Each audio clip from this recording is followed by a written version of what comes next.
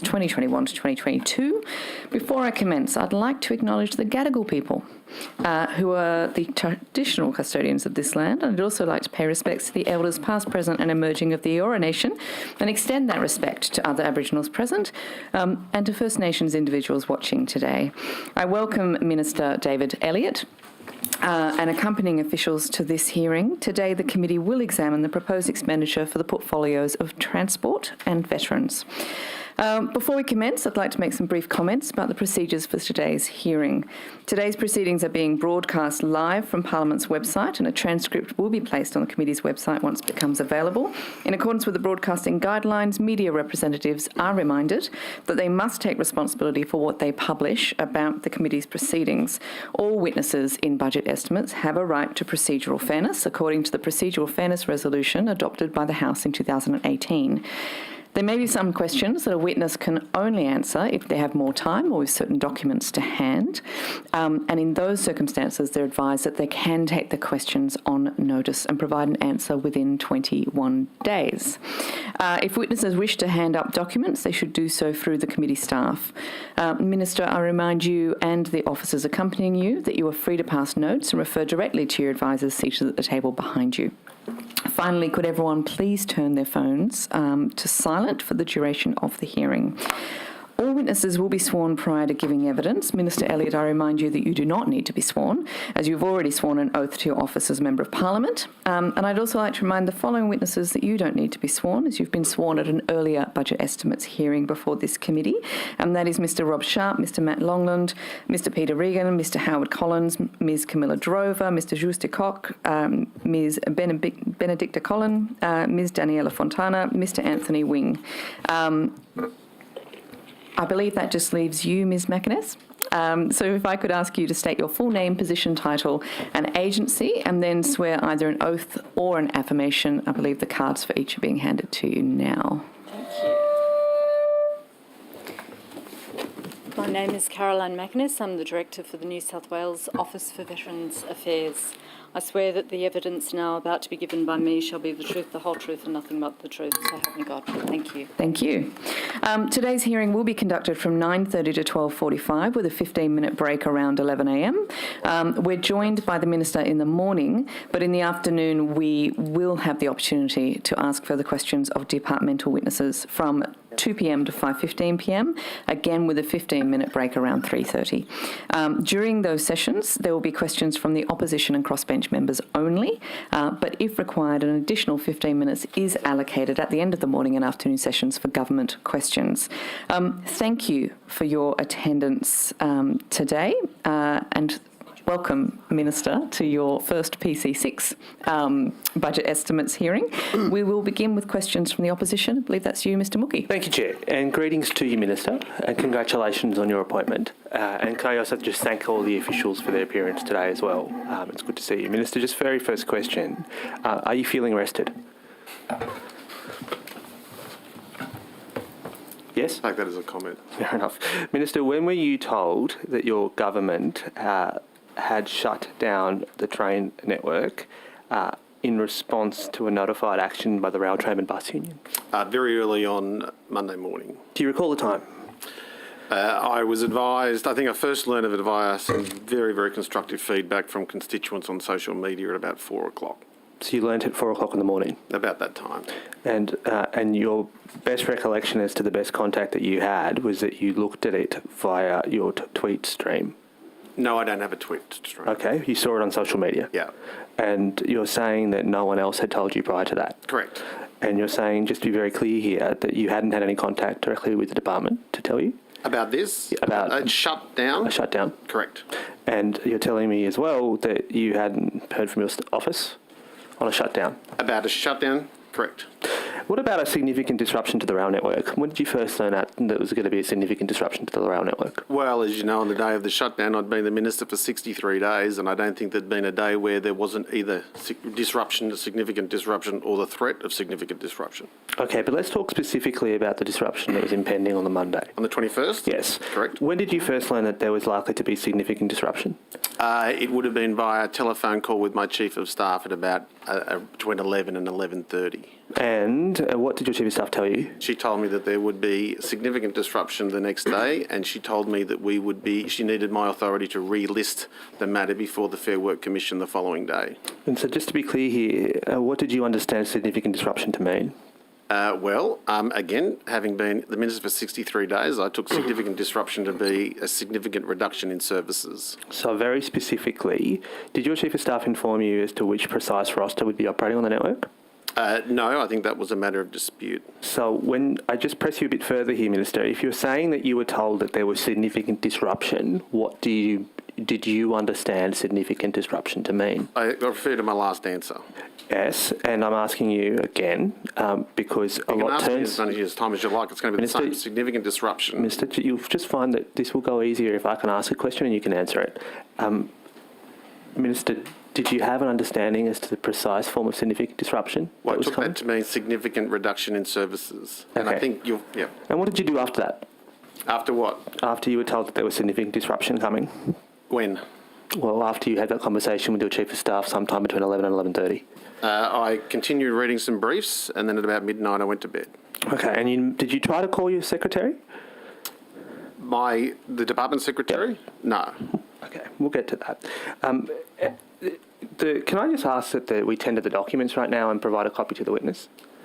The chair has a copy too.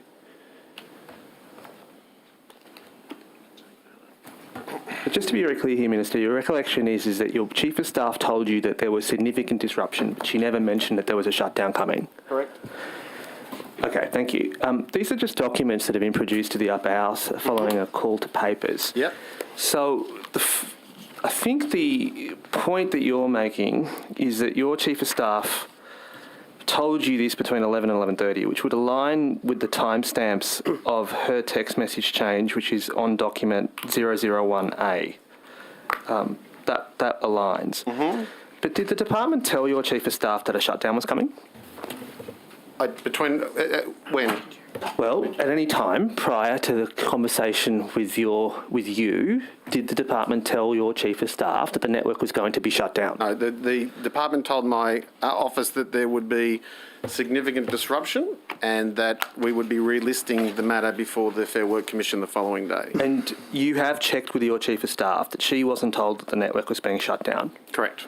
And you're adamant that your chief of staff was not told that the network was being shut down? Yeah, and I've tested that because I also refer you to my chief of staff, her subsequent text to the Premier's office, which said there would be, I think the term might be massive disruption, and that there would be a reference to...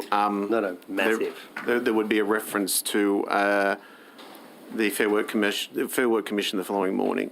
So you're referring to the checks chain that's in document 1B, in which he says to the Premier's chief of staff and to the Premier's media director that there will be significant disruption to the rail network tomorrow, which is there. Can you just... It's on tender document 001B. The next page, Minister. Yeah, so it's there. But you're just adamant that your chief of staff wasn't told by the department that the network was being shut down? Correct.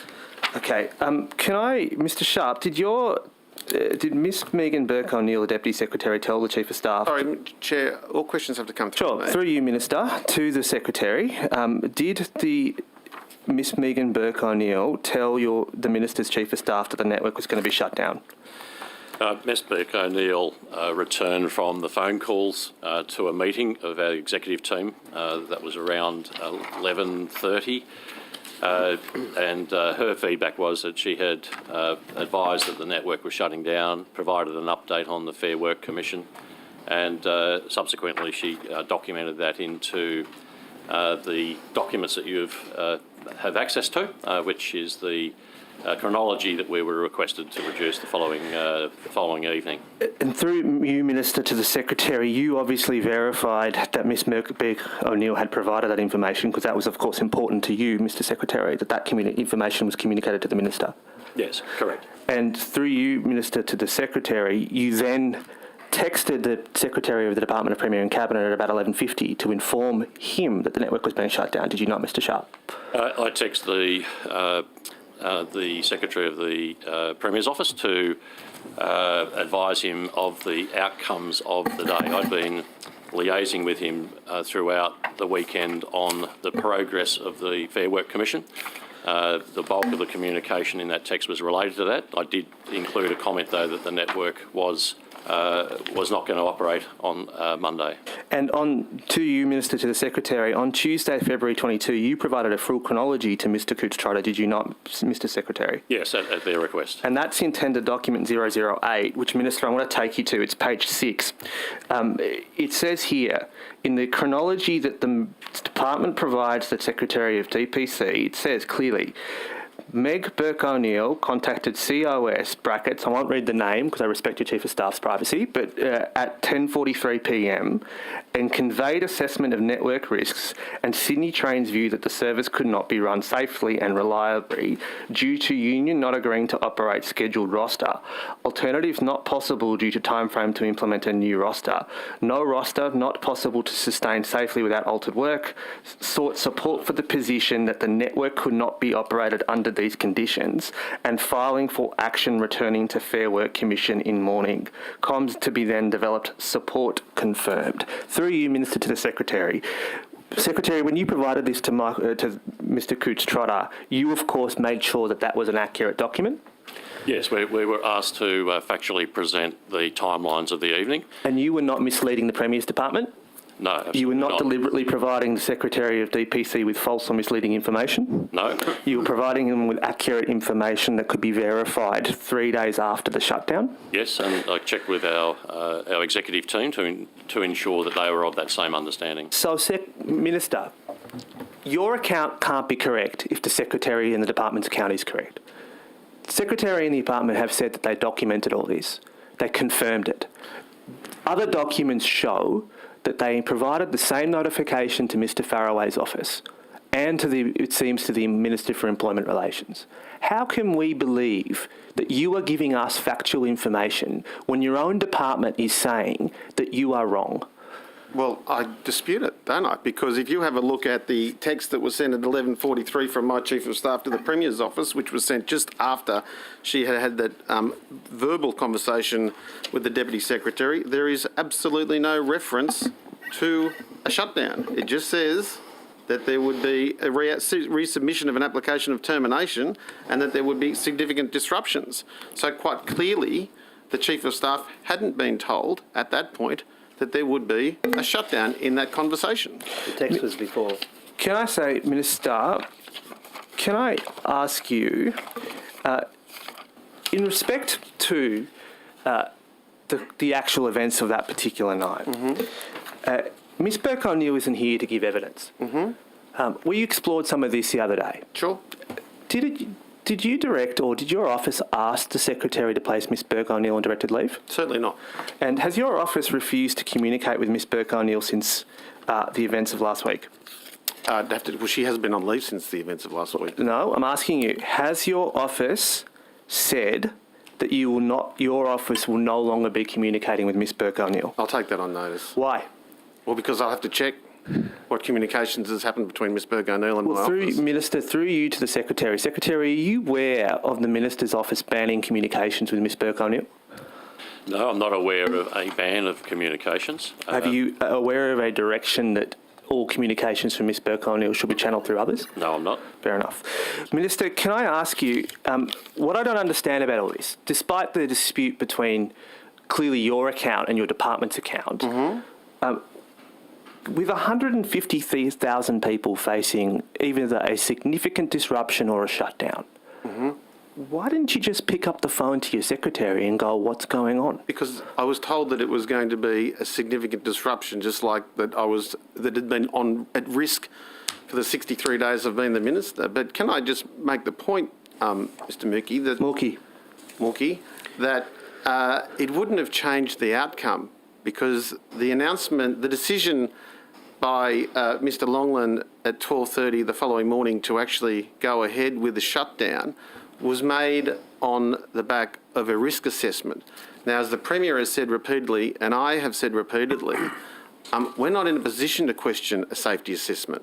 Sure. Because if the safety assessment had been ignored and the shutdown went ahead, and indeed if I had overruled anybody, and there had been some sort of an accident or some sort of tragedy on the railway network, knowing full well that a safety assessment had said there should be a lockdown, well then I'd be before a coroner, not before you. Minister, is the actual reason why you never picked up the phone to talk to the Secretary that evening was because at that point you never actually met the Secretary face to face? Well, there's a lot of people in the department that I hadn't met because, as you know, the city had been under, there'd been restrictions about coming to work, but the Secretary and I had certainly communicated before that time. Sure, but you hadn't met with the Secretary at that point? Well, not face to face? No, not face to face. Neither had a lot of people because we've been doing... Well, Can I finish the question? Because if you're going to interrupt me, I'm just going to put all your questions on notice. I know, Minister. Go ahead. Okay. So, there had been a lot of meetings, including the Parliament, on Zoom and Teams over the last 2 years, if you hadn't noticed. So the Secretary and I had communicated. Is this your second face-to-face meeting with No, your it's certainly Secretary? not my second face-to-face meeting with the Secretary. So, and you never thought that to pick up the phone because you didn't think it was necessary? Is that the judgment you're saying? As I said to you before, this industrial action had been certainly predated, or the threat and the risk of industrial action certainly predated my term as the minister, and that is why when I saw the words significant disruption, it wasn't an unusual scenario for me. Minister, have you instructed your Secretary to channel all communications with you through your Chief of Staff or through other peoples of your office? No, the Secretary and I spoke this morning and late last night. No, I'm saying up until that point. Had you? No. Minister Sharp, why didn't you pick up the phone and call the Minister? Not a Minister, Sorry, Secretary. Secretary Sharp, why didn't you pick up the phone and call the Minister? Welcome to it. We have had, since the machinery government changes, agreed positions with the Minister's offices in terms of our protocols and interactions. They are different for each of the offices, depending on where they're at with their staffing and also their style. And in regards to the Transport Minister, the protocol was to contact and liaise through the Chief of Staff, and that effectively a nominee, and we would pass all communications. So that was the process. So, to be clear here, Mr Sharp, the protocol that you were operating under on the eve of the shutdown was that all communications had to be channeled through the Chief of Staff. Yes. And so the reason you weren't in a position to call the Minister was to call the Minister directly to tell them that the network was to shut down would be to breach the protocol?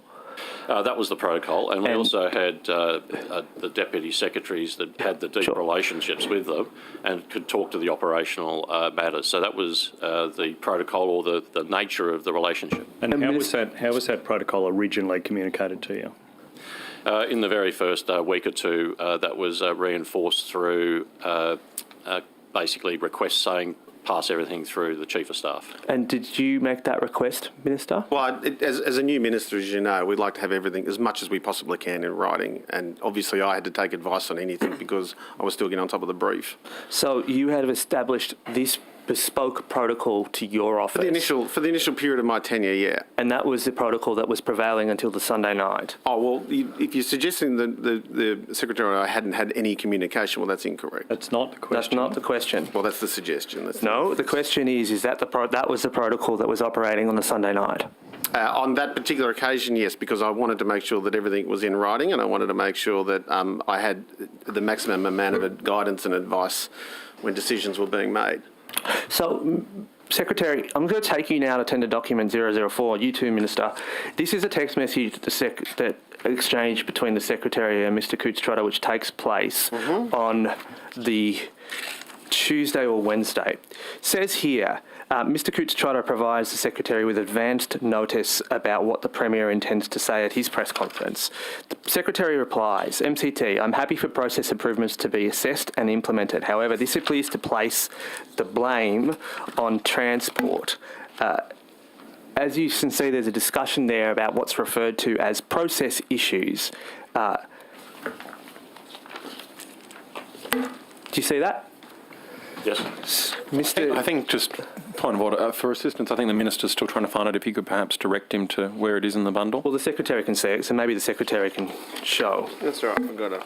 Yeah. You can see there that you're making a reference And you're suggesting that you're being blamed there, Mr. Sharp, and you're suggesting, in fact, that there's a process issue between you and the Minister's office. What process issue were you talking about there?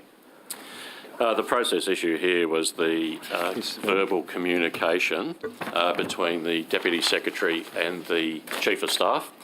As you have just highlighted, there's a differing view between the two of them on what was communicated.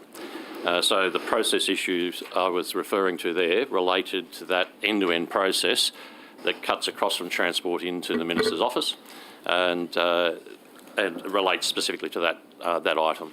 So, in truth, what we're saying here is that the network shut down and the Minister seemed to have no knowledge of it because a protocol that restricted direct communication with the Minister interfered. That's the impression that we are overwhelmingly getting.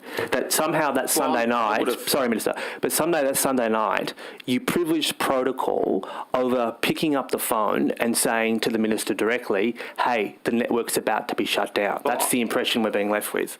I would have actually thought it's the contrary. If the protocol was to put everything in writing between the department and my office, we wouldn't be here. If the protocol had been to actually establish that any direction or any advice or any confirmation or approval had to be in writing, that conversation, which I submit didn't include the term shutdown, wouldn't be in question. Minister, can you please turn to document 006? Sorry, which one? Turn to document 006. This is a text message from your Chief of Staff to a person unknown. It says here, hi, from Meg. She's forwarding in a message, hi, not good news, conciliation, no result tonight, massive disruption expected in the morning and I'll call you soon. Need to jump on the call with the Secretary and the Deputy Secretary of Regional plus our heads. Do you see that? Is this dated, is this time stamped at 10:51? Yeah. 51 okay, on the so 20th of February. Did you get that message?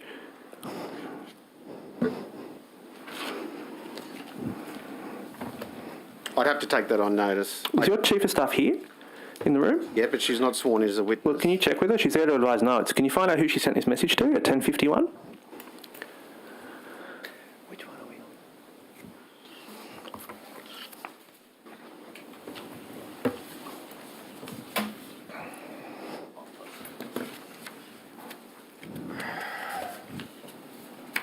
It was an internal text to my staff. To who? My staff. So what, she texted someone else in the staff? Yes, she texted to So other staff. prior to calling you to say significant disruption, your Chief of Staff was telling others that there was a massive disruption expected.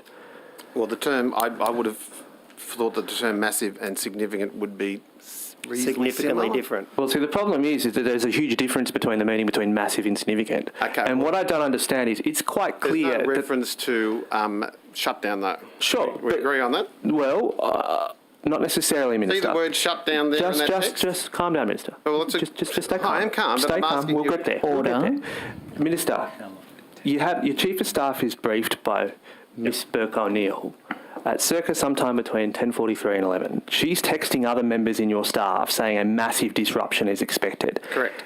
The documentary evidence suggests that the department should be believed over you. That's what this says. And it seems like you had multiple warnings and that you were sweating precisely the language and the definition of the term significant, where in the eyes of a reasonable person, you should have known the network was going to shut down. And you were negligent, weren't you? No, I will take that as a comment, but there is a big difference between significant or massive disruption and shutdown. Shutdown means no service. Disruption means limited service. And I think that is probably the reasonable interpretation. This is the difference between Order. it and it.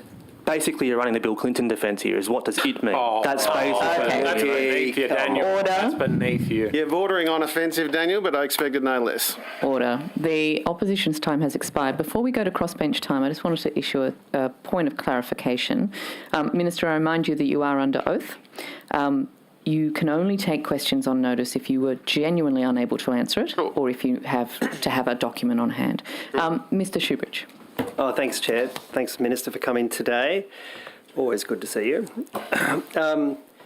Minister, did your Chief of Staff tell you about the prospect of the massive disruption of the train network?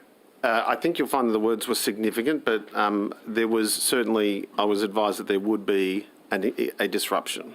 Well, your Chief of Staff knew at 10:51 there would be a massive disruption on the rail network. Are you Correct. saying they didn't brief you about the scale of the disruption? Well, I took the word massive to be the same interpretation I've heard for the last 63 days. So you knew it was going to be massive That's disruption. why I was prepared to, that exactly. But up to now, you've been saying all you thought there would be significant disruption. No, You're now I- conceding, and quite properly, that before you ducked off to bed, you knew there'd be massive There'd be disruption. significant and or massive disruption. We didn't know the intensity of it.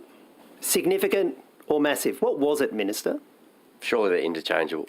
Maybe Yeah, for you. I'm going to say Trying to that a catch the reasonable train. person would probably find that it's interchangeable. Well, I think the reasonable person on Monday morning found out what massive disruption meant, even if you couldn't be bothered interrogating it, Minister. Are you aware of that? I'll take that as a comment. Well, Minister, are you going to say sorry for ducking off to bed after you'd been put on notice there would be massive disruption in the Sydney rail network? Well, thank you. No. I'll ask again. Yep.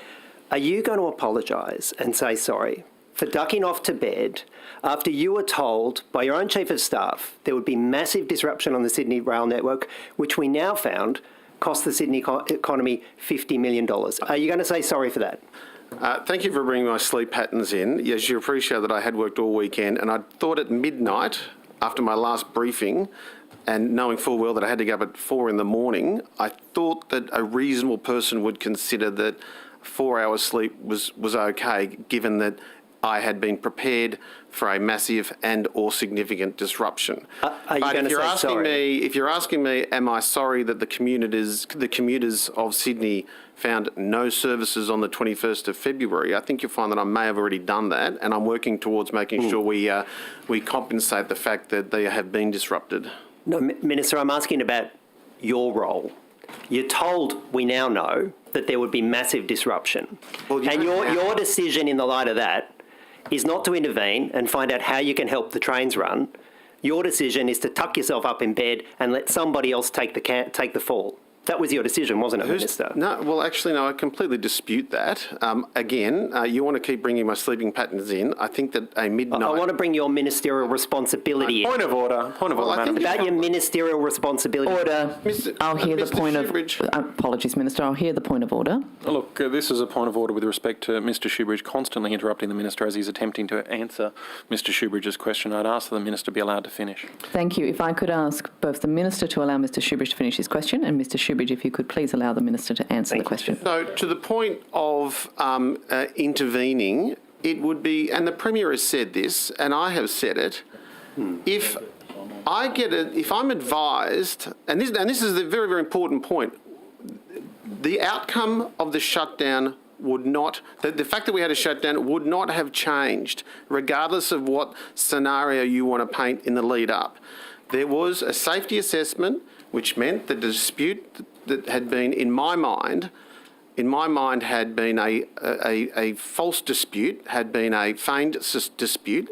If the dispute had meant that there is a safety risk of running the trains, well then, in my mind, the decision at 12:30 for Mr Longland to shut the system down was appropriate. And if I had come over the top and said, listen, for political reasons, I have to have the trains running tomorrow morning because I will get in trouble from David Shoebridge, and there was an accident, you would be the first person to be dragging me down to the coroner's court and saying, here is a safety assessment which says that it's dangerous, it was dangerous. Elliott made sure, or he forced the trains to run because he was too scared of David Shoebridge, and guess what? Somebody dies. Yeah. So Well, I would have, we will can I come- finish? No, I'm going to finish this one. Yeah, go for your life. Because I think that what your insertion is that for some strange reason, ministerial oversight included setting aside safety records is actually quite dangerous. We'll come to the fact that the train system managed to operate with union bands the following day after you shut it down, and perhaps you. Do you feel it all responsible? Madam Chair, I have to ask him to retract that statement because Do you he said feel it all after I shut it down. After your that is not no, correct. except you did not take ministerial responsibility and somebody else did. We've clarified that. The train system ran on the Tuesday, the Wednesday, with union bands in place because people were willing to sit down and work it through. You weren't, though. You went to bed and you won't say sorry. Why not? Well, I don't think that if between midnight and 4 a.m. I asked the union to come and have a cup of tea with me, they would have actually been there. But if you had read the chronology and the matters on public record, you would know that I did meet with the union the following day. We did conciliate. We did come to an arrangement. And thankfully, Mr. Longland and the Secretary of the Department were able to work with the union so that the operation could return to services on the Tuesday morning. You see, Minister, will you ever apologise for your behaviour as a minister? You're the minister who illegally fired off a submachine gun. You're the minister who does road rage. Dave. You're the minister who celebrates strip searching kids. And you're now the minister who has shut down the rail network. Will you ever apologise for your behaviour? I already told you that I'm very sorry that communities were disrupted on your behaviour. You know, you don't apologise for the submachine gun, you don't apologise for the road rage, you don't apologise for celebrating strip searching kids. Will you apologise? Did you for shutting down the rail network? I'll apologise. Will you apologise for anything? I'll apologise for all those things when you apologise for the disgraceful way you treated your staff. Which is on Will you public apologise for anything? When you apologise for the disgraceful way you treated your staff, Yeah. I'll apologise for whatever you want me. I'll apologise for the invasion of Cuba if you want, but I'm not going to apologise for something until you apologise for the way you treated your staff, because I think you're a bit of a hypocrite. Minister, you know that your failure to engage with the unions, your decision to go to bed, has put you in direct dispute with the Premier, don't you? I'm sorry, did the union say that I was supposed to speak to them between midnight and 4 a.m, did they? You're in a dispute with the Premier because you ducked off to bed, aren't you? No. Okay. This is just Are getting you going to bizarre now, apologise to the... sorry, have you engaged with Metro Lands Council about your decision to reverse the naming of Sydney's new metro site as Gadigal? No decision had been made, actually, so I can't reverse a decision that had been made. Did you know that the Metro Lands Council had been engaging since August and working through to get the Gadigal people honoured and respected with the naming of the new metro station? Did you know that had been happening since August? I knew that the Sydney Metro had been consulting about a name of the Pitt Street station, but in my mind, if we needed to celebrate a memory by way of naming a station, I thought that the Indigenous Army officer, Captain Reg Saunders, MBE, would have been a very appropriate person, given that he evaded the Nazis in Crete, given that he had served in New Guinea during the Second World War, given that he was made an officer of a member of the Order of the British Empire, given that he had been decorated and celebrated for his service in Kapyong, given that as an army officer, he was able to sip sherry with generals in the officers' mess, but he wasn't allowed to drink with his diggers in the front bar, given that he had been a well and truly respected member of Sir Robert Menzies' administration, I thought, given that he'd also died in Sydney, and Sydney hasn't celebrated him yet, but our dear friends in Canberra had, I'm pretty sure you'll find that a number of Indigenous groups, and some of them are already on the record telling me that they think that this is a worthy recognition. This is Gadigal land. Metro Council, or the Land Council on Gadigal land, you turned around a process to name a station that honours Gadigal, names that honours Gadigal people. Yep. And you haven't found the time to talk to Metro Lands Council. Is that what you're telling me? Well, I'd spoken to a number of Indigenous groups and a number of Indigenous leaders, but I think you'll find that on the public record, the Metro Council said that they were quite happy with Reginald Saunders to be not honoured. I think all of us would honour Reginald Saunders, Gunditjmara man from southwest Victoria. But why won't you respect the Gadigal people in the heart of Sydney, on the heart of Gadigal land? And why won't you direct your department to honour the Gadigal people with the naming of the metro station? What is it about calling it Gadigal? Well, I think the conversations I had with a number of Indigenous leaders said that they thought Gadigal was too broad a word for just one railway station. We believe that there's probably a much more appropriate way to honour the Gadigal. Who have you had this conversation with, Minister? Time's up. Who have you had the conversation with? It's on the public record. No, it's not. Who have you had the conversation with to reverse the decision? Order. The Daily The Telegraph, question Dave. was asked before the bell went. If you could answer the question, please, Minister.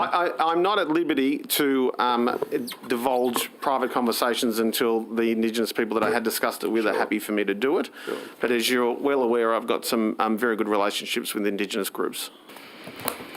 The Honourable for Mark record, I'm Manasiak. Thank you. Welcome, Minister. A brief change of pace.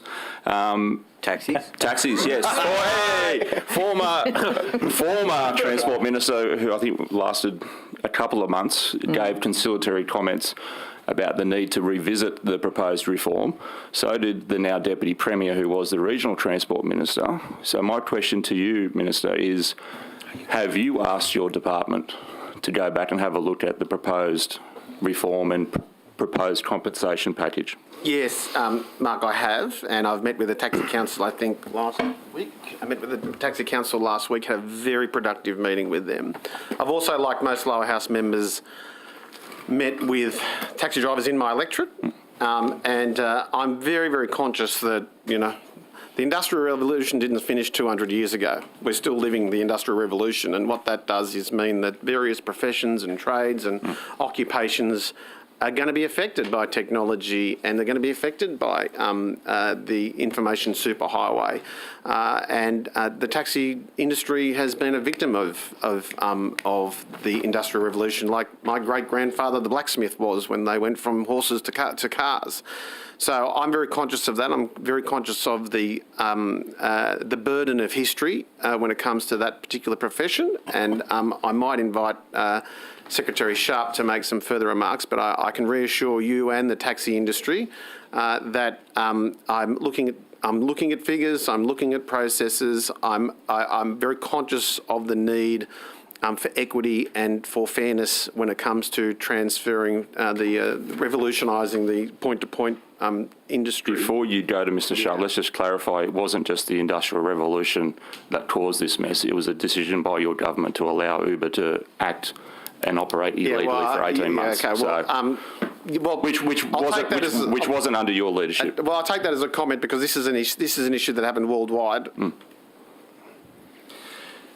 Yes, we have continued the review of the reforms that were announced in June 21. As the Minister indicated, we are still calculating and working through what the package will look like. There is a process internally that is progressing that, and we are looking to complete consultation with developed transitional arrangements. Those transitional arrangements, we believe, will balance the impacts of the reform and the benefits to the community that come from the reform.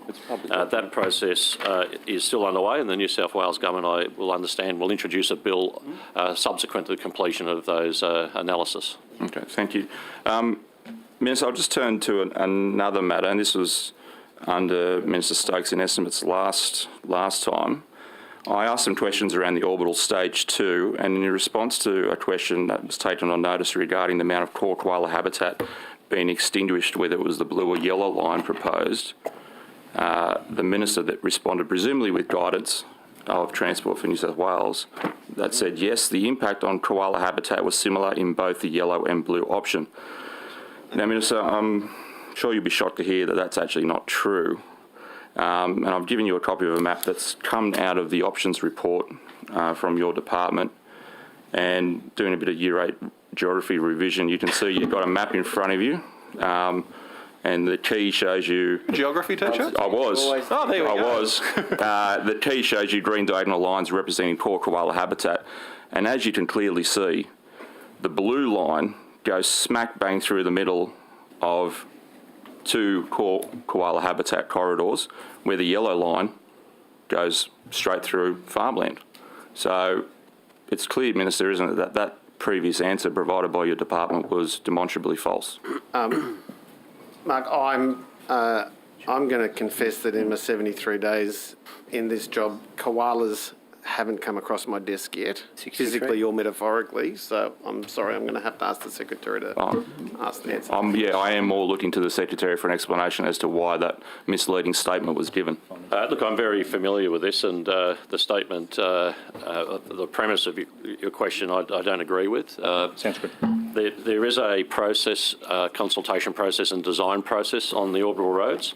The blue swoosh, as it's referred to internally, is actually a 30-year out corridor, and the placement of that does move. The assessments, you'll see on the yellow line there, it does actually go right up against the green on the right-hand side of your map. There are implications for koalas there as well. What's interesting is that the chief scientist came out with a report in December, and that report has highlighted a number of considerations.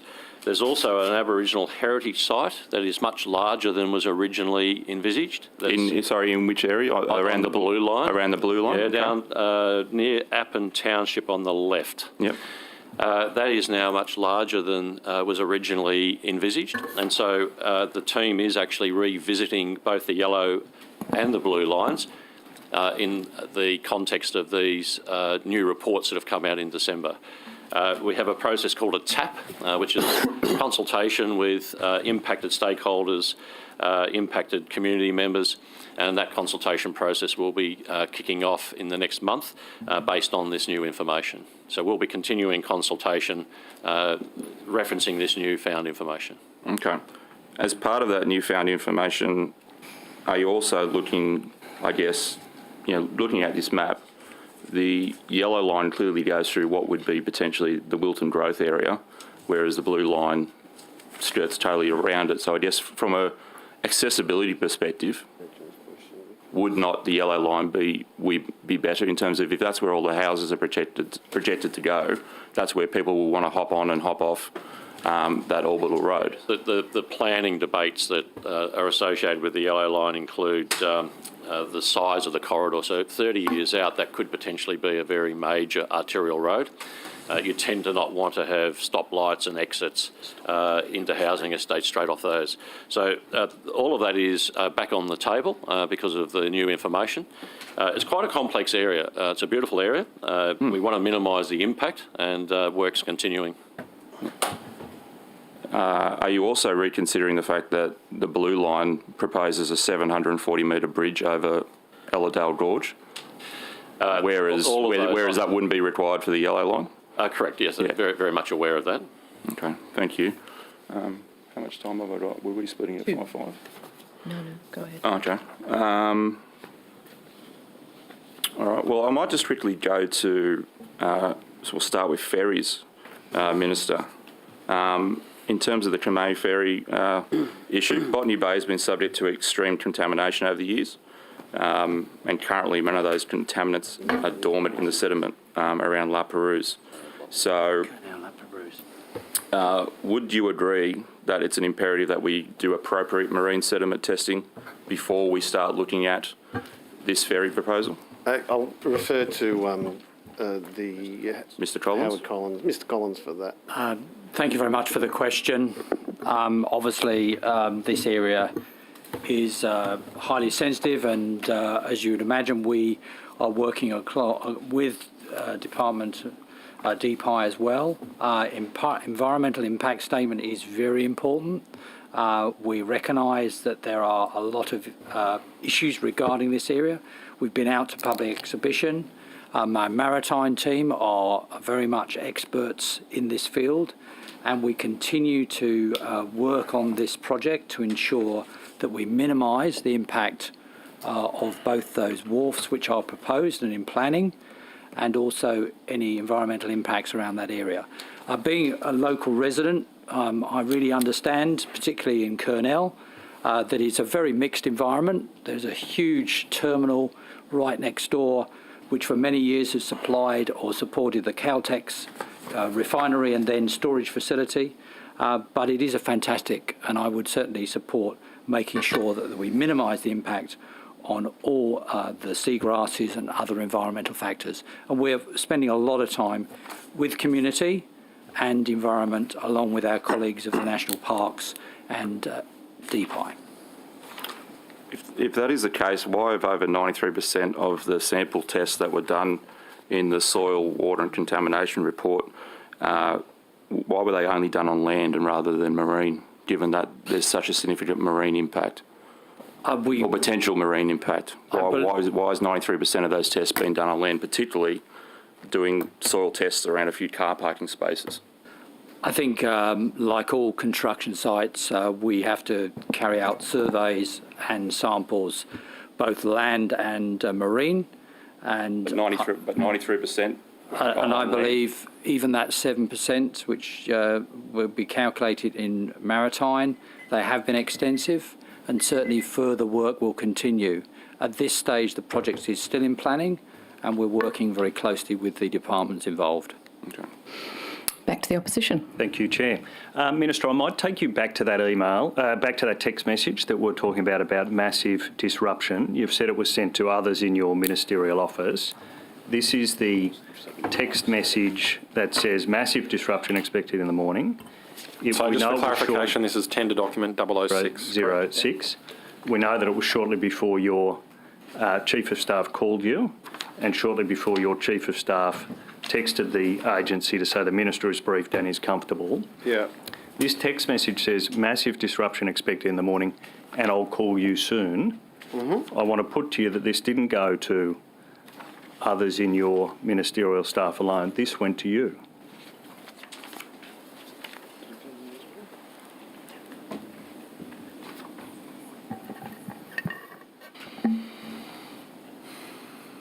I'll take that on notice, but the timing means that it would have superseded the significant disruption briefing that I subsequently got. What do you mean by that? Well, it was 10:51. Minister's evidence And was it was between the other way 11 and around. 11:30. I'm sorry. I'll invite you to clarify that evidence, Minister. What do you mean? It also clearly went to a group. Sorry. Yeah. Sorry. Can you repeat the question? The question is, this text message went to you, didn't it, Minister? Well, I have to take that on notice because I haven't got any evidence that it did. Can you check your phone? I'll take that on notice. Why don't you check your phone? I'll take it on notice. Well, Minister, this message has been produced by the Department of Premier and Cabinet, saying it's a text message between the Chief of Staff to the Minister and Ministerial Office colleagues. Yep. This went to you. I'll just...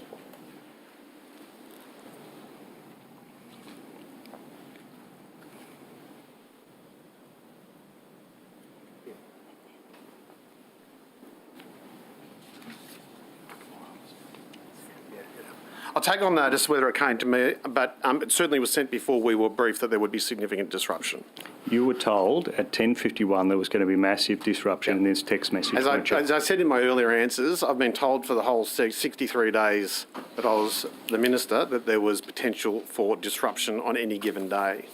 But that's when you briefed the House, and this is now on the 23rd of February, so significantly later. Yeah. What you're saying is, Transport for New South Wales advised my staff there'd be significant interruption. You go on to say it's all about significant interruption. You are told this is about massive disruption. As I think you and I are going to have to agree to disagree on the interpretation of significant versus massive. The fact of the matter is, the allegation was that we were told there would be a shutdown, and that it was we were never advised of that. Minister, I'll take you to the material that was distributed to your office at that evening. This is the media material that came at around 1:28. It's headed Rail Network Shutdown Media Materials. Yeah, sorry, what time was that? This is now at 1:28 that morning. Yeah. Rail Network Shutdown Materials. Yeah. You knew then that this was a shutdown, didn't you? At 1:30, correct. Yes. Because Mr Longland had only made the decision at 12:30. Yeah, but you went on to claim this was a strike subsequently. Well, it was an industrial dispute. So, and that's going to be a moot point, and I've had that discussion with the union as well, and that's in dispute. But can I just add, hopefully for the last time, that the outcome would not have changed. Minister. Whether or not we call it a strike or an industrial dispute or industrial in disharmony, whether or not we were advised We'll of come back to massive... that point, Minister. Well, I've got to finish this because I'm going to refer you back to this answer if you ask me about it again. Whether or not we call it a significant disruption, a strike, whether or not we call it a strike or industrial unrest or an industrial dispute, Or a massive disruption. or a massive disruption, would not have changed the fact that Don't you think commuters would have Hang on, let's hear appreciated the knowing that there was minister's going to be a answer in massive full. disruption? Order. You're in the freezer, mate. You put all your questions on notice from now on. Wouldn't commuters have appreciated knowing there was Put all going to your be a questions on massive notice disruption? now. Right, order. We've got 3.5 hours. You didn't have to interrupt me, John. Minister. Order. No, Just Mr. Mookie, order. Oh, sorry, Chair. The minister had not finished his sentence. I don't believe he was being repetitive. Perhaps we could allow him to finish, but I do And I'm going to be putting all these questions on I notice. do remind the minister that you are under oath and you may only put questions on notice or take questions on notice if you genuinely cannot answer them. Well, I can't answer them because he keeps interrupting me. That is not a genuine I reason, think- and I do remind you you're under oath. Mr. Mookie. Thank you. Minister, just one other question about tender document 006, which is the text message that's been described to us by the Premier's Department as having been sent to you. It says there's a thumbs up emoji here. Do you recall putting a thumbs up emoji on his message that night? Which text are you talking about? Tender document 006. 6. Someone replied to this. Mine don't have... Mine... Oh, It's up the top. no. Tender document 006. I'm sorry, Madam Chair, but mine don't have always... Okay. Because there's multiple documents that have got the same number on them. That's okay. We can provide you a copy if you want. Well, I can safely say no, it's not, because I don't do emojis. Fair enough. Good to know. Minister, can I just ask, through you to the Secretary, is this protocol about channeling all communications through your Chief of Staff still in place?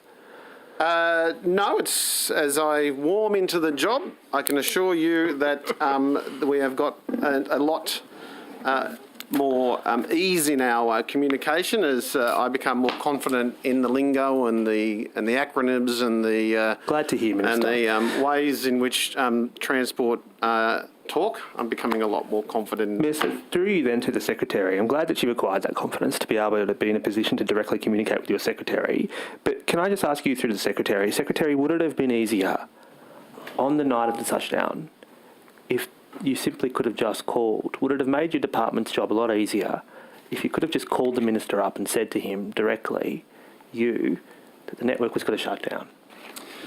The communication that takes place in these types of events is actually over an extended period. It's never just one particular communication channel. Secretary, I don't wish to be rude, but I'd like to direct you to the question. Point of order. Let's just hear his answer. I just would like to direct you to the question. Thank you, yes. I was in the process of answering the question. The phone call is a useful tool, obviously, but as the Minister indicated, a written documentation and sign-off is also appropriate, and that's part of the process that we'll look at improving. But to answer your question specifically, yes, look, it is useful to be able to make a phone call. And you would have liked to have made a phone call that night? At the end of the day, it would have been a useful part of the suite of communication. Thank you. Secretary... Can I sorry, use my discretion as the Minister to finish that question? Is that that is why the Premier has made it very clear that all of these communications should be in writing. Sure. Thank you for that, Minister. Minister, can I take you on to a slightly different matter now? In respect to the actual application that was lodged in the Fair Work Commission, we know from the chronology that you were briefed on the fact that your department was preparing an application to Fair Work in order to attain an interim order to prevent industrial action. And what I want to ask you is, in the course of that briefing, did your department ever canvass with you or seek your views about a shutdown that would be longer than 24 hours? When? Any point. No. Did they seek such views from your office? I'm not aware of. Did your office ever express such concerns with such a strategy? Of a shutdown? Of a shutdown that would last longer than 24 hours? Well, we weren't advised that it was an option. So to the best of your recollection, there was never any advice given to you that there would be a shutdown or there's a potential for a shutdown that would last longer than 24 hours? We didn't. We weren't advised of a shutdown until 1:30 in the morning. I think you'll find the chronology of events confirms that. On the Monday morning. But just to be very clear here, no point in time you were given advice that it was possible that the network would have to shut down pending Fair Works a full Fair Work hearing on the application. Thank you for finally acknowledging that. I didn't acknowledge it. I'm asking you a question. No. You acknowledge the fact that nowhere were we told that there would be a shutdown until 1:30 in the morning. We weren't told that there would be a shutdown until 1:30 in the morning. Minister, just if you perhaps... On the Monday Minister, morning. Perhaps if we listen to the question, it might go a bit easier. Because the specific question I'm asking you is, at any point in canvassing your views or briefing you on the application that was lodged to obtain an interim order, were you at all, or your office, provided any scenario in which the network would be shut down for more than 24 hours so the Fair Work Commission could hear the application? I'm not aware of any. Okay. Can I take you and the Secretary to Tender Document 012 or Tender Document 12? This is a text exchange that takes place between the Secretary and... Sorry, you're going to have to give me time to find out. Yeah, that's okay. While you're finding it, I'll just explain what it is. This is a text exchange that takes place between the Secretary and I think it's his Chief People Officer or Head of HR. And you can see here that on Sunday night at 10:23, the Chief People Officer is informing the Secretary that we are still on a call. There is a concern to go for termination as the disruption could play out for a few days before we could get a decision. We cannot get interim orders if the Commission hears matters within 5 days, which they are saying they can, and the unions have agreed they could respond in a few days. Mr. Sharp replies, "Can you please expand? I don't understand the playoffs you are referencing." Then it says here, "Group is concerned on Minister's view of potentially having a number of days of disruption or full stoppages while we are in the hearing on potential termination and or suspension. So want to consider all options, e.g.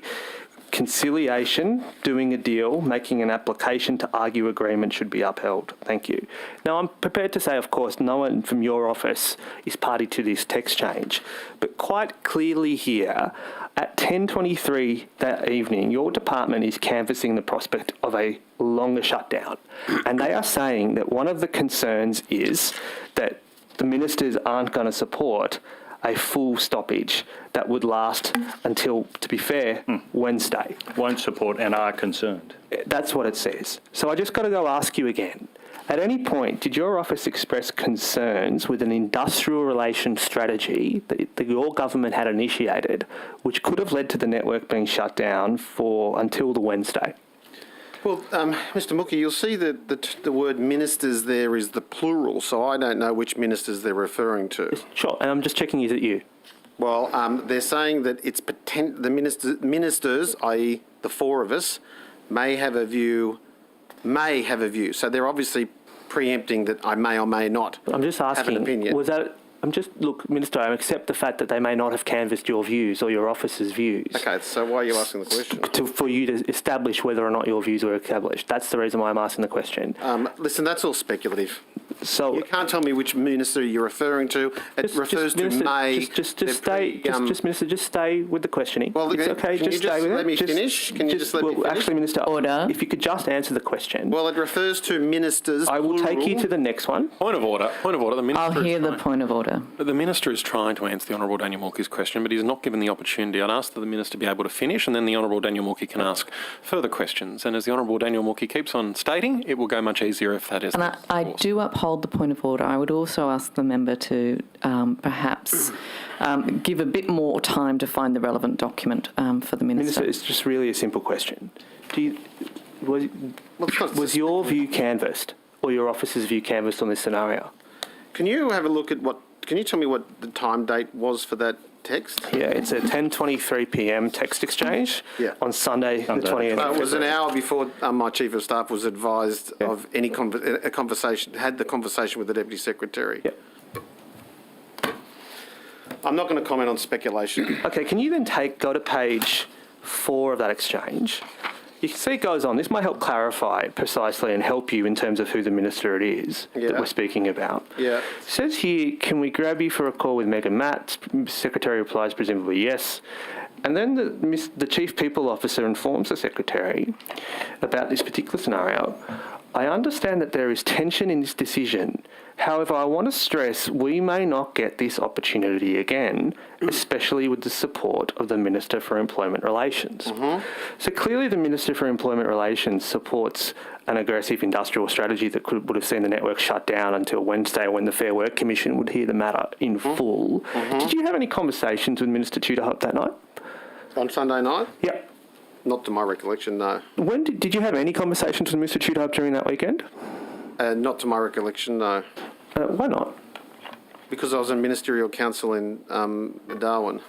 And so you were getting regular updates on the natures of the conciliation proceedings on the Saturday, were you not? Yeah. And you were getting it on the Sunday? I was getting updates, but I don't believe that I had any conversation with the Minister for Employment Relations at that time. But if you want me to put it on notice, I can clarify that. I would appreciate that, Minister. Yeah. But just to be clear, when you were getting these updates through the Saturday and through the Sunday, you didn't speak. Did you speak to any minister, colleague? I'd have to take that on notice. It'd be very unusual if on a given day I didn't speak to one of my ministerial colleagues. Okay, but about the dispute? About the dispute, I'll take that on notice. I've got no recollection of me speaking and there's no other reason other than my cluster meet ministers and the Minister for Employment Relations. There wouldn't have been any reason for me to have a discussion with I accept that, Minister. But did you talk to the Premier at all? I'll take that on notice. Did you at all pick up the phone to the Premier and say, hey, we're in conciliation, these are the updates that I'm getting, what are you hearing? Nothing to that effect? On the weekend, any time of that weekend? I'd have to take that on notice. I don't recall discussing with the Premier because if you remember, on the Saturday, we were quite comfortable that conciliation had been made between the two parties. It wasn't until the Sunday, I think it was, it wasn't until the Sunday, I don't know if it was before or after my flight, that we found out that, I think it was before we found out that there was a dispute.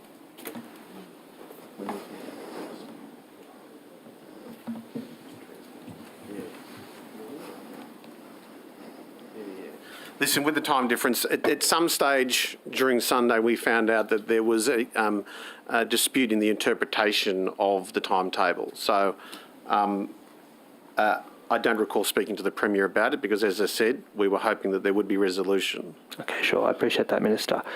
Minister, can I ask you, through the Secretary, clearly though, the department was contemplating, or at least your Chief People Officer was providing you with advice to take in a more aggressive action that would have seen the network stay shut till Wednesday, and she was informing you that you had had the support of the Minister for Employment Relations. Is that a fair interpretation of this exchange? Yes, that's the advice I was being given at that time, and we were looking at various strategies. And then one of those strategies was to persist with the shutdown until the Wednesday? That was an option. And that option was to allow the Fair Work Commission to undertake a full hearing into your application? Yes. And that was because you had assessed it was, well, at this point, you had not succeeded in obtaining an interim order. Correct. And so there was a real chance that the network was going to stay shut for 3 days under this scenario. Under that scenario, it would have, the industrial action that was in place would have continued. Yep. And that would have impacted on the services. At that stage, those industrial actions hadn't played out, but obviously were going to be significant. It was an option, and we looked at multiple options. Well, thank you. I appreciate that. And one of those, that option to keep the network shut apparently had the support of the Minister for Employment Relations. Look, I don't know. That was the comment that was passed to me at the time. So, Who was that passed to you by? My people officer who is responsible for industrial relations. Minister, have you ever been briefed on what's called as a circuit breaker strategy? In relation to this matter? Yes. Not that I'm aware of. You're not aware of anything that resembles a circuit breaker strategy? What context? Any context. Well, circuit breaker is something that we use in this dispute. In politics a lot. Okay, let me take you to tender document 13. So this is a text exchange that takes place between your secretary and Mr. Coots-Trotter on Tuesday the 10th. Sorry, what number is it? Tender document 13.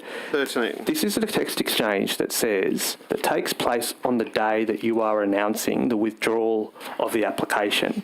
That is, you've had a or you're having a press conference this day to say to the public that the government will withdraw its application as a sign of good faith, which I think at the time was welcomed by the counterparties in the dispute. And I just want to be clear here, Minister. It says here, Secretary to Mr. Kustrata, I have an update on the Fair Work Commission. No termination option available for the action. We don't meet the hurdle with some services operating. The actions negotiated and agreed on Saturday have, however, enabled a return of services, which was the original agreement and focus. The next step is to engage with the RTBU next week, as agreed. The circuit breaker strategy remains. Go to a vote in New South Wales trains and look for mechanisms to get to the Fair Work Commission on Sydney trains. This isn't an easy step. Happy to discuss. Thanks. Clearly, on the day that you are telling the public that you are withdrawing your application, it seems like your secretary is telling the head of the Department of Premier and Cabinet that actually your department is planning to repeat the very same dispute, which is, for what it's worth, bad faith bargaining, which is illegal under the Fair Work Act. Why is it the case that at the same time you were telling the public that the application was being withdrawn, your department was advising the Premier and Cabinet that they were getting ready to rerun the same dispute?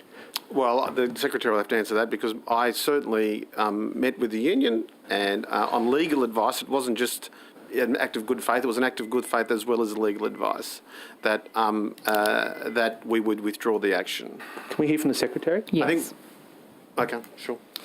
The circuit breaker strategy is not a replay of the Fair Work strategy that took place over the weekend.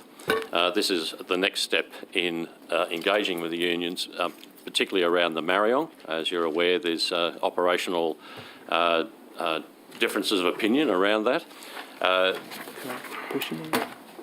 From my perspective, the circuit breaker strategy was how do we engage with the unions in the next step? No, it says here, look for a mechanism to get to Fair Work. It doesn't say engage with the union. You said that before. Yep. It says here, look for mechanism to get to Fair Work on ST. Now, I'll be very clear here. As a former industrial relations practitioner, there's only one other thing that Fair Work can give you, which is a termination of a bargaining period application, which is the exact dispute that you'd filed the earlier week. That's the only power Fair Work has, unless you're telling me that you're getting ready to prepare to terminate the agreement altogether. Your evidence isn't correct, Mr. Sharp.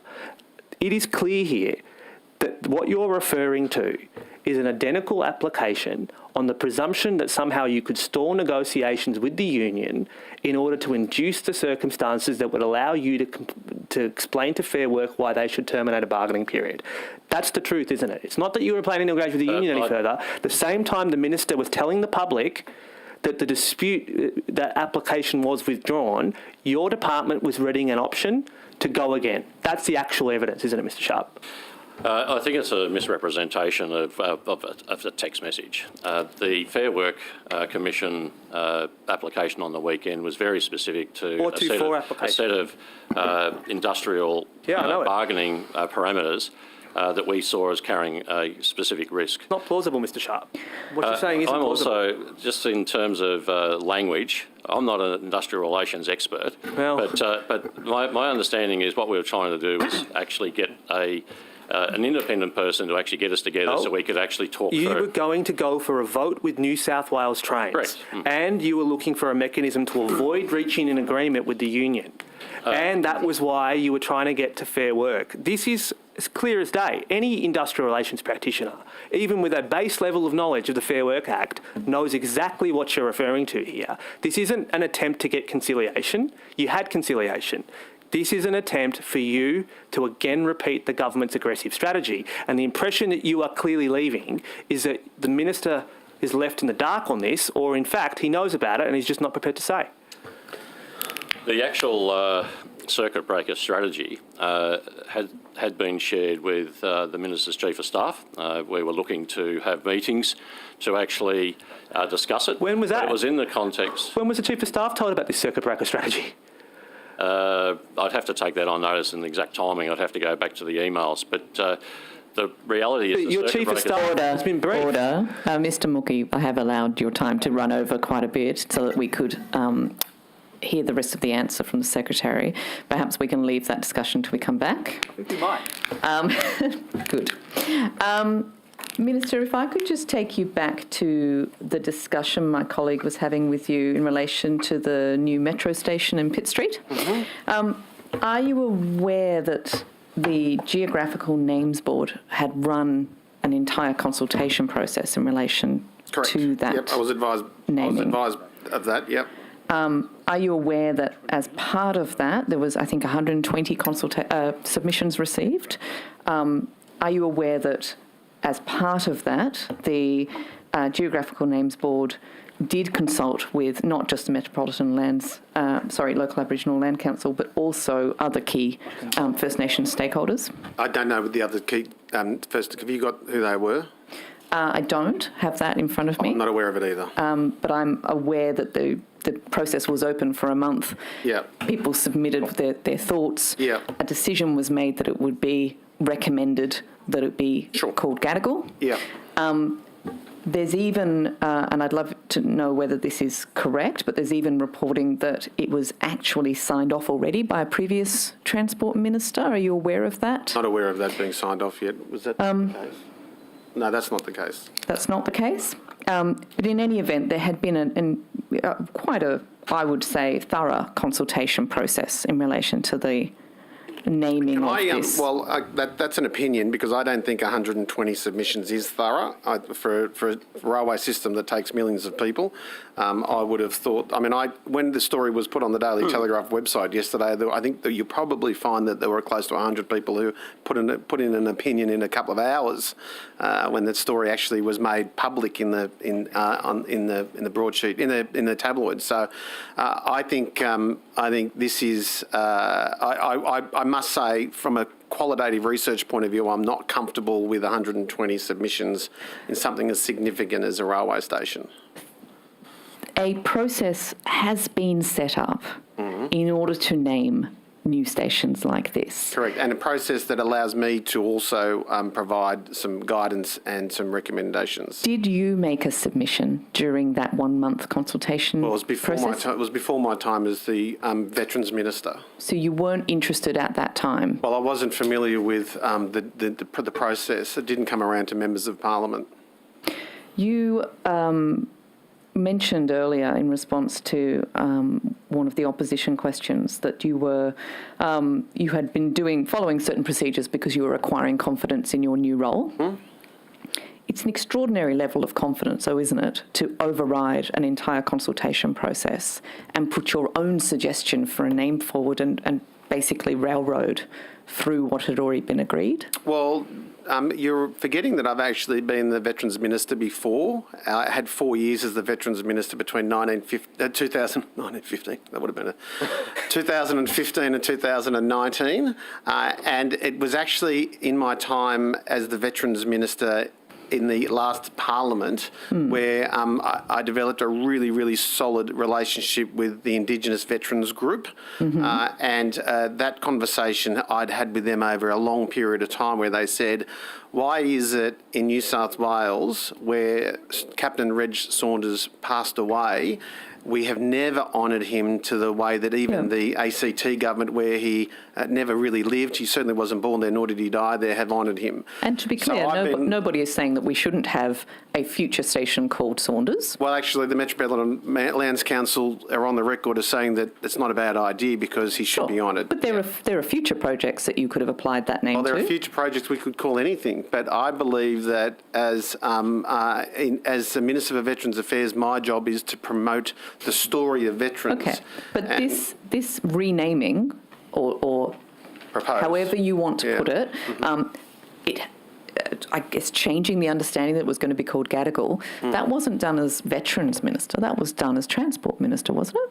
Oh, well, I have the luxury of being able to do both, which is why I've got some very exciting announcements very soon about veterans and public transport. But if you were only the Veterans Minister and not Transport Minister, you wouldn't have had this power, correct? I may not have had the power, but I certainly would have had the voice.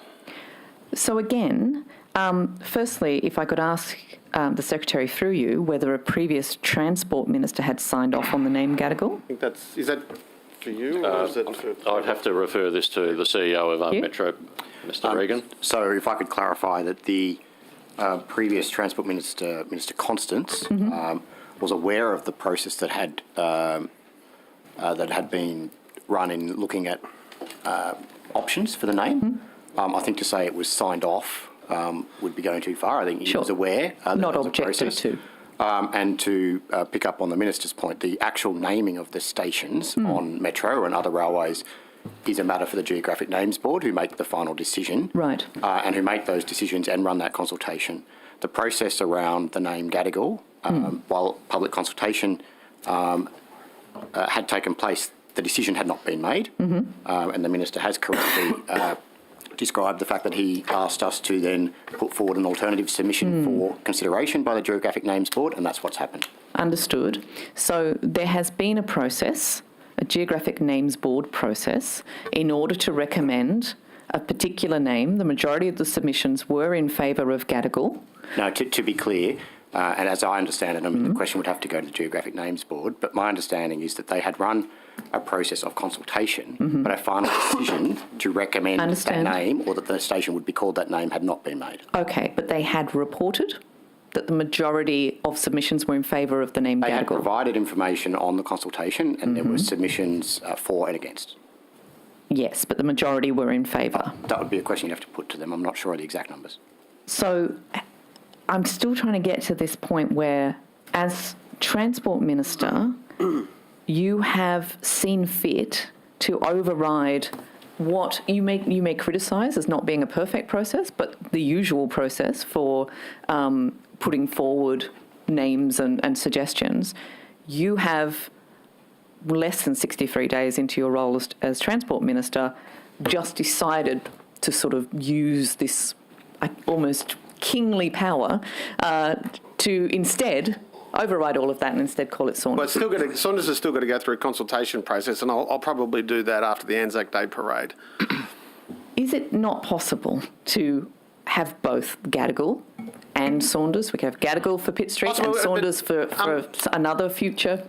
Possible and possibly, and but as I said, I had 4 years of Indigenous veterans as recently as last week saying to me, David, when are you going to be honouring Reg Saunders in this city? So as you quite rightly just said, it ain't a perfect process. Well, no, I didn't say it. I said that you may say that. No, you said that I accept that this is not a perfect process. No, I said that. Okay, well, I'm sure Hansard will correct it, but I'm sure you will too. But what I believe we need to do is honour our veterans first and foremost. And I've got a truckload of Indigenous veterans who are saying to me, David, now is your time to honour Captain Reg Saunders. And as an aside, a number of Indigenous groups have said to me, please don't call places Gadigal, because Gadigal is the language. Gadigal are the people, like the English or the Australians or Scottish. You wouldn't call a railway station English. You wouldn't call Scotland Island Scottish Island. You'd call it Scotland Island. Whose land are we sitting on right now? The Gadigal land. Correct. But it's the Gadigal people. The land they called the Gadai. The land was G-A-T-I. The land is called... So if we're going to call it... We are sitting on Gadigal land. The land of the Gadigal people, but the actual name for the land is Gadai. And the Indigenous veterans have reminded me that you should be calling something Gadai if you're actually going to identify a geographical place. So just to round this off then, so you believe that the Metropolitan Local Aboriginal Land Council got this wrong? No, I think that I certainly embrace their endorsement of the name Saunders. I embrace the comment that they made yesterday in the Daily Telegraph about wanting to call this Gadigal. That was something that the Metropolitan Land Council had agreed. I've got groups of Indigenous veterans. No. I'm asking you if you think that you know better. No, I certainly don't know than the Metropolitan Local Aboriginal Land Council. In fact, on all matters veterans, when it comes to Indigenous history, I defer to the wonderful people of the Indigenous veterans groups. Okay, there are more people, there are more Aboriginal people in New South Wales than that subset of veterans. I agree with you that naming something Saunders would be great, and absolutely we need to have more recognition for the Indigenous people who lost their lives in wars. Well, absolutely. Reg didn't lose his life in war. Sure, okay. Who fought in the war? Absolutely agree with you on that. What we're talking about, though, is that you have gone out and basically got a vibe or a feel for what you think this station should be called, and you think you know better than the Metropolitan Local Aboriginal Land Council. No, I don't think I know better than the Metropolitan Land Council. I respect them greatly. I also respect the Indigenous veterans who have said to me, David, it's time we recognise Reg Saunders, and I thought this was an extremely appropriate place and time to do that. I want a whole storyboard about Reg and his life and how he was the first. I'm pretty sure he was not only the first Aboriginal to get commissioned by the Australian Army, and but again, no one is disputing he was also the worthiness. And he was also the first Aboriginal to be made a member of the Order of the British Empire. He was favoured by Sir Robert Menzies. This is a guy who broke the glass ceiling before we even identified there was a glass ceiling and there. no one is arguing about that, I think when you look at the way that he evaded the Nazis the during question, the Second World if I could bring War. you back to the question. Well, no, you're questioning whether or not this is an appropriate decision, and I don't think that... No, I asked you whether you thought that you knew better. No, and I've already answered that. Given your evidence previously about you didn't think that it should be called Gadigal. As somebody who spent much of their childhood coming and going from Bimbadeen Aboriginal College, I can assure you nobody has more respect for Indigenous elders than me.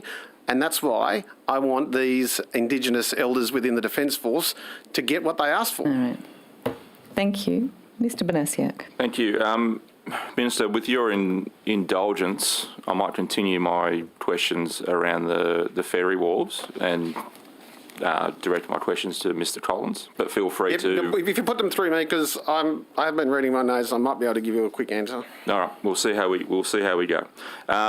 So just picking up on the last answer given around the testing, and you said, Mr Collins, that 7% out of the total 100%, so 93% was done on land and 7% was done in the marine area. That 7% was still, I think your words were extensive. Why were they done at such inappropriate depths? Okay. The contamination report talks about you only going essentially down 80 centimetres, between 80 centimetres and 1.3 metres. Why such a shallow depth? Okay, Mark, now I withdraw the last remark now that you've brought geophysics into it. I am going to defer that. Former geography teacher. To Howard. Thank you very much for the question. Look, the technical details, and I'm no soil mechanics specialist or geophysicist either, I will take on notice the technical details. And my assumption about the 7% was based on your facts that you presented in terms of 93% on land. And it's not unusual for those percentages when you're building a ferry wharf, because a significant part of that is not only the wharf itself, but the access, car parking, and probably both of us know that both at La Perouse and at Kurnell, it is important to make sure that the impacts on the environment are far and wide. And we rely on those technical specialists. So I will take on notice information as to why those depths were included and the reasons for that. I would reiterate that my maritime colleagues, Mark Hutchins and his team, have extensive experience in wharf construction, renovation, environmental protection. In fact, they have teams out there every day on the harbour really dealing with the environmental impacts of our daily lives, and I think they are experts that I'll make sure you have the response on notice. Thank you. Minister, the EPA has stated, and I quote, "The nature and extent of contamination has not been fully assessed and further testing is needed to safeguard the environment and the people." And let me be clear, part of my concern is not necessarily just the environment but the people. This is going through a recreational fishing haven, and potentially will have significant impacts there. Can you explain why your department seems to reject and appear to overrule that recommendation, that more testing be done? Unless Mr Collins can answer that, I'll take that on notice, but it's a legitimate question and I certainly want to find the answer out myself. Thank you. Certainly, just to confirm, we'll take that on notice, and we have certainly extensive discussion, not only with obviously the environmental impact statement, but obviously further work is being done with the Department of Planning and Environment and ensuring that these matters are dealt with. Minister, the proposed wharf site at La Perouse is within 3 kilometres of 3 EPA-listed PFAS contaminated sites. And biota studies in that area have confirmed PFAS is in the marine food chain, and we obviously have dietary restrictions regarding fish caught in that bay. Do you think it's inadequate for your department to only test one marine location at Canal and then one marine location at La Perouse for PFAS and then say, we've done enough? I'm going to take that on notice, but I will preface that by saying the two wharves are only going to be at La Perouse and Kurnell, correct? Yes, but to only have one testing site at each location and not in and around, just one location, one testing site. Yeah, okay, I'll take that on notice. I don't see any reason. No, I'm going to take that on notice just in case there's further information that I'm not familiar with. If I may, Minister. Yeah, Mr. Collins. We do believe that the assessments have been carried out according to the regulatory requirements, and obviously we're working with the regulators and the determined authority, which is obviously Department of Planning and Environment, and certainly will address any concerns. We believe that we've worked very extensively on reducing the impact of the area, and I also think it will provide great benefit to the community and to the community of obviously fishing as well to support that environmental area. There has been huge improvements, and certainly I think the benefits we have already seen in Kurnell, and my extensive discussions with the local Aboriginal Land Council, I think we've obviously understand how important. We have Indigenous parks, wardens now being trained. We have a lot of people who are very keen to ensure that those people have fished on those shores for thousands of years are part of that environmental impact and understand the importance of this site. And you just a more technical question, Minister. So I'm prefacing you might have to flick past again. PFAS would probably most likely be present in the top 1 metre of sediment. Why did you guys test to the depths of 2.5 to 8.2 metres for PFAS? Okay, I'm going to have to take that on notice, Mark. I'm sorry. No, that's all right. Mr. Collins, you have no... Yeah, take that on notice. Again, I don't want to mislead anyone. We need to understand from our specialists the reasons for those decisions made. Yeah. And probably one final one for you, Minister. You will be able to hopefully answer this. The contamination report talks about unexploded ordnances in the path. Being a former military man, I'm sure you'd be concerned about ferries going through unexploded ordnances. So it would probably make for an exhilarating ride potentially, but is the report suggesting that the UXOs are on the ground or underwater? I don't believe it is actually quite clear. Let me just flick to it. But either way, as you know, a UXO can explode 100 years after it's been placed there, and it can explode by changing its temperature by 1 degree. I mean, I'm familiar with UXOs going off because people have walked past them and the shadow of their body has changed the temperature and it set them off.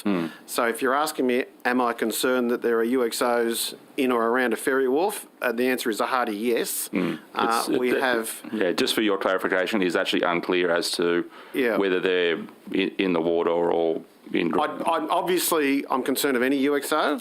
A UXO on the ground provides me with probably a deeper level of concern.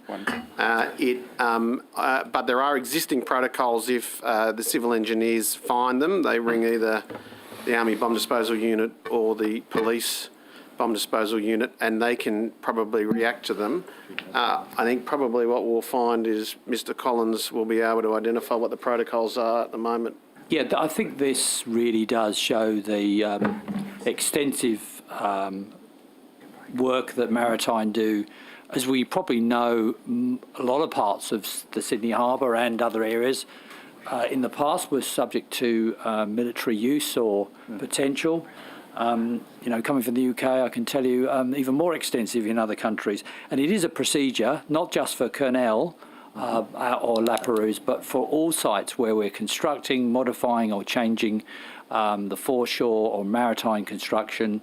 This is part of the standard procedure to ensure that records are checked, surveys are done for all sorts of reasons, and one of them is actually for any military hardware, munitions or anything else. And that's not just for CAMA and La Perouse, but for many other sites we do the similar checks. Yeah, on notice, can you, because the report is a little bit, I guess, vague in where those UXOs are, can you just, on notice, maybe confirm, are they in the water, are they in potentially in land? Whatever information you... Again, very happy to share with you, but I believe this is just a general statement and part of our procedures. Okay. I do not believe, and I wish not to scare the residents of Kurnell or La Perouse, that there is anything that we know about in the water or out of the water. It is just a common and standard procedure to ensure we do the work in a safe way. Can I just conclude that point by, with managing expectations, it can be very difficult to identify UXOs underwater. Yeah, okay. You've got to get the Navy clearance divers in there, and it is not as it's not easy, but identifying a UXO on the land is easy enough to do, depending on how deep it is. But underwater, if they're there, we could have some difficulties. Thank you. Thank you. It being 11 o'clock, we will take a 15-minute break. We are horribly on time, so we will come back at exactly 11:15. Thank you.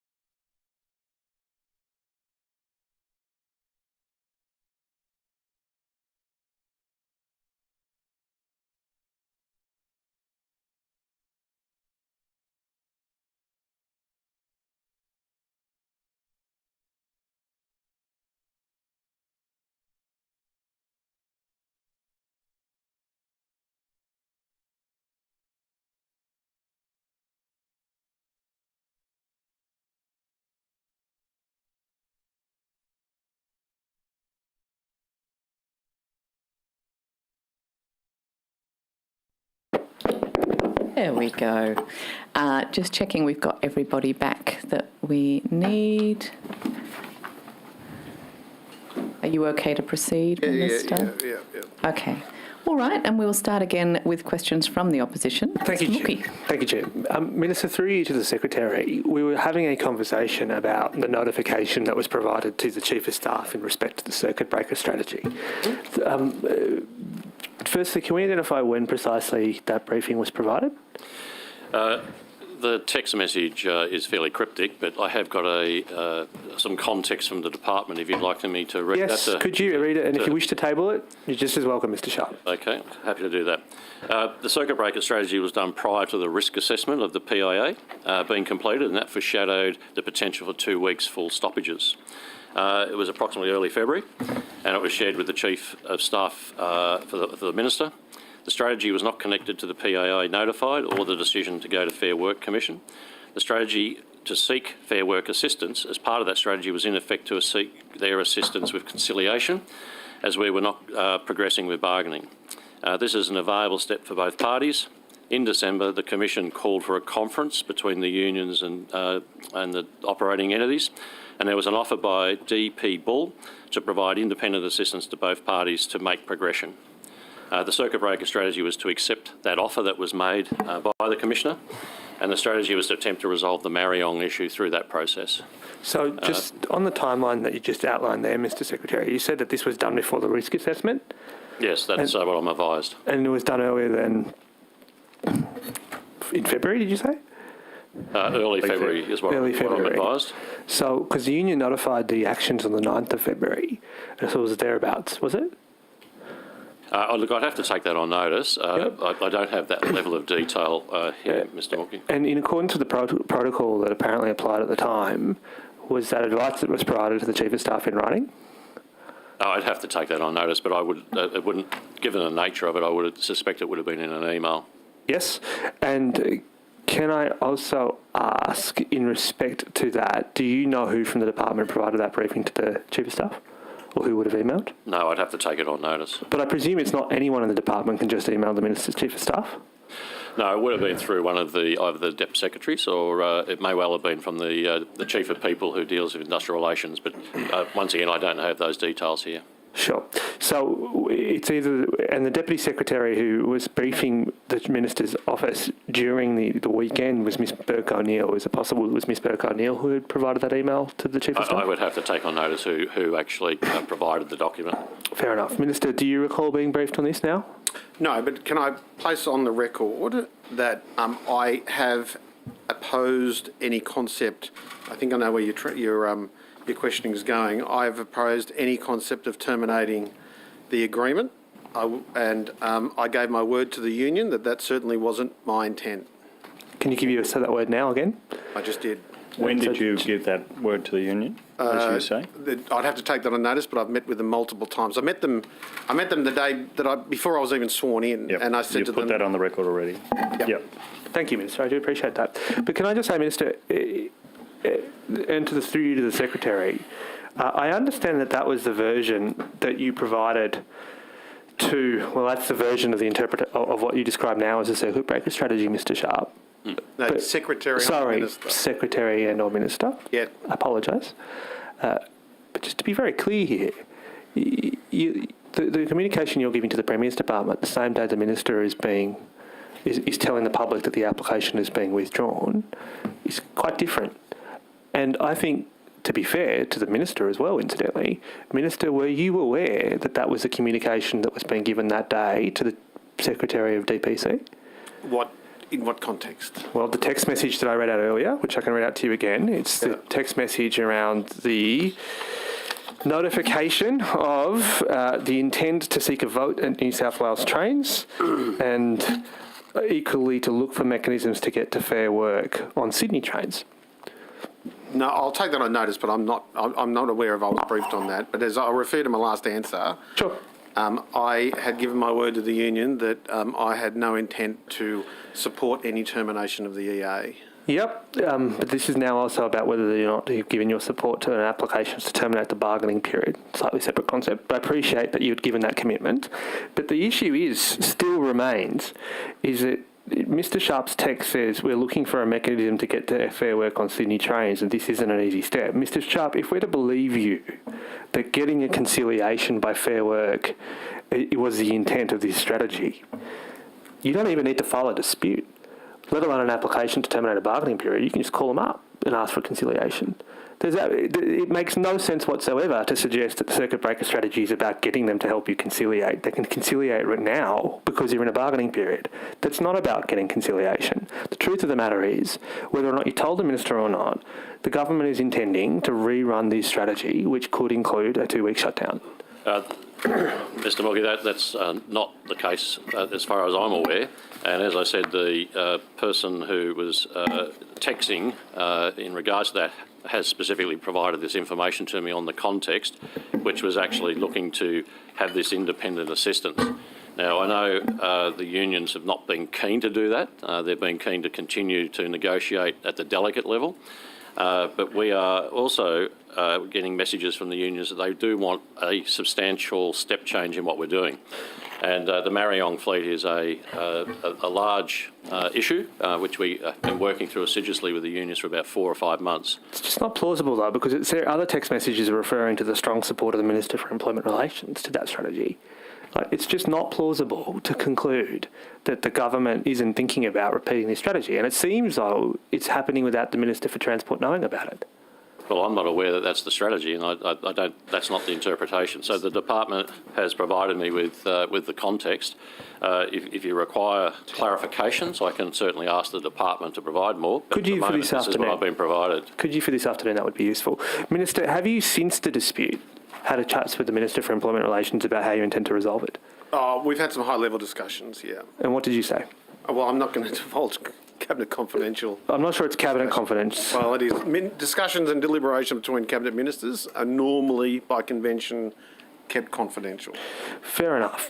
Minister, can I just ask you, through you to Mr. Longford, Longland, sorry, Mr. Longland. Through you to Mr. Longland, did Sydney Trains prepare a risk assessment the week prior to the shutdown? Thank you for the question. Yes, Sydney Trains and... Can you just bring the microphone a little closer?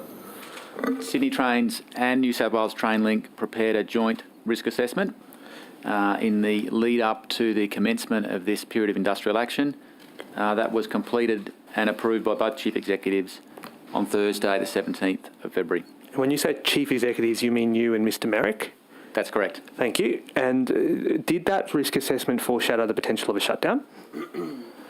It went into quite some detail assessing each of the 9 elements of protected action, and it made a clear recommendation that combined, the cumulative impact of those 9 actions would result in the suspension of services, yes. And how long would that suspension of services last for? The period of industrial action was 2 weeks, so it was a 2-week period. During that period, we were planning on changing the roster back to a normal weekday timetable, yes, which we've now done. Which is established on the record from Fair Work as well. Yes. Can I ask you, by any chance, did you have that risk assessment? Do I have the risk assessment? Yeah. Yes. Do you mind tabling it? I think it's been tabled yesterday. Surely. It's been circulated, tabled and... Can you just table it? Because there's various versions. I just want to know which one you're referring to. I don't know if we've got it here. Do you mind getting it if you can? Sure. Thank you. Put it on notice. No, I think we just had I'm sure the officials can help us in their assistance with our things. But incidentally, was that risk assessment provided to the Minister's office last week? Yes, the risk assessment and the updated discussions that we held in the evening on Sunday about the updated risk position were provided to Minister Elliott's office. I think it might have been Tuesday. 3:03 p.m. Tuesday the 22nd of February. Thank you. So you got it that afternoon? Correct. And did you read it? Yes. And so in reading that risk assessment, you were aware that Sydney Trains thought that they had to shut the network down for 2 weeks?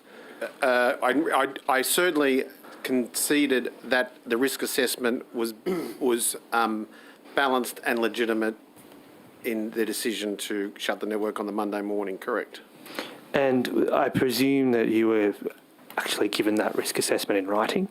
Correct. Yeah. And was that given to your Chief of Staff? circulated amongst the staff. Yeah, I think I'd have to, if it's important, I'll put it on notice, but I remember calling Mr. Longland and saying, can I please have the risk assessment and any annexures, and he sent it to me, I think, immediately. So, Minister, when you were questioned about this in the media, you seemed to, firstly, not produce the risk assessment when you were asked by various media outlets. And When was that? On the Monday, Tuesday and Wednesday, there's multiple incidents. On the Tuesday, I had a press conference. Just, Minister, let me finish the question. And that was true. No, this is important. I know it is, Minister, and you are going to get ample time to put your view. But the issue is that you knew about the risk assessment on the Tuesday. At 3:03 p.m. Indeed. And that clearly canvassed the prospect of a shutdown. Correct. So regardless of whether or not you were told a significant disruption or a shutdown, surely you could have figured it out by yourself that we were heading for a shutdown. Okay, so let's just go by your time frame. You think that on Sunday night at 11:30, I would have been able to identify that a shutdown was necessary based on a document that I didn't see for another 36 hours? Well, you'd read it 5 days prior. No, I read it on the, I just told you, I saw it on the Tuesday the 22nd, I think you're getting a little bit confused, So Daniel. can I You just might sort of wanna say, improve your research skills. Mr. Longland, when precisely did you transmit the risk assessment to the Minister's office in the week prior? I did not transmit it to the Minister's office in the week prior. And so when was it provided to the Minister's office in the week prior? No. Why not? It was reviewed within both of the rail agencies and was provided through to Transport for New South Wales, and it formed the basis of our application to Fair Work Commission. Yep. And Minister, you were told that Mr. Longland had reached the decision on the basis of the risk assessment, and he made that decision circa 12:30 a.m. Correct. And you didn't, at some point that morning, ask to see it. Well, I think I may have asked to see it, but I didn't see it until the 30th. I think there were some annexures that I needed to get as well. Okay. And so at the time when you're providing a public explanation that says that this is being shut down for safety reasons, Correct. You yourself had never read those safety assessments. Correct. I said that I will be seeing the risk assessment. I've asked for the risk assessment, but given that Mr. Longland is the CEO of Sydney Trains, and given that the Secretary were comfortable with the risk assessment, of course, as a Minister taking advice from his executive, I had faith that the risk assessment said what they said it would be. On Thursday the 17th of February, you and your Chief of Staff were briefed by Transport for New South Wales on the legal situation, were you not? Correct. And then you equally received a briefing at 12:40 on the Friday, were you not? Sorry, Mr. Your Chief of Staff was.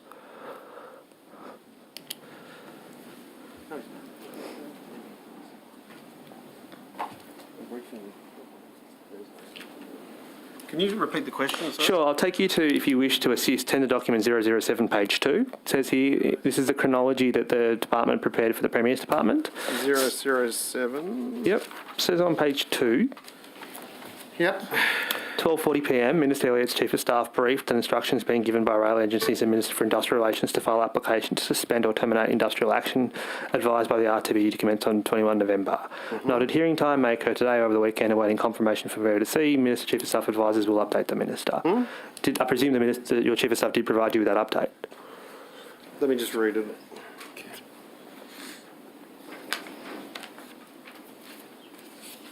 Correct, yep. So you're telling me that in the briefing you had directly yourself on the Thursday, you never inquired... On the Friday, you mean? No, one before. We'll go through them one by one.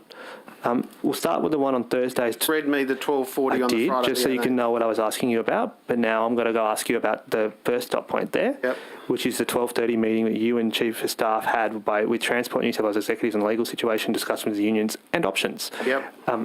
You're honestly telling me that when they were briefing you on options, that they never mentioned to you that there was a risk assessment sitting there saying that the network would have to shut down for 2 weeks? Correct. And you're telling me that they never alerted to you? Sure.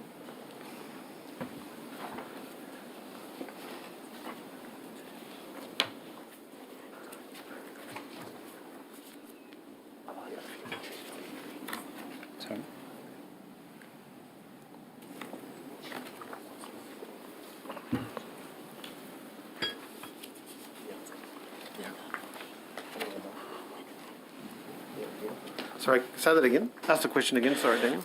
So, Minister, you can see here at 12:30 you are given a brief, and your Chief of Staff is given a brief by 12:30, yep. Yep, 12 Transport on the Thursday by Transport for New South Wales Executives on legal and situational discussion with unions and options. Yep. You're telling me that in that discussion, the department never advised you that one of the options included a shutdown for 2 weeks? Correct. And you're telling me that they never drew your attention to this risk assessment? Correct. And you're telling me that they never drew your Chief of Staff to the risk assessment on the Friday either? Correct. And so therefore you had no knowledge that a safety shutdown was proceeded on the basis of a safety risk assessment? Correct. We were not told of a shutdown until 1:30 on Monday morning. Not as an option. Nor as an option. Because I would have had to elevate that to the Premier, and I certainly would have, without interfering with the decision, I certainly would have tested it. So, Minister, can I ask you through you to either Mr. Sharp or Mr. Longland, however, whichever. Hey? It's fair. I deserve that. I do deserve that. Can I ask you, in respect to those particular briefings that you were given, what did you tell the Minister? Mr. Mookie, my notes refer to an update on the industrial action that was currently underway. Are we talking about the Thursday meeting? The Thursday meeting, yep. At 12:30. Recent discussions that had taken place with the RTBU, and the Minister was also updating us on some meetings he'd had. And then it was the logistics and around the decision to file an application in Fair Work. So it was the meeting leading to the filing of that application. And in that, did you tell the Minister that if you were not successful in Fair Work, the safety assessment said that you'd have to close the network? The meeting wasn't focused on that. I certainly don't recollect that conversation, but I'm happy to hand over to Mr. Longland, who was in the meeting as well. Thank you, Mr. Sharp. Yes, I recall that we did discuss the significance of the action and what we were doing to try and prevent the action, both through discussions with the union, but also the need to seek relief through Fair Work, and that's where we ended up heading in terms of the dispute. But I can't recall any discussions about full shutdown or presenting any formal risk assessment to the Minister at that stage. But did you alert the Minister to the fact that there would be a safety risk if the action wasn't terminated by Fair Work or the union? My recollection is that we did discuss the significance of the action, and if we weren't able to seek relief, that it would be significant. Correct. And when you say significant, you're talking about both the ability of the network to operate safely. Look, as the Secretary highlighted, I think the briefing that we covered was really looking at the lead up to the point that we were at, what we had done to avoid this action proceeding, and what we needed to do over that weekend through the Fair Work Commission to try and seek relief.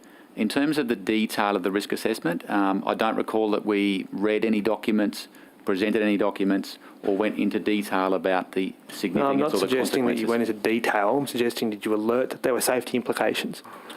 Yes, I certainly was. Part of the discussion was that the assessment that we had done, and to give some context, we've been managing industrial action for almost 6 months. So we've had over 100 pieces of industrial action from 4 or 5 different unions. So the process that we work through is that we seek to limit impact on customers, and we ensure that we can operate safely.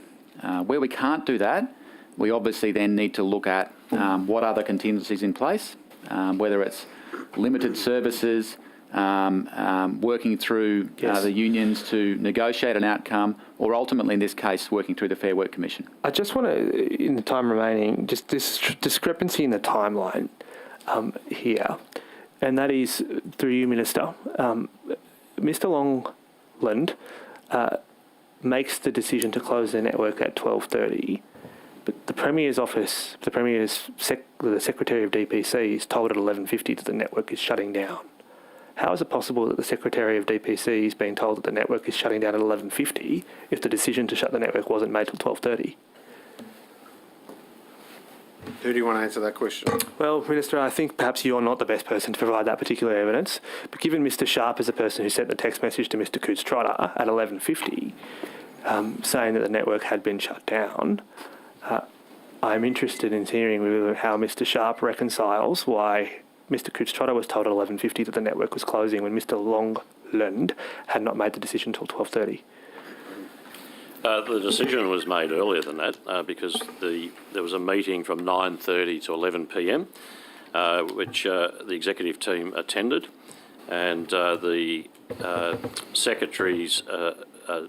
deputy secretaries provided the chief of staff the update around the closure event at 10:43. So the reason why this is important is because it seems to accord with Miss Burke O'Neill's version of events, which is the decision was made earlier. And Miss Burke O'Neill was advised as a result of the meeting that Mr Sharp just described, and Miss Burke O'Neill then told the Chief of Staff, who then told you, Minister. That seems like the far more plausible chain of events than the one you've given us. Well, I reject that notion. I refer you again to the fact that the Chief of Staff was told there would be significant disruptions, and she sought my approval for re-enter into the Fair Work Commission the following day.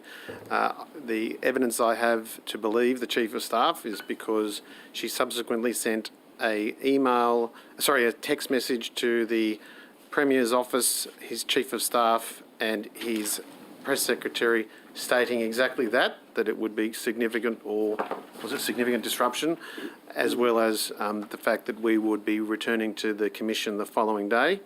And then, of course, there was her briefing. So that, as far as I'm concerned, I'm going to stick with the Chief of Staff's recollection of that conversation between her and the Deputy Secretary, that the word shutdown wasn't used, that indeed we were referring to significant disruption, and we were referring to the re-entering of the Commission the following day. Thank you, Mr Mookie. Minister, could I take you back to the discussion you were having with Mr Banasiak in relation to the taxi reforms? Yes. And as you said, we've all been contacted by a number of taxi drivers and associations. The proposal to fairly compensate New South Wales taxi licence owners that was put forward by the government last year, is that a proposal that you support? I'd prefer to be a little bit more generous, and I've told the Taxi Council and taxi representatives that have visited me. What do you mean by that? Well, I'm certainly not going to be preempting a cabinet decision, but it is my view that we should be more generous.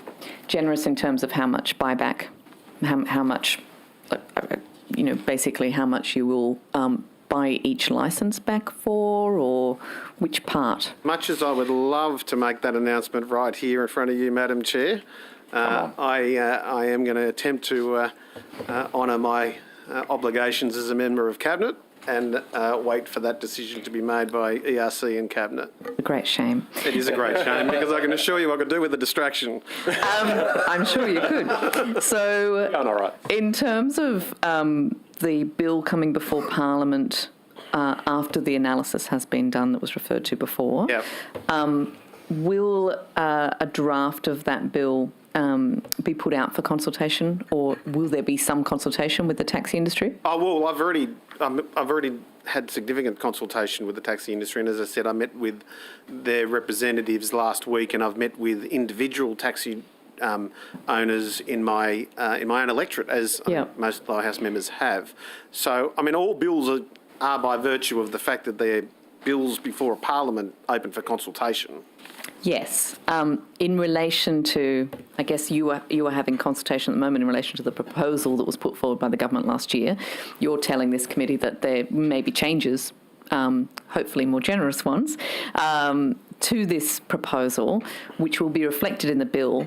I'm just asking whether, before that bill is presented to Parliament, whether you will then perhaps have some consultation with the taxi industry on whether they are then happy with the changes. Well, I've already done that. We've started the consultation process. I've met with them. They've obviously put in what they believe is fair, and I'm certainly considering that. And I've got my own views around what I believe will be equitable to all parties, but I am very conscious of the fact that they, through no fault of their own, have lost the value of a business. And in many respects, tragically, that includes the life savings of families. I don't want to see people finishing their working life as taxi drivers unnecessarily burdened by the financial implications of point-to-point of Uber, and I want to make sure that they know that the government's got their back. The passenger service levy that is currently being collected on every trip. Yep. This committee learnt during a inquiry that a big chunk of that money had not gone to taxi drivers. Yep. Are you going to look to expand the criteria for hardship and allow some of that money to go to the taxi drivers in Madam need? Chair, I would love to allow that distraction to take up the afternoon's deliberations, but I'm not at liberty to go into any further detail other than the fact that I've confirming to you and the committee that I've met with the industry and I've heard their concerns. I think they're legitimate concerns. I think as somebody who has represented small businesses as an industry association chief executive, they are not going to get a more sympathetic ear than me. And I want to make sure that those taxi drivers that have put their life earnings and their working life into an asset which has now been devalued are compensated. Thank you. If we could turn to public transport procurement. So, as you've said, there's quite a lot of distractions at the moment in your portfolio, in your transport portfolio, but this is unfortunately a portfolio you've inherited with a legacy of, as I referred to it last time in transport estimates, a legacy of lemons being purchased by the transport, by Transport for New South Wales, with trains too wide for tunnels, ferries leaking, metro mechanical failures, cracking light rail trams, etc., etc. Your predecessor made a commitment to procure the vast majority, if not all, of the state's public transport assets locally. Will you reaffirm that commitment? Yeah, I already have. And in fact, it was not long ago that the Premier and I went to Western Sydney to St Mary's, where we celebrated the local manufacturing of green buses, which they're not like your buses as the member of the Greens. They are green buses. They are energy efficient buses, which I'm very excited about because, you know, as a resident of Western Sydney, I like seeing the jobs created. But as a father of two young men, I'm delighted to see that we're going to improve the environment of the city that we're going to leave them. I'm glad to hear that. The zero emission bus strategy has laid out some pretty clear challenges. Yeah. To fully transition the 8,000 diesel buses. A huge job. By 2030. Yep. And although there are promising signs in the local market, it may struggle to ramp up quickly. Sure. Is there a risk that in an attempt to meet demand, we end up purchasing lemons again? Or will you be taking action to head that off? Madam Chair, I can only give my commitment that I will ensure that we have quality products. And I've got to say that my when I took on the job, I said to in some opening remarks to the media that I think Australians, New South Welsh men and women, are prepared to pay for quality. And so if it does cost a little bit more and it means that it's locally made and it is quality product, well, I think that New South Welsh men and women will be prepared to do that. New South Welsh people? I'm not sure.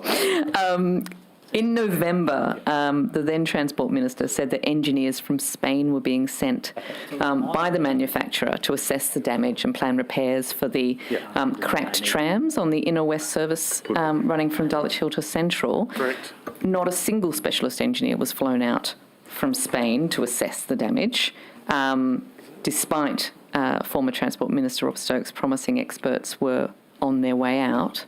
What happened there? Oh, as you know, Madam Chair, it predates me, but Mr Collins might have some corporate memory on that. Thank you very much for the question. I have lived and breathed trams since my expanded portfolio, and let me explain the situation regarding those particular vehicles. And it is good to actually state that we are in full swing of the repairs necessary to return those Urbis vehicles to service.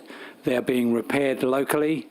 It is a joint exercise with specialist Spanish experts, but also Australian local employees as well, local welders, and we are going through that now. Could I clarify that? Sorry, you say that there has been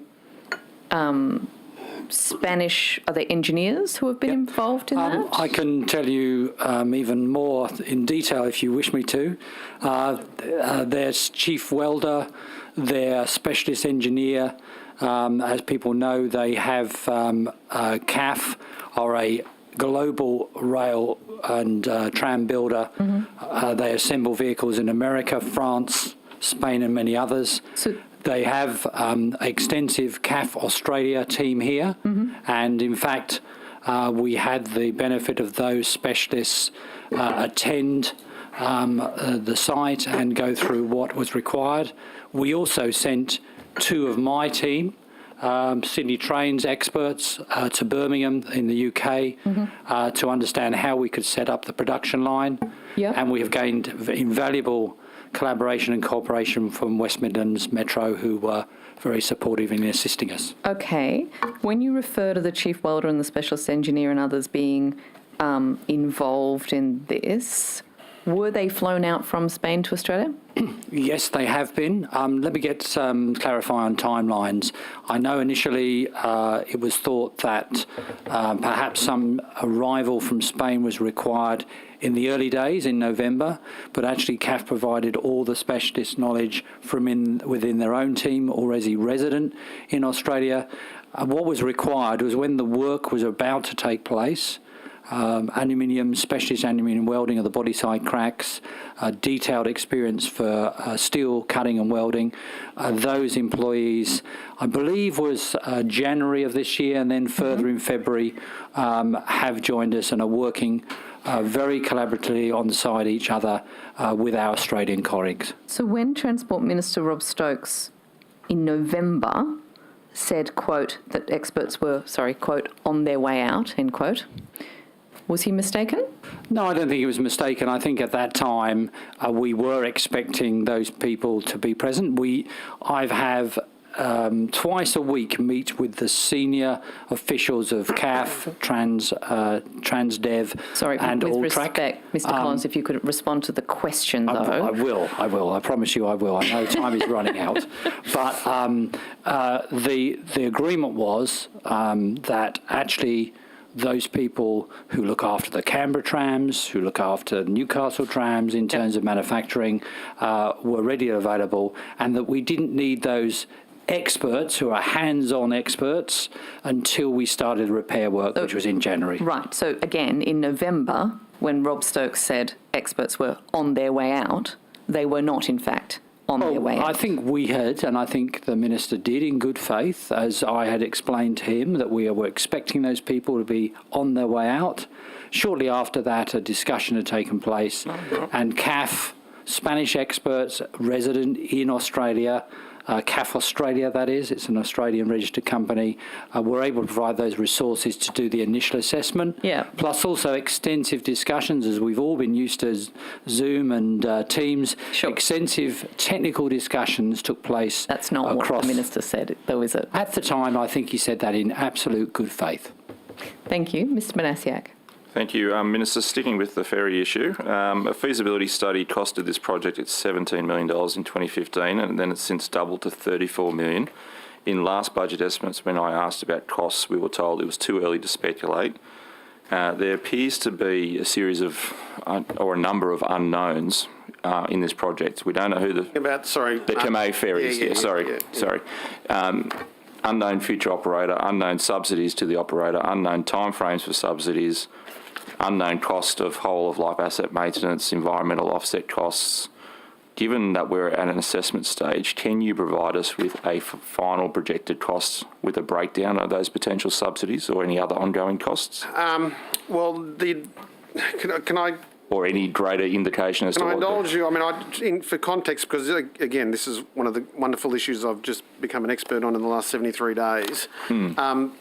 We are rebuilding those ferry wharves which were destroyed in 74, as you're aware, and we're assessing through the EIS what necessary safeguards are going to be in place, which we've already discussed. You're quite right. The funding will be, the funding commitment's 34 million, which includes 9 million from the Commonwealth and 25 million from us. But beyond that cost, I'm not familiar with, and I suspect, I'm happy to take it on notice, that may well be influenced by whatever environmental concerns need to be addressed. Okay. So therefore, you probably wouldn't have a projected time frame when this project will pay for itself either. Well, certainly not. No. Okay. Can you? It's before your time, clearly, but can you explain why this project was missing from the 20-year plan for transport in 2012 and the 20-year plan for ferries that was released in 2013? Unless the Secretary and I will have to put that on notice. Yeah. What year are you talking about? There was a 20-year plan for transport that was released in 2012, and then there was also a 20-year plan for ferries that was apparently released in 2013. But okay, neither of those documents reference this ferry, and but they would. That's an excellent question, and one that I wish I could ask publicly myself. Yeah. But you're talking about, Mark. Those two plans were published before this announcement was made, I'm sure. So okay. my concern is that this is somehow just a bit of a Scott Morrison brain fart, and then we're now carrying the can for it. Oh, no. Given he was the one that made the announcement. In defence of the Prime Minister, I mean, this is an important heritage matter. I mean, this is the re-establishment of a heritage wharf, and from what I understand, it will assist in a walk between the south head of Botany Bay and the north head of Botany Bay. And of course, as an Australian historian, I'd love to be able to sit here and spend the rest of Estimates Committee giving you a lecture as why Kurnell is the most underrated historical site in Australia. So I get the historical... As a former history teacher, I might enjoy that, but probably no one else would. How dare you? I think the Prime Minister made that announcement as part of an overall commitment to that site, to the Captain Cook Landing site. We have a minister responsible for active transport. We are embracing the use of the foot in this city, and I think that that project would link two very, very important historical walking tracks. Yeah, if I may, yes, Minister. Indeed. And I can explain, I'm sure, Mr. Banasiak, we had these conversations before. The significance, particularly for us as a department and for, at the time, Department of Premier and Cabinet, was the Aboriginal connection between the two communities. And we had, and I attended certainly one, if not two meetings with the Aboriginal Land Council of La Perouse. This is not about a ferry service to start with. I think, let me make this clear, and it's a building of ferry wharves to allow the opportunity of numbers of people, including recreational boating, but also the opportunity for the Aboriginal Land Council, the local Aboriginal people, to look at an Indigenous operation of a ferry, employment, re-engagement with telling the story of the Aboriginal people in that area, which is very significant. The significance of those people being forced from the Kurnell area and placed in La Perouse, which I think is important to recognise. And the ferry wharf, the designs themselves, tell the story of those Aboriginal people. And we had extensive meetings with the Ingray brothers, for example, and many other elders of that group to ensure this was reflecting not just a ferry service, which may happen, but also employment, engagement, and reconciliation for those people in those two areas. Thank you. Minister, can you give us an update on what's happening with the proposed cruise ship terminal in Yarra Bay? It has been put off quite a few times in terms of a final decision because of obviously the impact of COVID on the cruise industry. I'm just interested to find out where we're up to with a final decision on where that is potentially going. I'll take that on notice. I don't have a brief on that one just yet, Mark. I'm sorry. Sure, no problems. Turning to another matter, I think I raised this, at last budget estimates, particularly with the Regional Transport Minister, but the Transport for New South Wales have a document out that talks about the future forecasts of freight through Port Botany. I think it's out to 2056. I can't find the exact name of the document at the moment. But the former Agriculture Minister was on the radio last week actually complaining about the previous decision of restricting containerisation of Newcastle Port and what impact that actually has on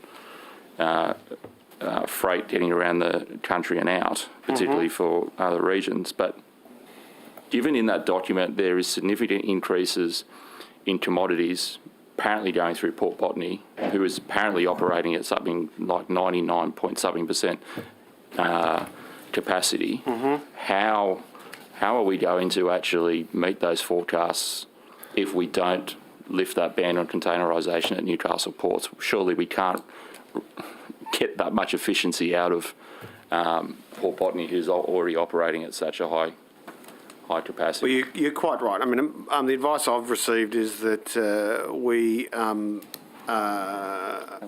gone from handling 2.4 million 20-foot containers prior to the pandemic to just 425 million containers by rail. So if you're asking for a specific strategy, I am going to need to take that on notice. I'm very conscious of the fact that there's high tempo outside of the pandemic period in that port, and we've reached capacity. But it's also important to note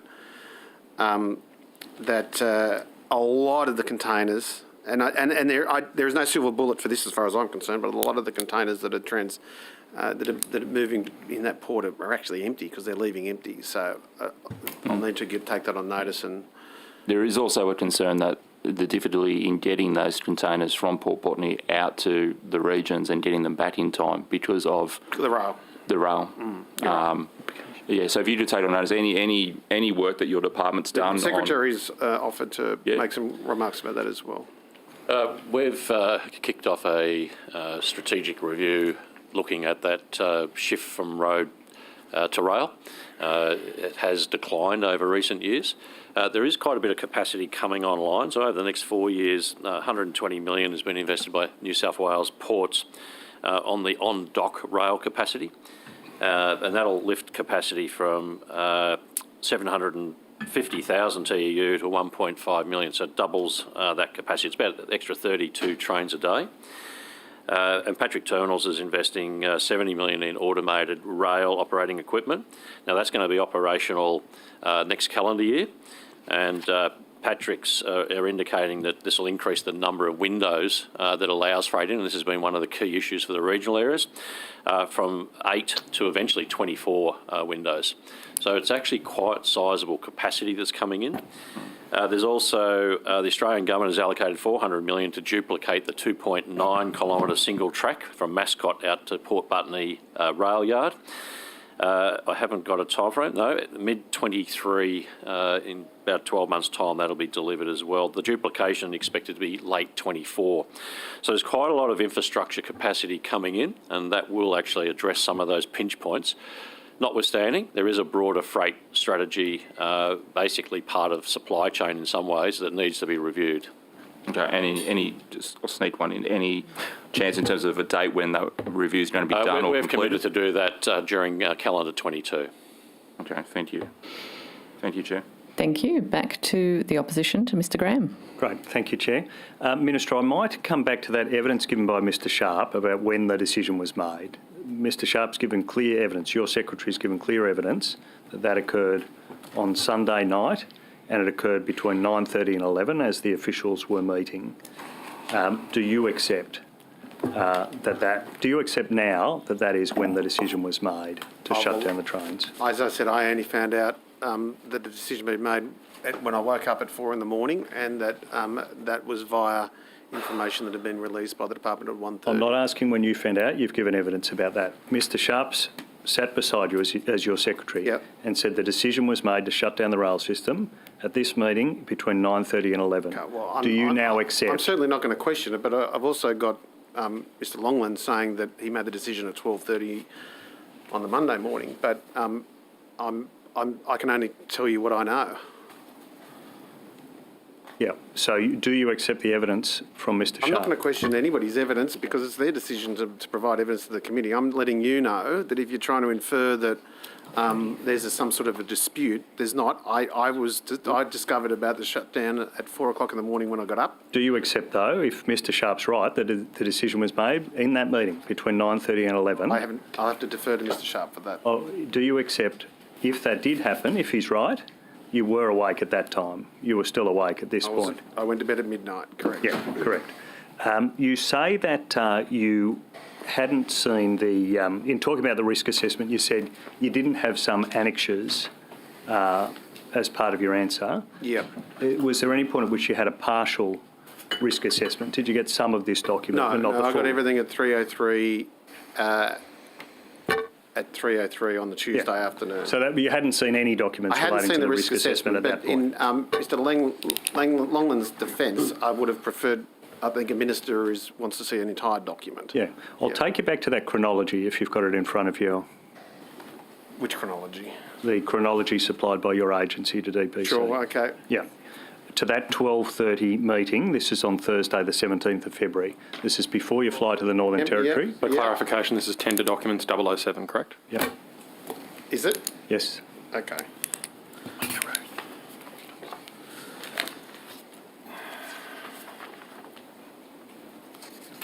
Okay, go ahead with the question while I'm looking. So you've said at this meeting, no discussion about a shutdown, no discussion about the risk assessment. What was discussed? What do you recall about this meeting? On the Thursday? On Thursday at 12:30, as you briefed. It was about the industrial matters before us. Yep. And you agree that the decision to suspend or terminate industrial action was proposed and you supported it? I beg your pardon? You agree with your department summary that there was a recommendation to lodge an application to suspend or terminate industrial action proposed and you supported it? No, our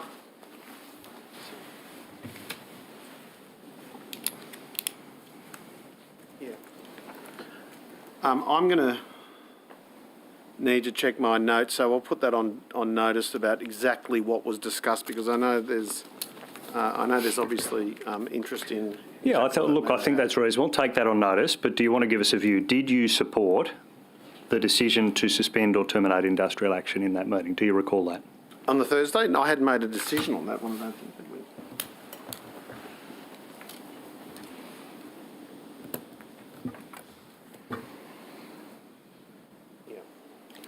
Yeah, so that was the first time it had been relisted, so I wasn't opposed to it.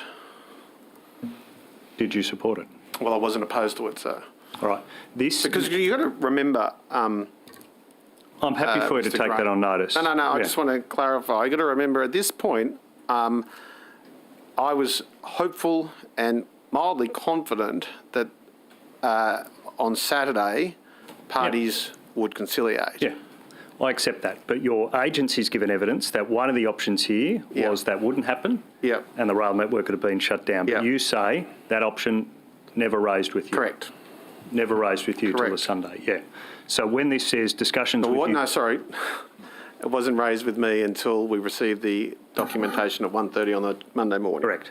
When this meeting discusses discussions with unions and options, even though it was an option for the agency, not discussed with you as an option to shut down. Shutdown was not an option that was discussed with me, correct. Yeah. How is that the case, Minister, given you're the Transport Minister? The day before, the Chief Economist is initiating modelling.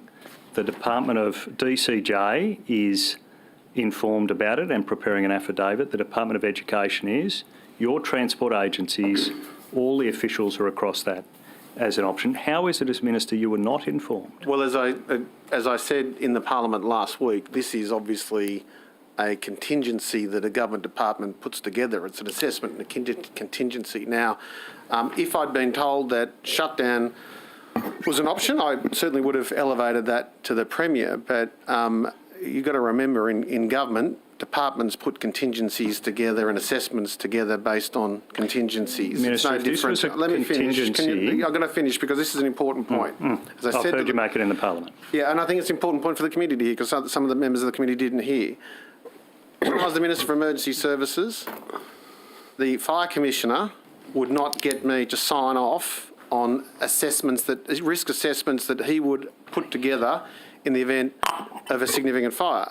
When I was the Police Minister, the Police Minister would do risk assessments based on operational decisions, based on all contingencies. Guess what? He wouldn't brief me on that, and there's probably good reason for that. Yeah, Minister, but this was more than a contingency. This was a decision. On this, I'm quoting now from documents from your agency. On the 17th of February 2022, the Chief Executives of Sydney Trains and New South Wales Trains confirmed that the cumulative impact of the bans meant it was unable to operate safely in compliance with the discharge of its duties under work health and safety and rail national safety national law. That's when the decision was made by these chief executives. This wasn't a contingency. That was when they decided that this was no longer safe. Okay, so if the industrial plan fell over, do you accept that? Yeah. Yeah. Okay. It was an option. So you're not saying that. How can, Mr. Graham? How can you say 1 minute that the decision was made on the Thursday, and then the next sentence you say this was an option? The decision was made. So you're being very inconsistent with your line of questioning. The decision was made that it was not safe. Do you accept that? On the Thursday. But then you've just told me that the assessment and the contingency was an option. So which one was an it? option that no one ever put to you is your evidence. So I think that's what you're telling us. I've been saying that for 2 weeks. Yeah, the decision's made. That option was never put to me, and I found out about it at 4 o'clock on Monday morning. But it's put to everyone else. Minister Tudor-Hope knows, all your officials you have to ask know, Minister 3 other departments know, Department of Premier and Cabinet knows. You're in the dark as the Transport Minister. Department of Premier and Cabinet knew on the Thursday. The Premier and I didn't about the risk assessment, and the possibility of this option. You're asking me whether or not a decision had been made. Possibility of this option. That's correct. Yeah. We weren't advised. Yeah, they all knew. You didn't, as Transport Minister. Correct. I didn't know of any. I didn't know that was the decision has been made, and you've actually critiqued your own question by saying. Do you accept that they all knew this was an option? All those agencies. Well, yes. You asked that question to the Treasurer, and he didn't know either. The Treasurer was asked exactly the same question a couple of days ago, and he didn't know either. The Premier didn't know either. Yeah, and we'll take that up. We'll take that up with him. Staying with that chronology, Minister, do you recognise, looking at this chronology, not only are you briefed at 12:30 on the Thursday, 17th of February, your Chief of Staff is briefed at 12:40 on the 18th. Your Chief of Staff is also advised further at 6:24 on the 18th. On the 19th at 3:28 p.m, your Chief of Staff is advised the hearing's underway. At 7:51, Transport for New South Wales sends your Chief of Staff a report from the Crown Solicitor's Office. At 4:25, and this is now moving on to the Sunday, again your office is informed through your Chief of Staff. At 7:30 p.m, a comms update to your Chief of Staff. Later that night, 10:43, the contested phone call, where we don't have Ms Burke O'Neill's evidence. Her text message then follows it up with a phone call. And then lastly, the contact you do agree about at 1:28 a.m. or so on the Monday morning. Correct. All of those contacts you agree happen. Well, no, I'm disputing the content of the 10:43. Yeah, you don't disagree it happened. You're disputing the content. Correct. Yeah, and I'm asking you, how is it your office was briefed at least 10 times and no one told you that this was an option? Hence, the Premier has told the Secretary and I, very frankly, that we're going to put all this in writing from now on. Yeah, but isn't that of concern to you? Everyone knows, Minister. This isn't the a secret. Premier didn't know, the Treasurer didn't this know. Isn't because you didn't tell them. You're the one who's supposed to know. He didn't know. That is a ridiculous allegation, and if that's where you're going to go on this line of questioning, it's proof that you're trying to dig up something that's not here. The Premier says you're supposed to be involved in the operational details of your agency. Actually, the Act says that. Yes, it does. Yeah. Do you know what section? 36I. 36I. Yep. And do you regard then, how do you regard the actions of your officials? Were they illegal? Were Mr. they Sharp illegal? and I have I'm had asking, were they illegal?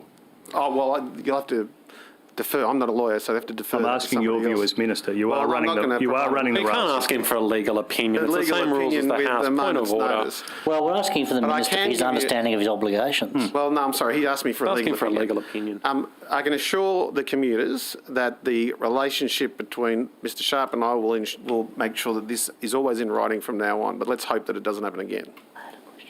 Yeah, so. Just in relation to tender document 008, if you've got that, page 6 of 11, second paragraph from the bottom, it says, Meg Burke O'Neill contacted COS at 10:43. Sorry, I can't find it. It's 008 what? 008, and it's page 6 of 11. 6 of 11. Scene, yep. So it says here, Meg Burke O'Neill contacted COS at 10:43. Correct. Conveyed assessment of network risks. Yep. Service could not be run safely and reliably. Not possible to sustain safely. Sought support for the position the network could not be operated under these conditions. Correct. Support confirmed. So the only implication from that is if you can't operate the system safely, the system has to cease to operate. That's the only implication you can draw from that. I would dispute that the term. Well, in fact, I will tell you that the term. Oh, I understand. I understand what your position is, that the word shutdown was never used. Yeah. But just from that summary, there's no other implication you can draw. That's one person's assessment of the conversation. Okay, well, flip over the following page, page 7, a text exchange between your Chief of Staff and somebody else, I'm not sure who, and your Chief of Staff responds, I just spoke to the Minister, he's been briefed and is comfortable with our position. Yep. Our position being the system can't be operated. No. Our position being what the Chief of Staff told me, that we would be relisting in the Fair Work Commission the following day. The position in the briefing note is clear. No, it's the not advice clear. is And we that the dispute system that. cannot be operated safely and reliably on the advice of your agency. The only implication from that is, at least until the matter is relisted, you can't operate the system. So there's just no other implication that can be drawn from that, Minister. Well, I'm sorry. The advice was that there would be severe disruptions and seeking my permission. Well, someone obviously didn't understand the obvious elephant in the room here. If the advice of your agency, of Mr. Sharp and all of his officials, is that the system can't be operated safely, the only implication is that until you're relisted, the system can't operate. Well, I mean, what other implication could be drawn? I dispute that. Minister, Well, I understand you dispute that, but it's just not real world. It is real. Minister, we've had evidence from Mr. Sharp and from other ministers about the daily meetings that occur with various officers. Some ministers sit across those daily meetings reasonably regularly. How often have you sat across those daily meetings? I get a brief most of those after most of those meetings from staff. Yeah, so your But staff... most of the information has already been sent to me anyway. Yeah, but you in your office, in your instance, staff would sit across that meeting. Have you ever sat across that meeting? I'd have to check my diary. Thank you. I might turn just back to that question about the massive disruption. You told the House, you used the word significant. You were texted to say this will be a massive disruption. Correct. At that point, were you curious?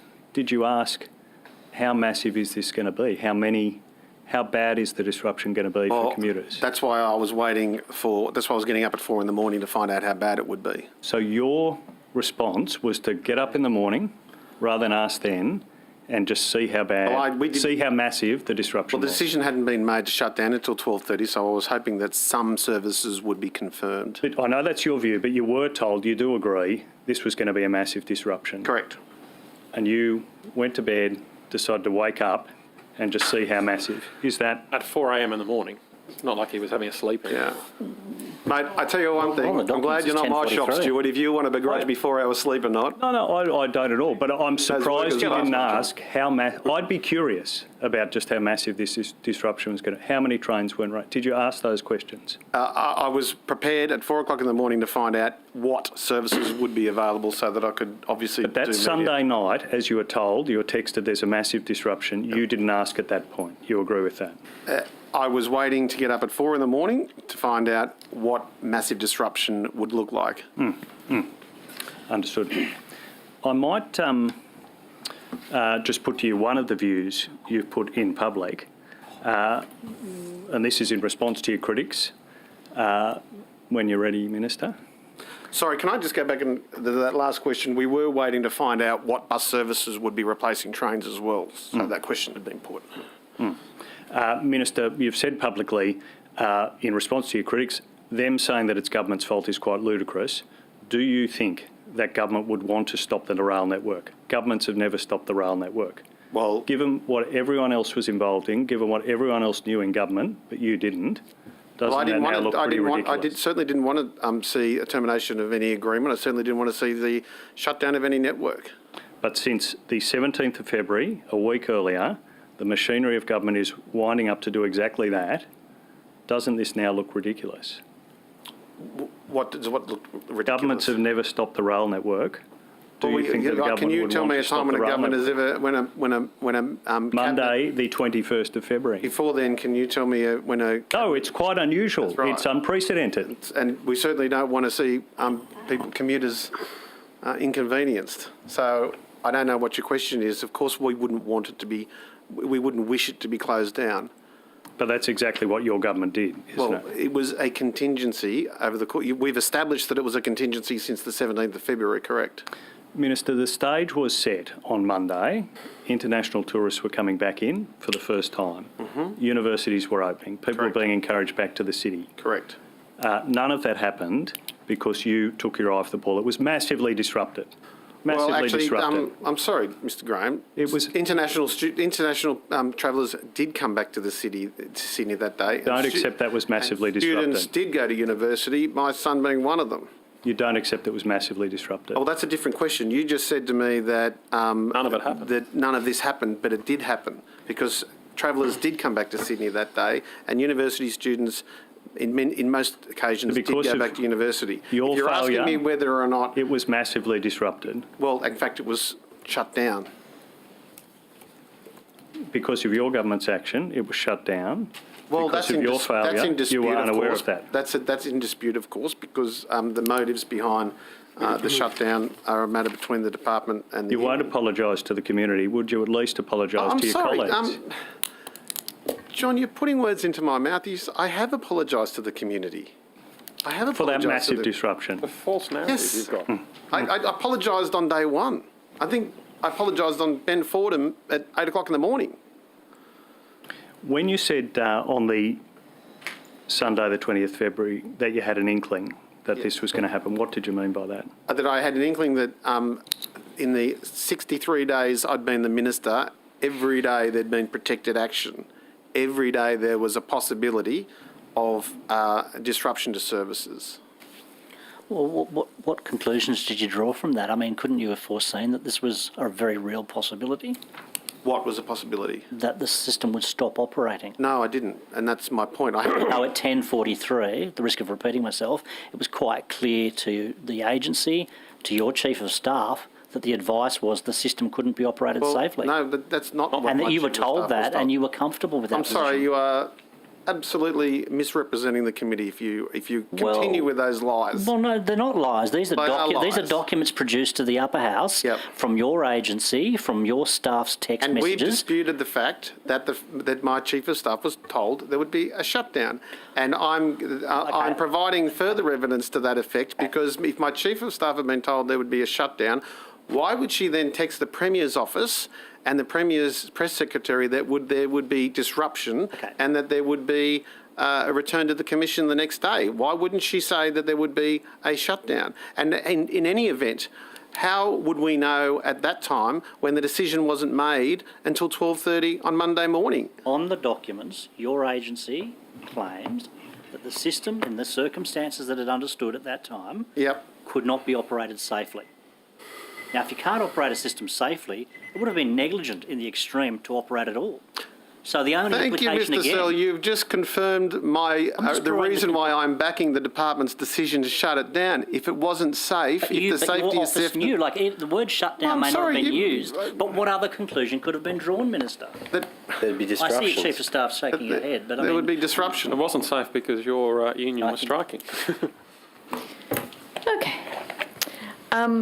Just before we leave that issue, can I just get an understanding from you, Minister, as to how much you delegate to your staff in relation to negotiations and discussions on issues like this? Well, we have a very collective approach to decision making. That's why you have policy advisors. You've got a lot of work to do over a lot of different issues. I would assume that you would delegate quite a bit to your staff. In hindsight, though, do you regret not taking a more direct role in relation to this issue? Well, how have I not taken a direct role? Everything was back briefed to me. I mean, you've got the evidence here. My Chief of Staff called me immediately after she'd got off the phone in the teleconference. Okay. Can I turn to something completely different? With pleasure. With pleasure. One of the issues that I have been bringing up at successive estimates with successive transport ministers is Transport for New South Wales's failure to comply with the disability standards for accessible public transport. It's been a little bit of a tortured journey. When I first asked about this in 2019, I was told that there hadn't even been an audit done yet, despite knowing that the deadline for accessibility for trains would be next year. Since 2002, the department had apparently only done an audit on this that was completed last year to then work out what the future work was. I then asked in the last estimates when we would be at 100% compliance. It was taken on notice, but the answer did not actually address the question. Can you tell me, Minister, when will we be complying with our obligations under the disability standards for accessible public transport? Well, thank you. It's actually a matter I've taken a personal interest in because I've got disabled relatives who I have seen had to suffer from the lack of disability access. So we've got 520 projects now completed or underway, and the advice I've received is 90% of customer journeys are now beginning from accessible locations, which I'm quite happy with.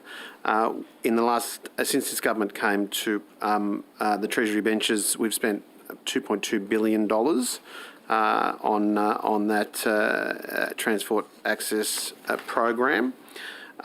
Where the current level of work is upgrading train stations and ferry works, which will ensure that we're compliant with the Disability Discrimination Act. And we're constructing 6 new lifts and 6 new stairs at Redfern Station, which, as you know, is an interchange station, and so that should provide a fair bit of comfort to those that require access. So far as ferries are concerned, we've got 1, 2 and 21 commuter wharf interchanges already upgraded, and we're currently doing design in roads, which will be good. And 10 of 13 ferry upgrades are planned over the next up until the 2023. 2021, Woolwich and Kissing Point Wharf were completed.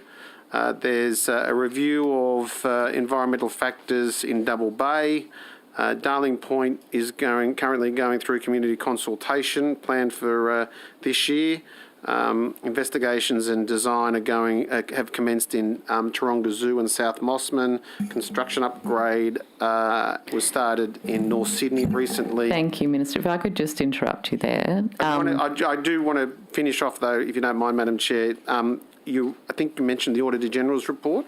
I didn't, but well, by all means. To give you a level of comfort, we've accepted, the Transport has accepted the recommendations of the Auditor General in implementing improvements to the access program, which we think that we will see maximise our compliance. And I'm happy, Madam Chair, to just make sure I am happy to table this document. I'm happy to table, Madam Chair, the wheelchair accessible stations since 2001 and the train stations with accessible improvements since, 2011. Yes. And the train station accessibility improvements since 2011 and the wheelchair accessibility upgrades and constructions at various stations. Thank you. Just to clarify, my question was not what has already been achieved, and I absolutely agree, it's not zero. The question was when will we be at 100% compliance, given that the deadline, with some exceptions, was for this year? The Secretary can answer that. Thank you. Thank you. As the Minister said, we have responded to the Auditor General's report, and I'd have to take on notice again the time. I haven't got the actual time frame on this. I'll ask the team whilst we're in session this afternoon to respond to it.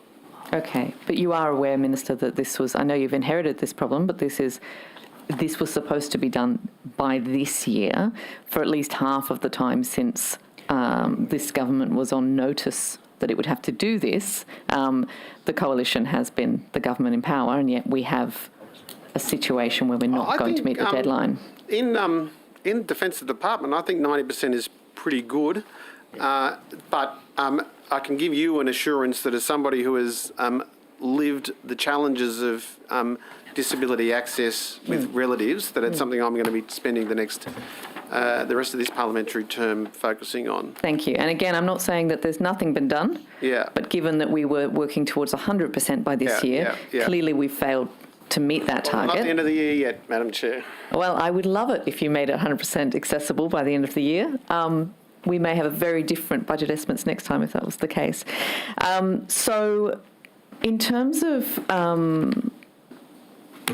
the Transport Access Program website, I understand that is still being used by the government to sort of assist customers to make decisions about where they choose to live, work or study.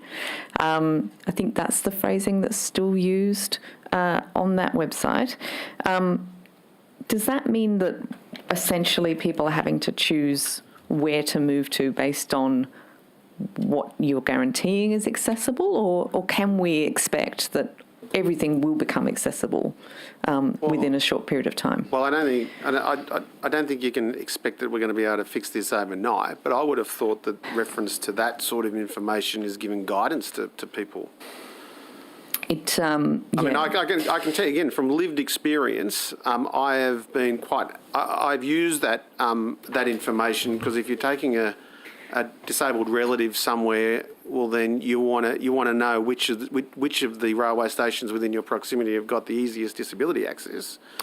And I've never had a problem with going an extra station to make sure that I didn't have to carry somebody up and down stairs, if that's what you're asking. I think that's... No, that's not what I'm asking. I'm asking about people who made the decision on where to live based on everything was going to be accessible by 2022, now only having particular locations to choose from, which is the opposite of universal accessibility. Going by the table, the answer I've just given, we've got 90%, so we're doing pretty well. But if you want to put that question on notice, I can provide some commentary on it. But again, I don't want to.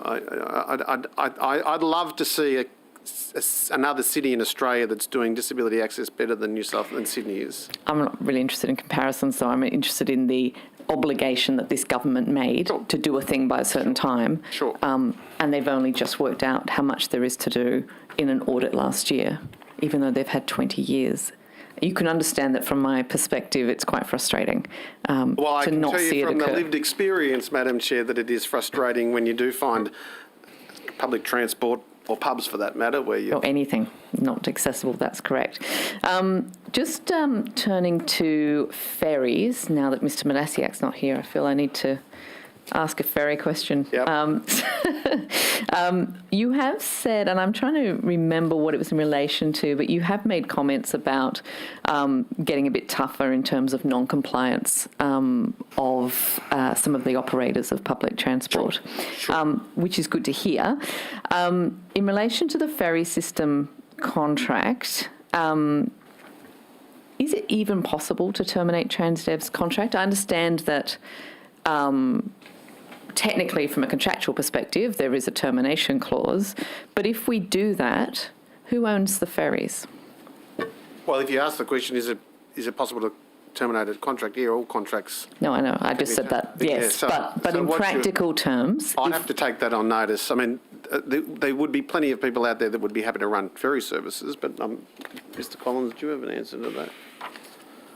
Yeah, thank you for the question. I will take some of the details on notice. I think it is true to say that we have been working very closely with the ferry operator, that's Transdev, to ensure that the number of issues that we were facing over the last year, this is the late delivery of the River class and the need for modification of the wheelhouse, the operation of the Emerald class ferries, Emerald 2 ferries, and another performance issues. And our contracts team, headed up by a very experienced and new contracts manager, has led to some good discussions, some robust discussions. We're working very closely with Transdev. We have held them to account on a number of dates for delivery, which we're waiting to ensure, and some of those items have now been cleared. And obviously we are now seeing, we've got the first of the River class ferry modified with the wheelhouse done by Noakes of Sydney, a local shipbuilder, and actually all 10 ferries are now available, River class. They have full disability access, by the way, so that's good news, whereas the old ones don't. And we're working through those with all those River class ferries being available later this year.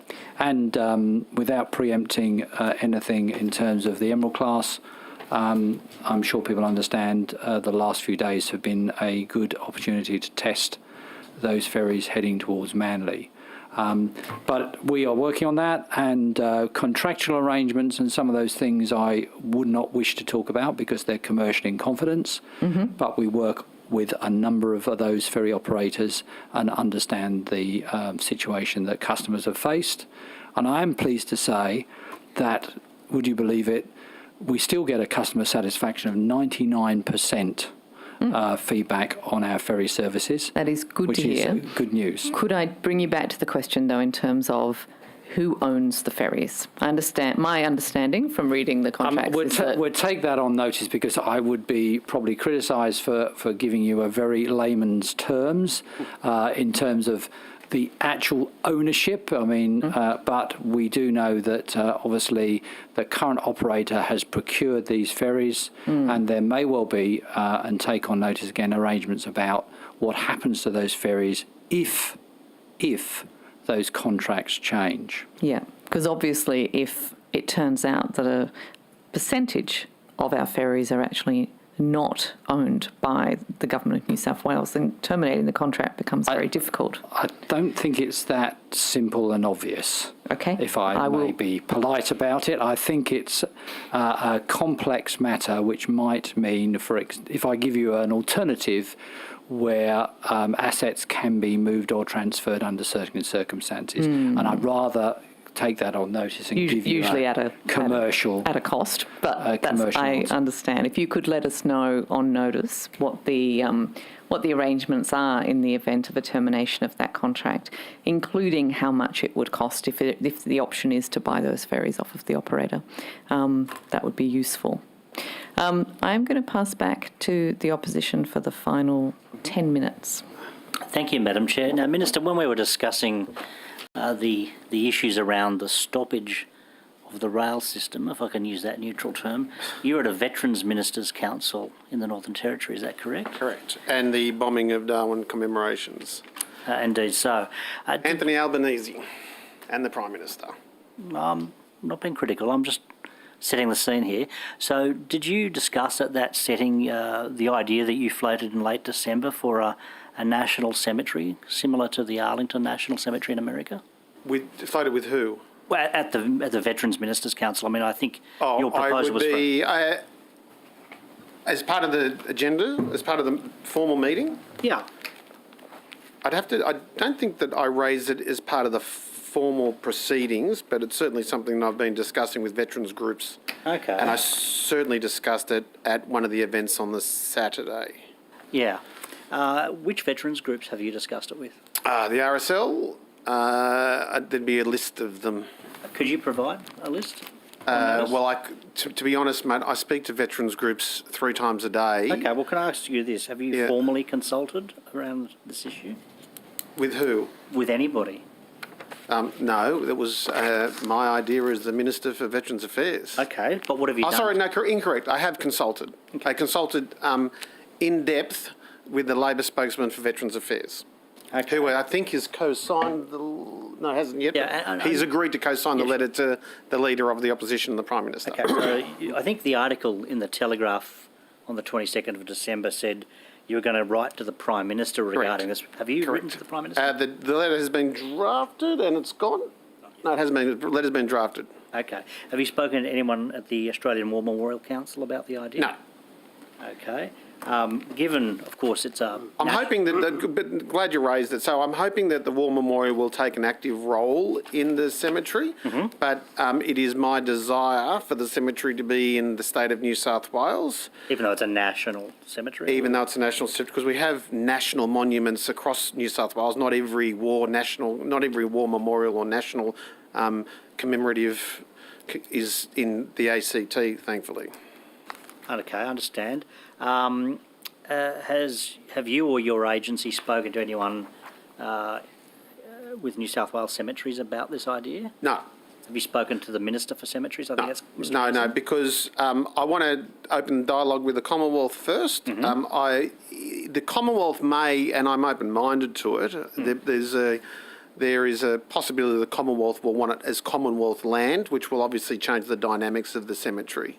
In what way will it change the dynamic? Well, because of the New South Wales, it won't. I wouldn't have thought, but again, I've got to take advice. Which is why I've opened the dialogue. I would have thought that at some stage, if it becomes a Commonwealth asset, it won't be managed under the New South Wales Cemeteries Trust. Oh, okay. And so at the moment, is your proposal for a New South Wales auspiced body, albeit to have national significance, or is it your proposal that the Commonwealth actually takes this over? My preference would be the former. So the New South Wales government would source the land. No. I think it's appropriate for the Commonwealth to source the land because they are veterans and they will be buried on essentially in a war cemetery. But I mean, again, remember, it's important to note this isn't for. We're not going to be digging up bodies from the Western Front, or going to be. This is an asset that would be available to anybody who has served in the Australian Defence Force, regardless of deployments overseas or regardless of their service. The only veteran or soldier that I want repatriated is Private Robert Weir, who is buried under rocks in Khartoum, and because in 1885, on deployment to the Sudan conflict, he was the first Australian to ever die on active duty overseas. But as you know, that predates Federation, and so he's actually the first New South Wales soldier to die on active service. And so I think his body deserves a repatriation with full military honours, and I would have thought that his name would in some way be recognised in this cemetery. Seems like a reasonable proposition. Do you have a rough cost estimate as to how much the proposal? No, but thank you for that question. Unfortunately, as you're probably well aware, death is big business. And unfortunately, funerals are an expensive operation. And land is short for burial purposes. Land is short for burial purposes. So you're talking about a possibility for I think in New South Wales we've got 100,000 veterans at the moment. There's probably more, aren't there, currently? 200,000 veterans in New South Wales. I would have thought that the vast majority of them would relish at the opportunity to be buried in a... They would relish the opportunity to be buried, and their families would relish the opportunity to be resting in essentially a war cemetery. So the cost of the land is one thing. I also want, as you probably saw in that article, which is something that your shadow spokesman agrees with me on, I think that it's about time that we have a memorial dedicated to veterans who have fallen by suicide. We really need to acknowledge PTSD we really need to acknowledge PTSD as a service-related injury. And at the moment, we've got memorials all over the place for soldiers that were killed in action. We've even got memorials that for soldiers that died on exercises, but we have no memorial for soldiers that died by suicide based on their PTSD. I've also have said in my application to the Prime Minister... I'm going to... Very, very important, and I think it's important I put it on the record. So I want to ask... Yeah, and I invite you to do that on notice. I'm just going to take the last couple of questions. Veterans are on notice, are they? I'm really sorry. Order. Away from finishing. Yeah, you really need to hear this because thank you for allowing me to talk about suicide. I think what we also need is a chapel for reflection and remembrance, and for soldiers who, in many respects, when they die by suicide, have been scorned by the main religions because they've seen it as some sort of sin. Even though we now acknowledge the fact that PTSD is a war-related injury. So going by cost, yes, I'm hoping the Commonwealth comes good with the cost of the land. I want that land in New South Wales. I'm prepared to negotiate with the Prime Minister or the opposition leader about whether it's administered under the Cemeteries Act in New South Wales or by the Commonwealth. There will be initial capital costs by way of a chapel, by way of a memorial, by way of, I want an education centre there as well, so that students can come and learn about the service of those that have been laid to rest. Minister, just the last couple of questions about the And then I want to make sure that also the Commonwealth will be obliged to provide a guard of honour, because I'm expecting that there would be literally dozens of Minister, funerals I hope you're not avoiding there. these last couple of questions on the trains. I find that pretty much the most offensive question I've been asked. Okay, order. Minister, you have been given quite a long time to respond well, no, actually, to I think that. you'll find that the veterans' questions have been limited, and You have I think you'll probably find that... This is a question and answer session, not a saying all the things you want to say session. I'm answering his question. I would allow the member to bring you back to the specific question. Minister, your secretary has placed one of your key deputy secretaries on directed leave. When were you informed about that decision? The day that it was made. And were you informed why that decision had been made? I'll defer to the Secretary to advise why that decision was made, but... I'm asking, were you informed? I'll defer to the Secretary as to the reason why that decision was made. I'm not asking what the reason was. I'm saying, were you told what the reason was? I'll defer. I'm not in a position The Secretary can't answer that. Well, I'm sorry. I'm not going to discuss conversations about staff welfare and motivations. The Secretary answered that question in Estimates Committee 2 days ago. I'm asking, were you informed as Minister why? I'm certainly not going to be speculating on the reasons. It wasn't my decision. Yep. And so the Secretary appropriately advised me that he had a discussion with the Deputy Secretary. I've asked you about Section 36I of the Act. Can you answer this in relation to it? Do you feel your agency fulfilled its obligations under the Act? Well, I'm not going to provide legal advice right here and now. That's not a legal question. You're the Minister. Well, I'm in your answer view, the question. In your view, did your agency... I'll take it on notice. If you don't like the answer, I'll take it on notice. Thank you. A number of ERC submissions were submitted to your office in relation to this. In relation to what? In relation to this set of events. They've been produced, they've been referred to in the documents that have been produced to the Parliament. You're saying in none of those documents either were you made aware that there was an option here that involved a shutdown? As much as I'd like to answer that question, I don't want to set a precedence of starting to talk about ERC submissions in a committee. But not only did all these agencies know, the ERC knew as well. I refer you to my last answer. Minister, the union has been clear on the 17th, that is the Thursday. That was the first time they were told that Transport might have to shut down all the trains. That's what they've said publicly. Again, I'll ask, how is it the union was told, along with all these other people, but you as Minister for Transport were not told? You have to ask the union that. Okay. Unfortunately, that is all that we have time for. I will just check that the government members don't have any questions that they would like to ask. I would like to know. Okay. Thank you, Minister, for your time. We are done with you, but we'll be back with everyone else at 2 o'clock. Thank you. I'll leave it to you. Okay.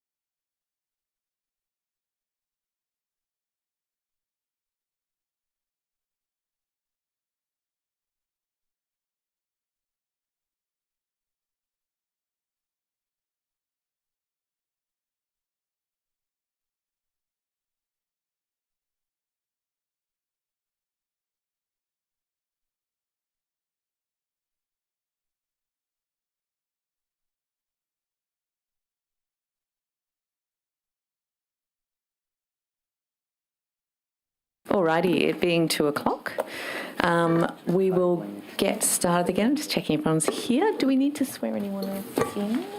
Or are we...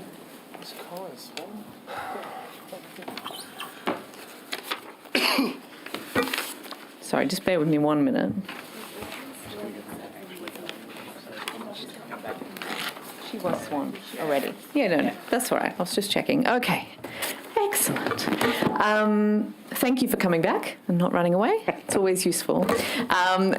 We will start again with questions from the opposition. Mr. Graham. Thank you, officials, for this session.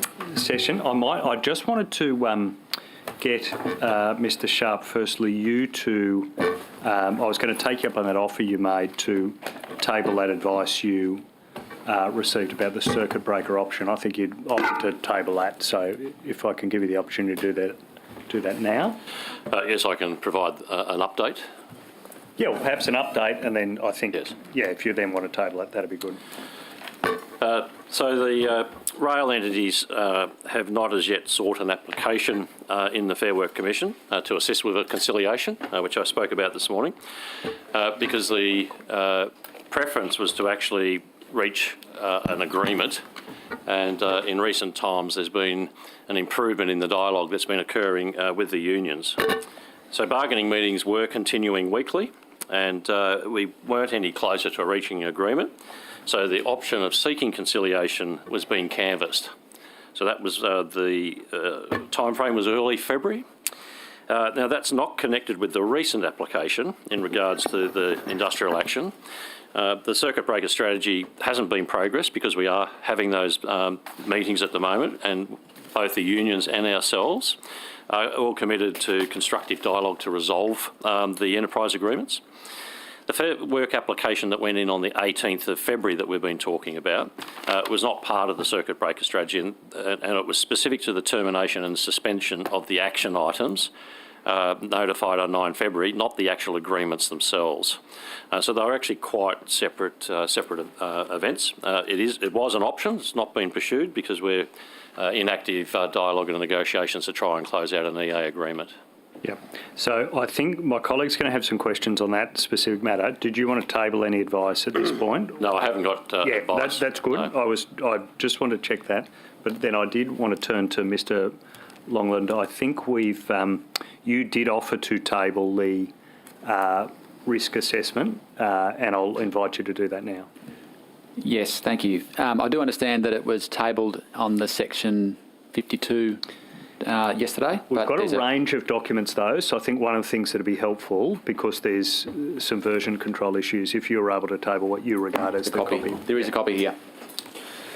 Thank you for that. Sharp, can I firstly thank you and your officials for choosing to spend another Friday afternoon with us. Thoroughly appreciate it. They are compelled, aren't they? Well, I wasn't going to draw too fine a point to that, Mr. Farlow, but yes, you are right. Mr. Sharp, can I just ask you, when were you first provided with Minister Elliott's contact number? I was provided with a contact number in the early days by the Secretary of the Premier's office, but by the Minister and Secretary's office, that would have been about a week or two ago. Okay, so after the dispute or before the dispute? Just before the dispute. Okay, so you got the Minister's mobile number. For which of his mobiles? How many mobiles?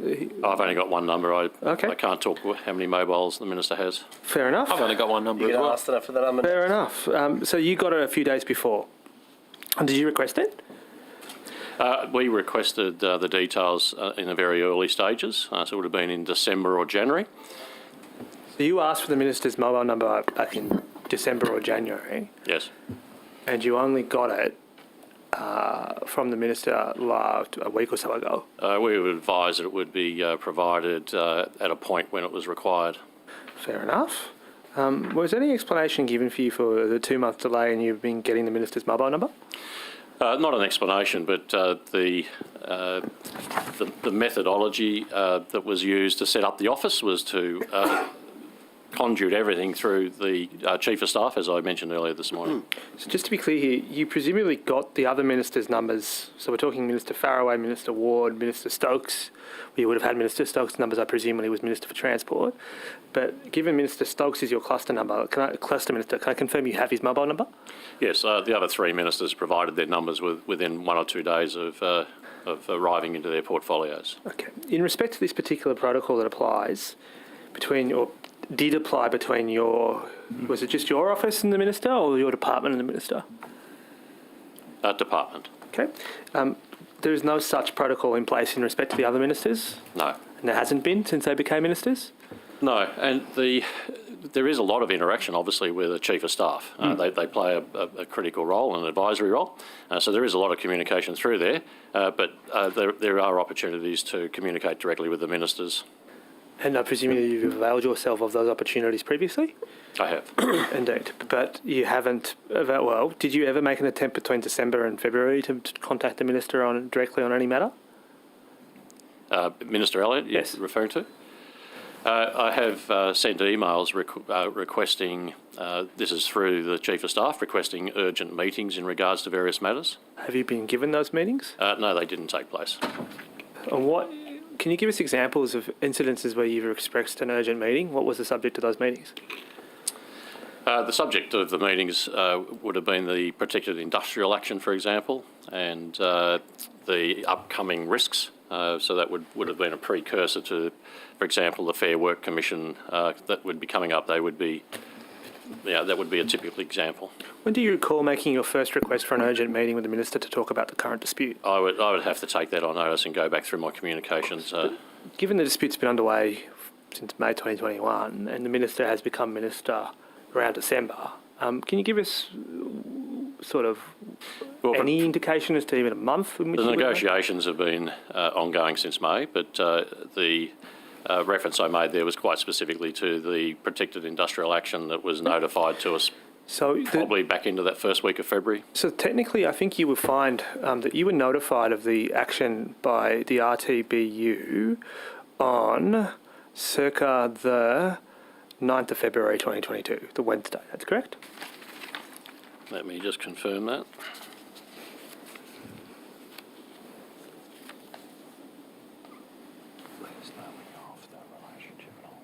Yes, 9 February.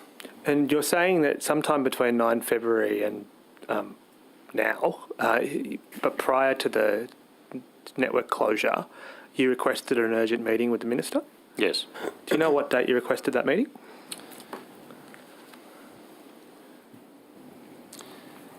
Uh, 11th of February, I requested a meeting to talk over the weekend. And you did that by email to the Chief of Staff? Correct. Firstly, can you table that email? Yes, I'll arrange for that. Thank you. And what reply did you get? I don't believe I received a reply. To this date, you still haven't received a reply? Best of my understanding, that's the case, but I'll take on notice to review the emails, but I do not recollect the so. Did you request any other urgent meetings from that period onwards in relation to this dispute? There was an email on 14th of Monday where I chased up an opportunity to meet. Again, by email to the Chief of Staff? By email to the Chief of Staff. On the 14th? Valentine's Day. Lucky you. And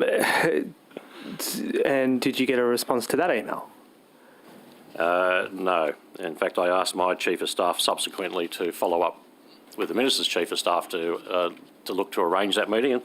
And I think the meeting that ended up occurring was the one on Thursday, which was the 2 days before the Fair Work Commission. That was the first meeting that occurred. But by that 14th, by this point in time, the dispute had moved on, correct? Yes, correct. Yes. So, in fact, on the Tuesday, your senior executives and you attended a meeting with the combined rail unions, did you not? On Tuesday, it would have been Tuesday the 14th? 15th, sorry.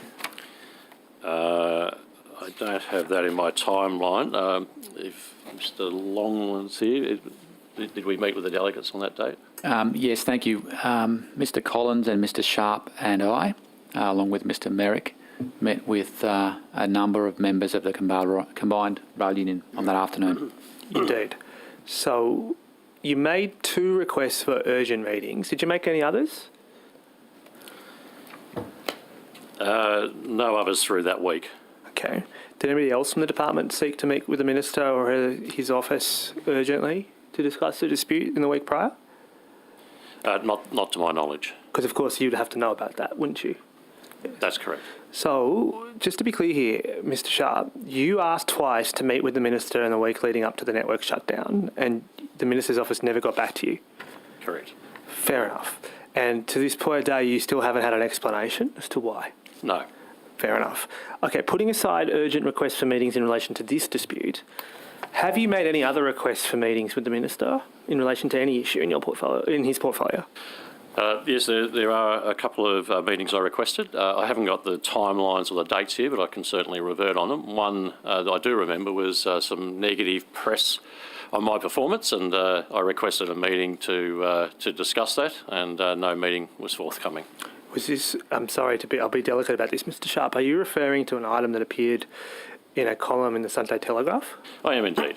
And that you would have presumably had seen that column that day? Yes. And prior to that, you wouldn't have had any warning that No. There's been no performance meetings or any feedback at all, so I was surprised to see that in the media. And you requested... And I requested a meeting to discuss it, as one would, and no meeting was forthcoming.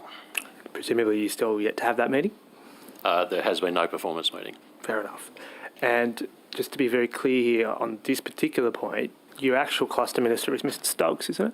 It's Minister Stokes. The cluster minister is, yes. And presumably you're employed directly by the Premier, are you not? I am. Yeah, fair enough, fair enough.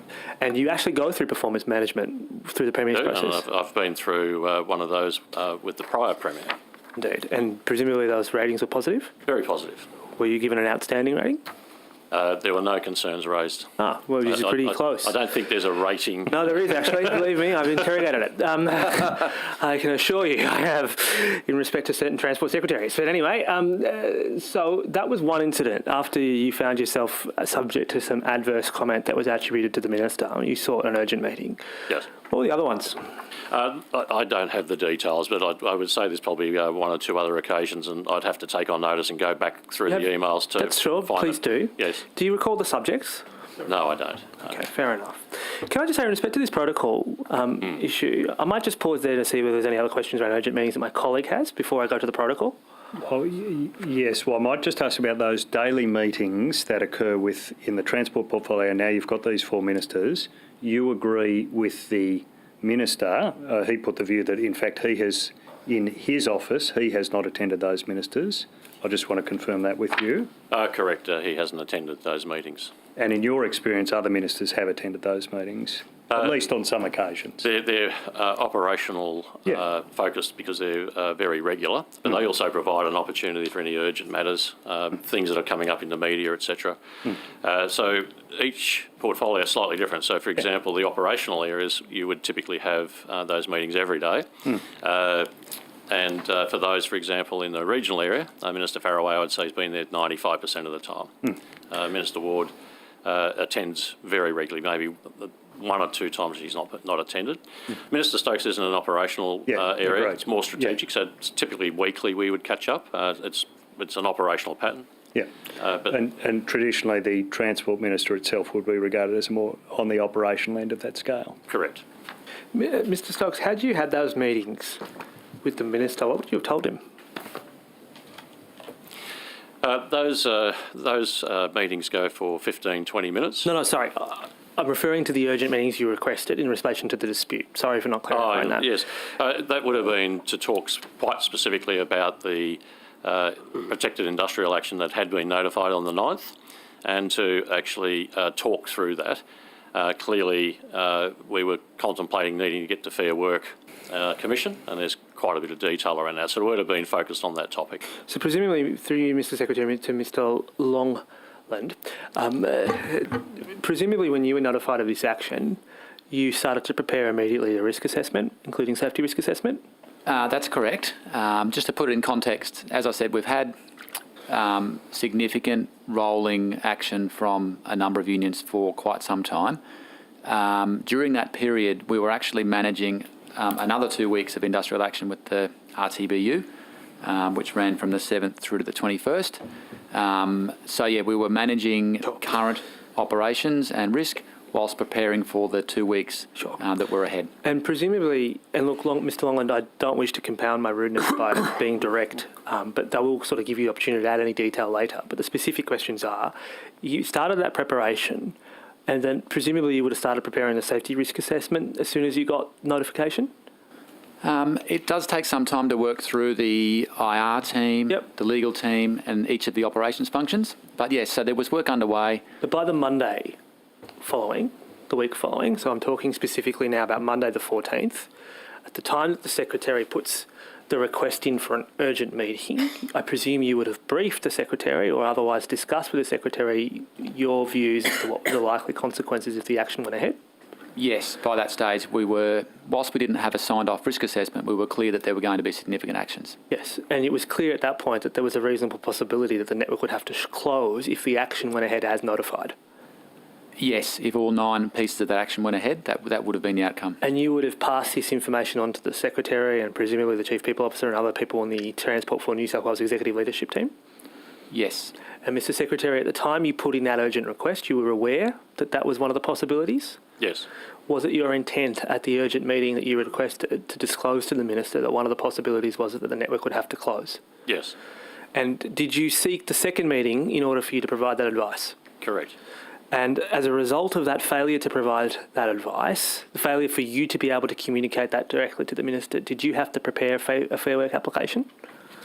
The Fair Work application was in response to the actual protected industrial action. The Thursday meeting was the first opportunity where we talked about that application and the process on that weekend. And presumably at that point you did communicate at that Thursday meeting that there was a possibility that the network would have to close if the Fair Work action did not succeed? As we spoke this morning, that particular meeting was a half-hour meeting and it was more focused on the process of the Fair Work. I needed to specifically write to the RTBU. There's a number of triggers which you're very familiar with. Yes, indeed. So it was working through that. It was also a general IR update, so there was quite a few things. It wasn't a detailed meeting of and the that Secretary was because with the Minister. fundamentally it was too late to provide that advice. You had to get ready anyway, didn't you? We were at a point where we needed to submit to Fair Work at that point. Therefore, when you had the opportunity to have a half-hour meeting with the Minister, you had to prioritise the information you were giving him, correct? Correct. And the information you had to give him as the priority information to provide him was a description as to what was going to happen with Fair Work, correct? Yes. And therefore, you didn't have time to provide him the other advice. Is that fair? Correct. The time frame didn't allow for detailed discussions of risk assessments and all the various. Why was the meeting only 30 minutes? You'd have to ask the Minister that. Was that your request for a 30-minute meeting? We were looking for a meeting. I think we may have asked for an hour. So you asked for an hour and you got 30 minutes? And I'd have to clarify that with my Chief of Staff and my Secretary, but my recollection is that. Okay, and if presumably you had the additional 30 minutes that Thursday, would you have told the Minister that there was a reasonable chance that the network would have to close if the action in Fair Work did not succeed? It would have been a more fulsome conversation around the nuances of the risk assessments and implications. And to be clear, I might just pause there for my colleague. In relation to you did discuss the termination or suspension of the industrial action. Your note in the timeline says that proposal was discussed and it was supported. The Minister didn't recall. He took on notice whether he supported that in the end. But I'll just confirm that you stand by the document here that says recommendation to lodge an application to suspend or terminate industrial action proposed and supported. Yes. And I think that, I'm not sure of the timeline on it, but I believe it was off that Thursday meeting where that occurred. Yeah. And when you say supported, you mean supported by the Minister, obviously. Your Correct. briefing, supported by the Minister. Yep. And Mr Sharp, presumably, given your emails weren't being returned, is it the case that you didn't make an attempt to call the Minister because that would have breached the protocol? Yes. I mean, we had direct communication very regularly with the Chief of Staff and the Chief of Staff was aware that I'd made that request, and as I indicated, my Chief of Staff followed that up. So did you have any phone conversations with the Chief of Staff about wanting to meet with the Minister? Did I have, sorry, I didn't catch Conversations with the Chief of Staff about wanting to meet? No, I I sent the emails, and then Yep. my Chief of Staff, who meets her counterparts, if you like, regularly throughout the day, she raised it to say Robert is keen for these meetings. And presumably the other reason why you couldn't make direct contact with the Minister after your emails were not being returned was because you didn't have his number. The protocol was to go through the Chief of Staff. So in respect to this particular protocol, is it written? No, it's not written. That in the very early days, that was discussed, and effectively we were directed to put everything through the Chief of Staff. Just step by step. What do you mean by effectively we were directed? Does that mean... Well, we were specifically told to by the Chief of Staff that was the protocol that they would operate under. And that was when you first met the Chief of Staff? Very early days, day 2 or 3. Mr. Panasiak. Thank you. I might turn to buses now. Specifically about this these defective safety screens that have been installed around buses or bus drivers, which limits their visibility at certain times of the day. Where are we up to with resolving that issue? Hi. Hi. I can take that. Yeah, Daniela sure. Fontana, State Transit Chief Executive. We're currently working with Safe Work New South Wales in conducting a review of those screens. The screens are currently been installed on all of our fleet at State Transit Authority, and we have sought to work with that together with Safe Work. So we are currently meeting weekly and working through alternatives or looking at improving those reflections in screens. Okay. Have you received any regulator notices or improvement notices regarding those screens? Yes, we have. We have received a PIN notice from Safe Work New South Wales, and as I said, we're currently working with them and meeting with them weekly around looking at the issues that have been raised by one of our bus drivers. Just one bus driver has raised this, or multiple bus drivers have raised this? Well, the one particular driver has raised it at our previous North Sydney depot, and we are working with all of our representatives from all of our sites currently and discussing what improvements we could potentially make with those driver protection screens. Are you contesting the PIN? At the moment, we are working with Safe Work. We don't believe that the screens are a safety concern, but we are looking at products and looking at ways of potentially improving the reflection that has been raised by our staff members. Didn't your own risk assessment identify those screens as a catastrophic risk? Is that true? No, that's not. That's incorrect. We did conduct risk assessments prior to the installation of the screens. We actually had a working committee which included bus operators, work health and safety members, and went through quite a extensive consultation process with our staff prior to installation. At that point in time, there were no concerns or issues raised on reflection. The matter has been brought to our attention late last year, where a PIN notice, as I said, was issued by Safe Work as a result of the concern of one of our North Sydney drivers. Okay, and since you said you did a risk assessment before they were installed, have you since gone back and reassessed that risk assessment? And if so, what has that found? We have conducted a risk assessment, yes. Happy to provide that.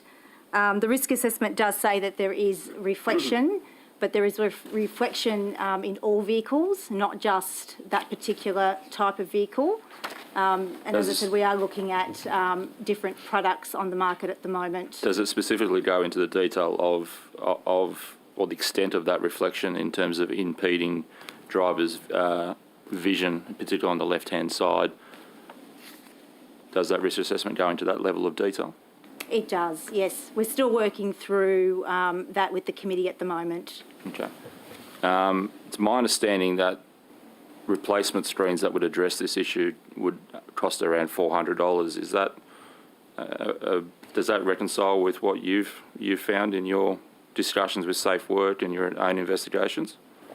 I don't actually have the exact costings. At this point in time, we actually haven't found a product on the market that will rectify the reflection. As I said, that's what we're doing at the moment with the committee and together with Safe Work. I don't actually have a cost or a figure of a product that can be installed at this point in time. What did the original product? What was the original product cost?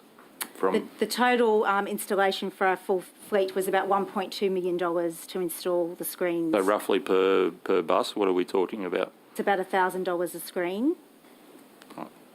So you would hope that a similar product would be around that ballpark figure. We're not talking about a significant cost here to fix a quite significant safety issue. If a bus driver can't see the left-hand side and potentially sideswipe a pedestrian or another car. It's not about cost, it's about finding a product that will resolve the concerns. At this point in time, there is no product on the market that we can find to rectify the concern of the staff member.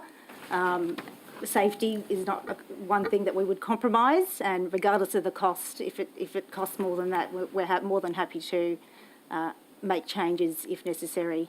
Okay. And you did say you would happily table that. Would you be able to table both the previous risk assessment and the one that you've done since? Yep, certainly. All right, thank you. I may turn to Mr. Wing. I might just fire a quick question off to you.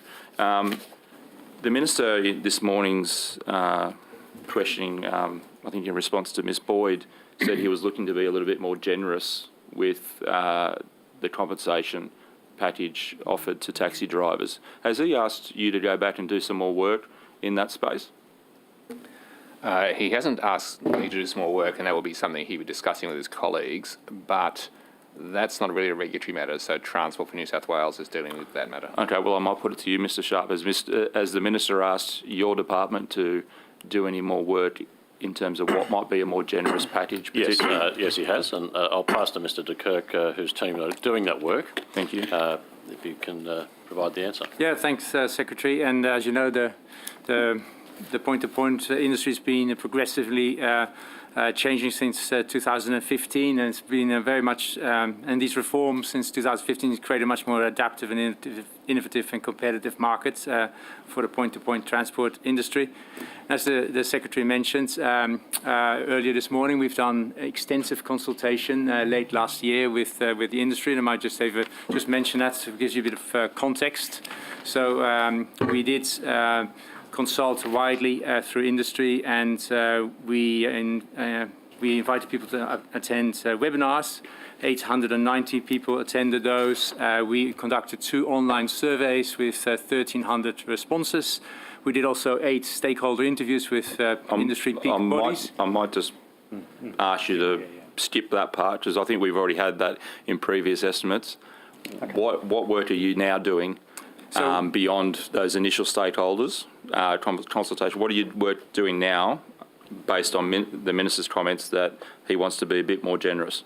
So actually the input from the stakeholders is quite important, because we were using that feedback to help formulate options, and those options are currently for consideration with government. Okay. Sorry, is it Ms. Fontana? I'm just trying to read the... Yes. Can I just quickly go on notice? Would you be able to provide the PIN or the improvement notice to the committee, just so we can see exactly what... Is that? Yes, certainly. Yeah. All right. Yes. Thank you. How much time do I have? 1 minute. Almost 2. I might just start on the Boating Now program. I know we don't have any maritime people here, and you may need to take some of this on notice. Are the Boating Now guidelines actually legally binding, Mr. Sharp? I'll have to take that on notice. You're correct. Okay.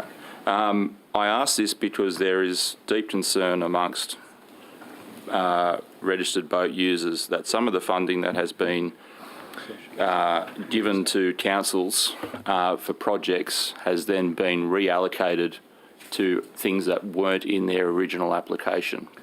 and don't actually sit within those guidelines. So I'm really interested to know, are they, obviously you don't take that on notice, are they legally binding? What is the process in a council changing their application and deviating away from their original plan and adding other items that are actually outside those guidelines? I'll take that on notice. I understand where you're coming from. Thank you. All right, thank you. That'll do me. Sure. Not quite sure how to handle this, but we've just received a note, so maybe this will be, I will just read out what I've received from the note from, I understand, one of Minister Elliott's staff, that Minister Elliott would like to clarify that he received a text from the Secretary on the morning of the 24th of January 2022. Yes, as I mentioned this morning, I had a phone number given to me by the Secretary of the Premier's office, so I could contact Mr Elliott. I sent that text because he commenced on the 24th of January specifically. I didn't get a response. Okay, thank you. To something quite different. Can we talk about the provision of toilet amenities, particularly in relation to Sydney Trains work sites? As you know, ETU New South Wales has taken work stoppages on Sydney Trains work sites due to there being inadequate toileting facilities for women. And I understand that temporary toilets were put in place. Could you tell us how many temporary toilets are still in place? So I understand that on 19th, as at 19th of October, we had 180 temporary toilets. Is it still that amount?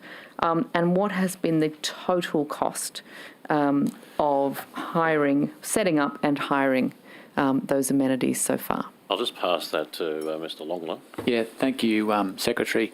I'll have to take that on notice to get you those figures if that's okay. But yes, I'm certainly aware that we have a lot of temporary toilets at major work sites around the network. In terms of the specific number, maybe if we aim for this weekend or at a current date and the cost, we can get that information for you. Thank you, that'd be very useful. Has any work been done to sort of scope out what it would cost to have those amenities on a more permanent basis rather than continuing to hire them week in, week out? I'm not aware of that work or the cost. I do know that our electricians that do work on the network, some of our work sites are quite remote, so it obviously is not possible to have permanent toilet facilities everywhere, but certainly where it makes sense and where we can do some work to reduce the number of temporary toilets, I think that's something we're happy to have a look at. Thank you. Because I understand that we're looking at thousands per toilet at the moment, which seems quite extraordinary. So, yeah, if you could let me know if there has been any work done or any approximate costing for more permanent amenities, that would be much appreciated. Can we talk a little bit about, just going back to the disability access across the network? I understand earlier the Minister was saying he's quite happy with 90%. I understand that he was talking about customers, though, or was he talking about trips? Are you able to clarify what that 90% was in relation to? He said that we're 90% accessible or 90% complete.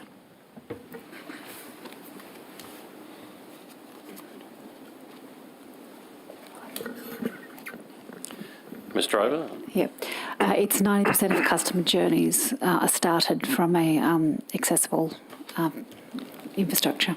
Okay, are you able to give me the figure for how much of, I guess, the network is accessible? 65.2% of suburban intercity stations are wheelchair accessible, and that was as at the end of last year. Okay, so there's a considerable amount of work to be done then if we look at it in terms of stations. If I can clarify, we're currently upgrading 62 railway stations as part of TAP 3. That will be complete largely next year in 2023. So, we're also doing the Ferry wharf upgrades as well. After we finish tranche 3, there will be another tranche to go. There's roughly about 63 left after that. So if TAP 3 goes as anticipated and the Ferry wharf accessibility goes as anticipated, what percentage of accessibility will we be at by the end of next year? I'd have to take that on notice and come back with the exact percentage, but there'll only be 63 stations left, and we've already completed about 520. Mm-hmm. Okay.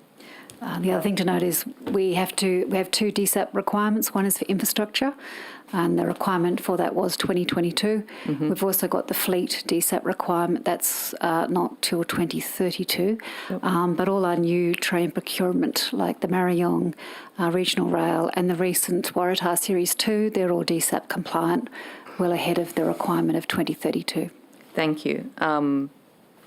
Yes, it does seem to be the infrastructure that is the more delayed component, and it's been pleasing to see the new, but we would expect the new newly procured trains and other vehicles to be, I guess, more modern and more compliant in that way. I mean, if I may add, if that's convenient, since I joined in 2013, there's a huge amount of, over 80 stations have been completed in terms of accessibility. I know the Minister tabled earlier, and we have focused certainly, in fact, there's probably over 20 stations currently under construction.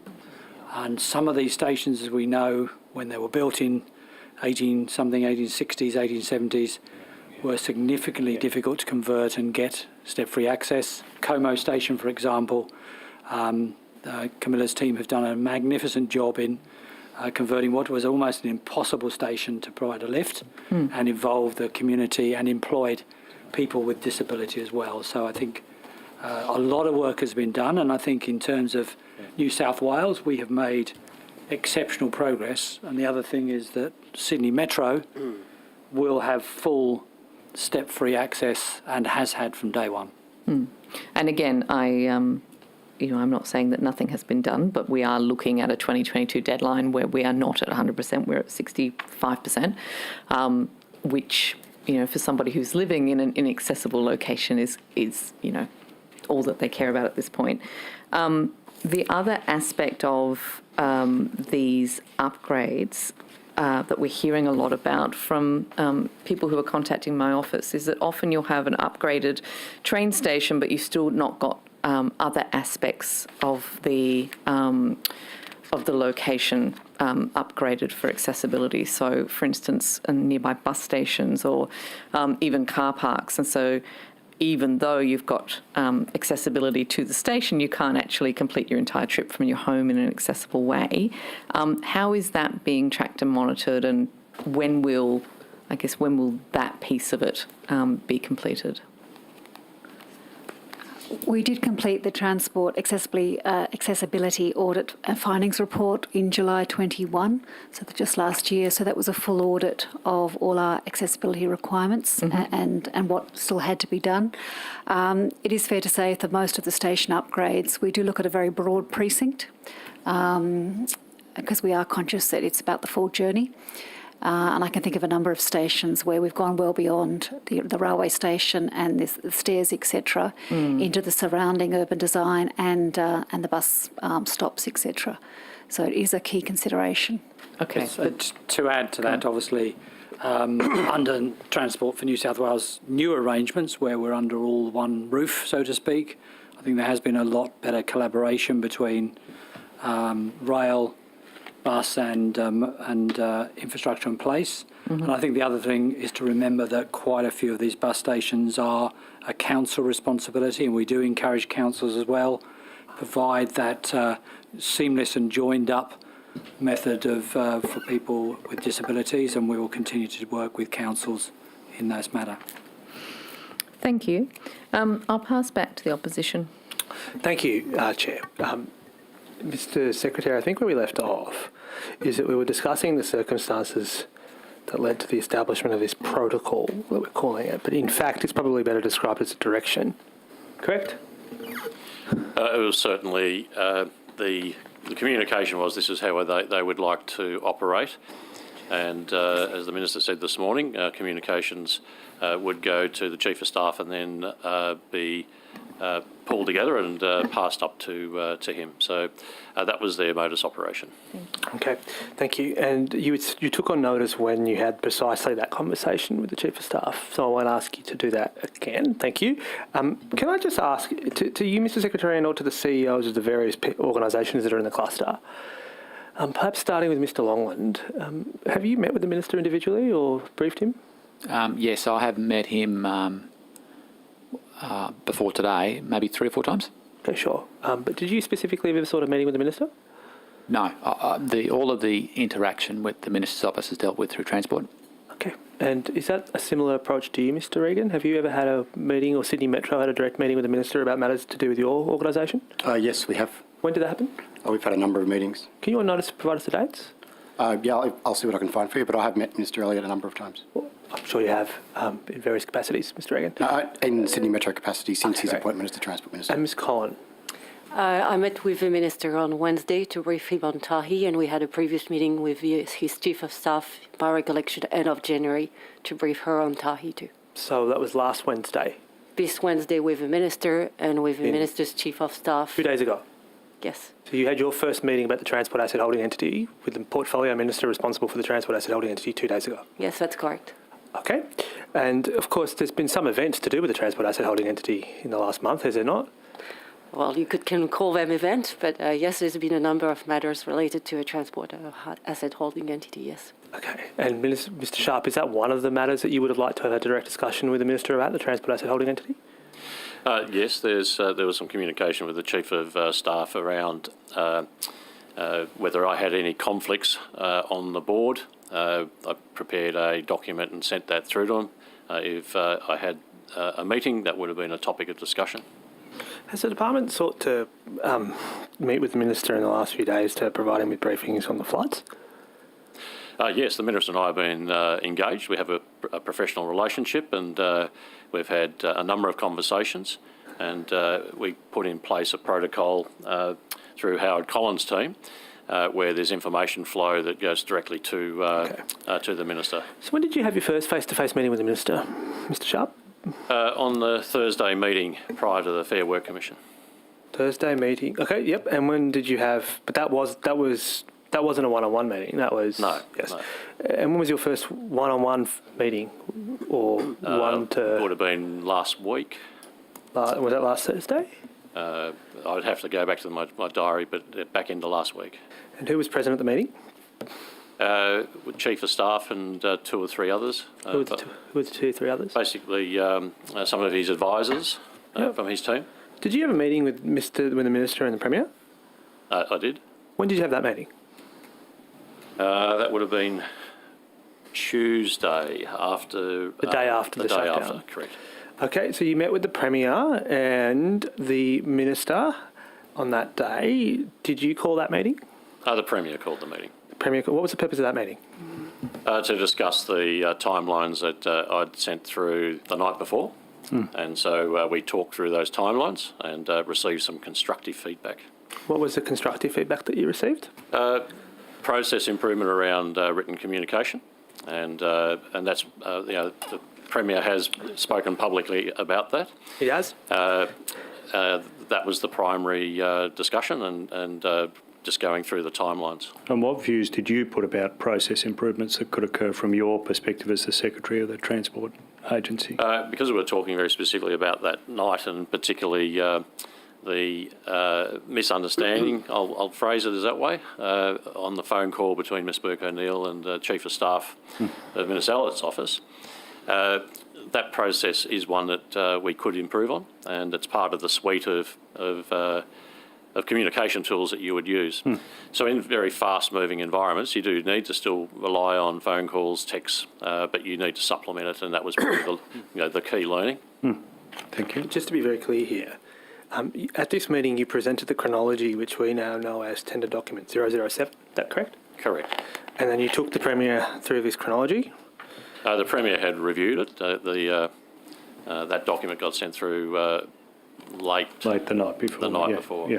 And you presented the Premier with your view that you have contained within this document, that at 10:43 your Deputy Secretary informed Minister Elliott's Chief of Staff that, amongst other things, the network could not run. Correct. That is what's articulated in the document. And was that discussed in the meeting with the Premier? Yes, it was quite obvious that there was a misunderstanding between the two parties. Bearing in mind that was a day after the event, I think we understood that and took the feedback to look at the end-to-end process. And just to be clear here, did the Premier raise concerns with the nature of your relationship with Minister Elliott? We discussed the interaction. Did you express to them, did you inform the Premier that you had made urgent requests for meetings the week prior? No, I hadn't raised that. The conversation was of more general nature. So in respect to the discussion that took place in relation to your relationship with Minister Elliott, what did you say? I indicated that having some regular meetings would be a valuable step forward, and we agreed that that would be in place, and we have been meeting and telephoning. Did you express some dissatisfaction or concern that you hadn't had that in place already? I made the comment that there would be an improvement if that occurred. And did the Minister provide an explanation to the Premier or you as to why that wasn't taking place? No, we had a constructive conversation around the interaction moving forward, and we've been interacting on a professional basis. How long were there any other improvements? So you've agreed regular meetings, significant updates should occur in writing. Were there any other things that were agreed in that meeting that were? No, there were two or three key items, and mostly it was talking through the timelines and understanding the flow. Yep. And did the Premier express surprise that he had to convene a meeting in which the most basic of principles was discussed, that is, ministers should talk to their departments? No, he didn't specifically comment on that. So the Premier wasn't at all surprised that there was such a practice was in place? I think the Premier was aware that there needed to be an improvement in our interactions and made that quite clear. Fair enough. I'll ask you if my colleague has any questions about that. No, I think that's good. Fair enough. Just then moving forward then to the events of Sunday night. Now, I can only presume, Secretary, as I asked you this morning, that you and all the transport cluster took great care in compiling this chronology, yes? We were asked to do that the night of the day following the events, but yes, we did take care and we reviewed it and ensured that we thought it reflected exactly what we said and what occurred at the time. And you presumably had pretty rigorous fact-checking, because this was an information that the Premier would himself then be relying on. Oh, absolutely, yes. And presumably as part of that fact-checking, you would have had some pretty detailed conversations with Ms Burke-O'Neill about the nature of her conversations that evening? Correct, yes. So can you take us through that conversation, what steps you took to verify Ms Burke-O'Neill's account? So there's three levels to it. One was we were in the meeting, both Ms Burke-O'Neill as well as Mr Ferry Fuller for the regional areas. This is the 9:30 p.m. Respectively went to brief their counterparts, which should be the normal process, and because they have the detailed operational knowledge, they can talk that in detail. When they came back, we were still in our meeting, and they at that point confirmed the conversation and talked to it. We specifically were wanting to brief the ministers, and so that was an important step. Then the next night, once we got to the day... Just before we move on to the next part, just to be very clear here, both the Deputy Secretaries left the meeting to go specifically to brief the ministers, correct? The ministers, chiefs of staff. Yes. And that was because the meeting had concluded that was of utmost importance? We'd reached a decision. Yes. And we were very aware we needed to inform the ministers. Yes, and so they went and did that because they had responsibility over those respective areas. Correct. And then they then returned to the meeting, which was still ongoing, and then confirmed to the meeting that such an update had been provided. Correct. And we all felt that the ministers had been briefed. But to be specifically clear here, the advice that was given was that the network couldn't operate. That is the feedback that was given. And on the Monday night, I asked for that to be documented. We reviewed it. I questioned it, and then we all agreed that what we had captured there was the recollection of that particular conversation. So when you said you asked for it to be documented on the Monday, yep. Who did you ask to document? The participants in the meeting? Yes, we were asked to do the timeline. So the team that was involved, I asked them all to contribute, and we created the timeline from their individual contributions. But the reason you felt that had been conveyed to the ministers, chiefs of staff, was that was the decision that had been reached in that discussion, consistent with what you said before, in that 9:30 to 11 p.m. That's right. Meeting. That was the point at which your senior team and you realised, look, this is the position we're going to have to take. It is not safe. There's some communication and other things to run, but we're going to have to shut down the network. That's correct. And just be very clear here, you say on Monday night that you and the people who were participants of the Sunday night meeting collectively have confirmed that that was the recollection? Well, they what we asked them to do was to, for all the meetings and communications, to actually document those, and then we collated them into the timeline so we could have a chronological order, which is what we'd been asked to provide. But specifically, this point on page 4 of document number 7, the 1043 entry, this particular point that, of course, there's only two people, to the best of our knowledge, who are party to the conversation between the Minister and the Chief of Staff, but Ms Burke O'Neill comes back into the meeting and confirms that such a notification has been provided, and that is the recall of all other participants in that meeting. Yes. And could you perhaps tell us in your words, obviously we can't ask her, but what do you recollect of that report back that she gave? And then I intend to ask you about Mr Fuller. So my recollection of that was, because this was via a Teams meeting, my recollection was she came back onto the Teams meeting, indicated that she'd spoken to the Chief of Staff, and indicated that she'd communicated the decision, which was that the network wouldn't be operating, and went into some detail around the implications of that. The communications will be coming, and we'll be sending those through, which subsequently we did, and the Chief of Staff reviewed those and reverted on them. So that was my recollection. I was also advised at the time that a text message had come through just confirming that, which is the text message that's been tabled. And this was contentious later, but at the time you were in no doubt that a decision had been made to shut the network, and that had been conveyed to the Minister's Chief of Staff according to the protocol that you'd been asked to follow. And our interpretation of the text message was that the confirmation was confirmation of the position that had been communicated. Thank you. And could you just take us through the report then on the regional parallel discussion? Yes, Secretary of ROM contacted my understanding is the Minister and the Chief of Staff. The Chief of Staff took the information. With the regional area, the regional trains were still going to be operating, so it wasn't a total shutdown of the regional network. And can I ask, in respect to who was actually participants in that meeting, just so we're very clear about who was on the Sunday night Teams call, that was yourself, Mr Sharp, that was Ms Burke O'Neill, that was Mr Fuller. Who else? I presume Mr Merrick was on it? Mr Longland and Mr Merrick were at the beginning, and then they dropped out for some calls and then came back in. Okay. Yep. And who else participated in that meeting? Let me just see if I've got the note here.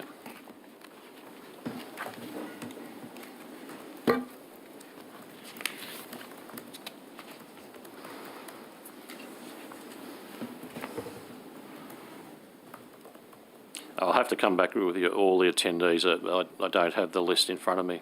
And it seems like you were working through a sort of notification list of people who needed to know, for which the ministers were obviously, and their officers were obviously key. We've also figured out that Mr Kootstrada was also notified. Who else was notified that night? That was it. That was it. And then you were relying on ministers' offices to notify the Premier's office? Yes, which is the protocol. normal process. Yeah. And there was no expectation that you were meant to notify. You were only meant to notify the department, and the actual Premier's office was to be notified by the minister's office. Correct. Yes. Fair enough. And those are actually very important protocols, and all the ministerial officers operate on that basis, because otherwise you end up with mixed communication. So you do need to follow the channels. To be clear, Mr. Sharp, it does look like the department followed all the channels by the book as you're meant to. It doesn't seem like there's any discrepancy in terms of your actions that you took on the Sunday night around notification. Just to be very clear here, that is the sort of... Can I just put that decision timing, which is just the Minister didn't want to disagree with your timing evidence, Mr. Sharp, in this forum, but he has disagreed in another forum in the Parliament about when this decision was made. So I just want to put to you again that your evidence is very clear in this timeline, earlier today and again now. The decision was made to shut down the network 9:30 to 11 p.m. Yes. In that meeting. There were some subsequent actions that had to be taken by Mr. Longland, and we'll come to those, that essentially drove the correspondence. Yes, the communication of that decision to the rail entity was from Mr. Longland around that 12:30 mark, but the actual decision was made earlier, and that was the decision that we communicated to the Chief of Staff. And it was ahead of two things that subsequently happened. It was definitely occurred before that discussion between Megan Burke-O'Neill and the Minister's Chief of Staff, whatever was discussed. Correct. Put that aside. And it was before let me put it this way, the way I put it to the Minister, it was while Minister Elliott was awake. That is, it was 11 o'clock. I think that accords with his evidence. Thank you. Fair enough. Can I just ask, can I take you back to the week prior? Just, you sought these two urgent meetings with the Minister, and then eventually you were granted a 30-minute meeting despite a 1-hour request. At any point, did it occur to you to perhaps put the advice in writing that you otherwise would have provided in the meeting? The circuit breaker strategy was sent. I'm asking about the... Oh, actually, sorry, please. Yeah, the circuit, because that was actually part of the discussion, and that was really looking at how do we bring something meaningful to the table with the union negotiations, and the Mariong fleet is a very key part of that. So that was one of the reasons I was keen to catch up with them and talk through those. That document was sent through. Okay, right. So you did. There was also a list of the upcoming industrial actions that had been issued by the RTBU, and that was also attached. Can you table that? Yes, we can table that. And do you have those emails about the meeting request ready to be tabled? I'll just consult with the advisors.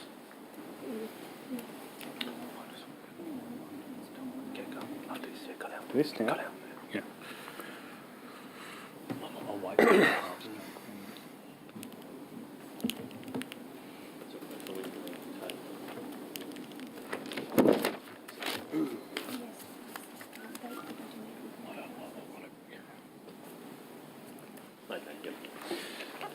They are collating it. They're just, perfect. We've got time. The legal team's just looking at it to make sure there's nothing commercial confidence. Oh, and tell them they we can don't trust us. Yeah. No, nothing to worry about. But we're very good with your documents. They are working on it. Cabinet in confidence ones you like to put on the website. I might just take the opportunity, given we're discussing it, to come to you, Mr. Longland, just on this question about the when the decision happened. You were in this meeting. You took part. The secretary of your agency at that point made the decision. You had some subsequent actions which are spelled out here, such as you had to write to the Sydney Trains executive leadership to communicate things, but do you accept the evidence that's been put that it was in that 9:30 to 11 p.m. meeting where the leadership team was around the table, that's when the realisation was it wasn't safe, that's when the decision was made? Thank you for the question. So I was on the early part of that meeting at 9:30 to get the update from the IR team and the legal team about the outcomes of the Fair Work Commission matter. I then left that call and I had a session with my heads of functions, train crew, engineering and customer operations. At that meeting, it became very clear that we were not going to be able to run a service based on the risk assessment and the lack of agreed roster and timetable for Monday. I then rejoined that same team's call at around 10:30, as did Mr. Merrick, the Chief Executive of New South Wales Trainlink.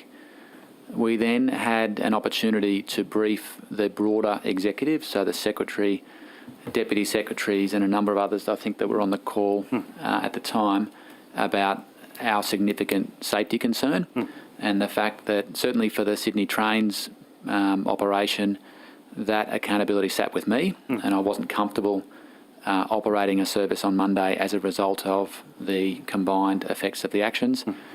We had that discussion between I gave a briefing, as did Mr. Merrick. We had a discussion amongst the team. That call rolled through. I was on that call until about 11:15, but certainly during that period between 10:30 and 11:15, my recollection is that we had all agreed and understood where we were headed for Monday. And so you're not disagreeing with the Secretary when he says that's where the decision was made, with the leadership around the table there? Yes, in that second part of that meeting, I think the Secretary said it started at 9:30 and finished at 11 or 11:15. It was in the sort of post-10:30 part of that meeting. Understood. And just finally, if I can, were you in any doubt when the Deputy Secretaries reported back, Megan Burke-O'Neill on one side, Fuller on the other, that they had conveyed the decision of that meeting elsewhere? That was my understanding at the time. Thank you.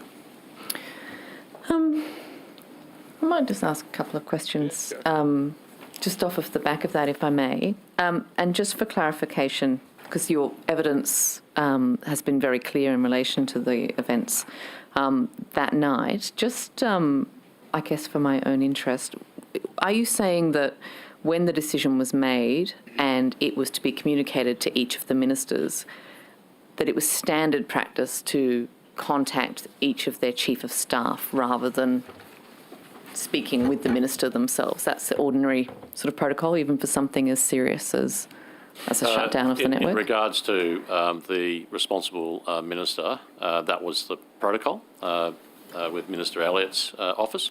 With Minister Faraway, there was a text or a call, I believe, to the minister, but the chief of staff took the information. And I'd have to go back to find out exactly the steps that were associated with that.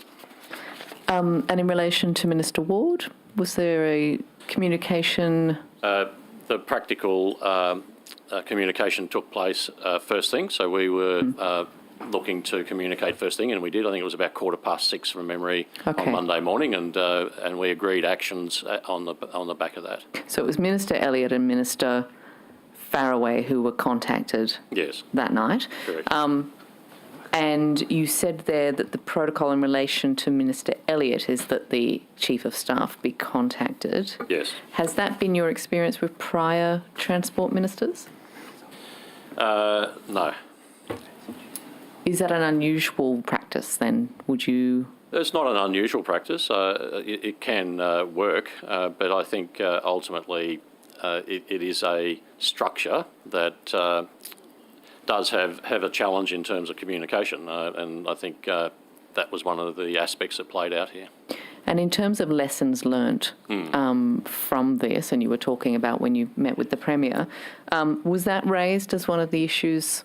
Yes, as I mentioned earlier, that was raised. Having the meetings and the communication was something that needed to change, and that has, as the Minister said, we've been interacting regularly.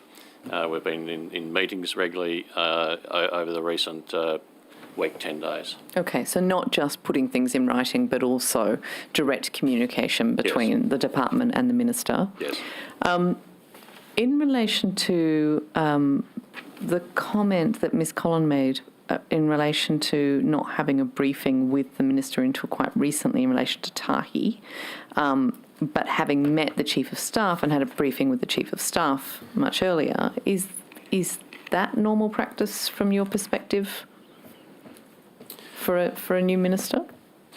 I can't comment on that. I don't know the protocols or the background in terms of a particular entity. This is a SOC I would think that the Chair and the CEO would meet with the Minister, but I've not been through that process in the past to personally comment on whether that's normal.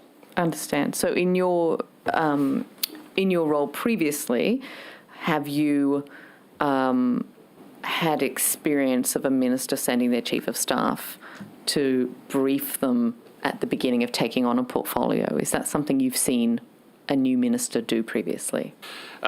We certainly meet with the chiefs of staff almost immediately, sometimes before meeting a minister, because there's a lot of what I'd say process where you're gearing up meetings, what are the urgent briefings that need to happen, what's happening here and now. So there's a logistical part. They're also setting up their teams, so putting in place their policy advisors, the communications teams. And so that can take a little bit of time. So I do see quite wide variances in how teams are set up. And so my sense is it's not unusual from that perspective because you're setting up effectively a brand new office in reality. And no one's saying that that a chief of staff is not an important role. Obviously they are, and they help the minister's office to function. In terms of Tahi and Ms. Collin, if I could put this question to you, given that there has been, for lack of a better word, a bit of heat on Tahi and the Tahi structure, some developments in relation to Tahi, would you have expected to have met with the minister sooner? Look, I can't comment on the priority of the minister. What is usual practice when there is a new incoming minister is to send a briefing pack, which we did during the month of December, and at that time offered a meeting for a briefing. That meeting happened with the Chief of Staff during the course of January, second half if my memory is correct, to brief her and the office on the matters related to Tahi. That was to be followed with a meeting with the minister, which, as I said, happened on Wednesday. So when you sent that briefing pack to the new minister, you requested a meeting with the minister or with the chief of staff? I'd have to take that question on notice. I think it was with the minister, but I can take that question on notice. Did you meet with the previous transport minister? With Minister Stokes? Yes, I did. How soon after Minister Stokes becoming the minister did you meet with him? Again, I'd have to take that question on notice. Okay, he wasn't there for very long, to be fair. It was it was quite quick. He's also the minister. I've met also recently with Minister Stokes in his capacity of Minister for Infrastructure, Cities and Active Transport. And her shareholder minister is a minister, Tudor Hope and Minister Key. An active minister of the active. So you have met with Minister Stokes, even though he's now not the transport He's not my minister. portfolio minister, Yes. but obviously has a portfolio which is of relevance for Tahi. Yes. Have you met with the Treasurer? Yes, I did through virtual communication, but yes, I did. Yes. And previously, when we had Minister Constance, I'm trying to work out now if your employment overlapped with him. I was appointed on I started my new role on the 1st of September and had the benefits of a virtual meeting with Minister Constance when I started my role. You did meet with Minister Constance as well? Yes. Okay, thank you. That's interesting. I will go to Mr. Banasiak. I might just go back to the Voting No program, and I understand you won't be able to maybe answer some of this. I may be able to assist as I am the boss of Maritime, Mark Hutchins. Yep. I am his reporting supervisor. Detail, you're probably right, Mr. Berziak, but I have got some information regarding Voting Now if you want to talk about that. What requirement is there for councils that receive money under the Voting Now program to do regular maintenance on those projects? Certainly I understand, and I've seen over 290 Voting Now constructions from local council collaboration or also constructed by Maritime themselves. There are protocols and agreements about maintenance criteria. As you know, many of these sites, the funding is given by the Voting Now Fund, and then the councils, as they either own the land or operate in that area, arrange for the contractors to carry out construction, and also protocols about maintenance. How are those protocols enforced once the projects are complete and then handed over to council?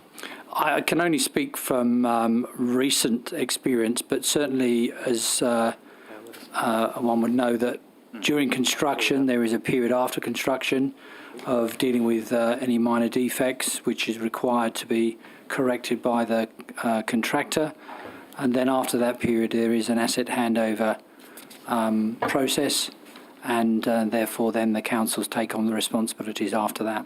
And then and at that point, Maritime essentially washes its hands and says, we're not checking on whether you maintain these assets that we've essentially given you. Absolutely not. As you know, we have a significant number of boating safety officers. We have a significant number of people who are part of our infrastructure team, and we are certainly welcome feedback regarding if people believe that maintenance is not being carried out. And also we have good discussions with councils regarding any issues which have been raised with us. And as we know, we're proactive on the water, and if we see maintenance issues that we believe are council responsibility, we will have conversations with them. Okay. Well, allow me to provide some feedback, Mr. Collins. One of the boating associations wrote to 32 councils over last year, trying to ascertain certain things around prevention and maintenance routines, and any detail of the usage of facilities and how often they remove slime, any complaints they've had. And out of the 32 councils, 20 of those councils indicated that they don't do any maintenance at all, or they do it only if someone complains. So I guess there's a bit of feedback that perhaps It'd be very useful if you could table that piece of paper. Would be useful for us to understand that information. I'll get an unscribbled copy to you. Good, thank you very much. I do recognise that, as we know, many of these infrastructures have either been locally owned by Crown lands or other people.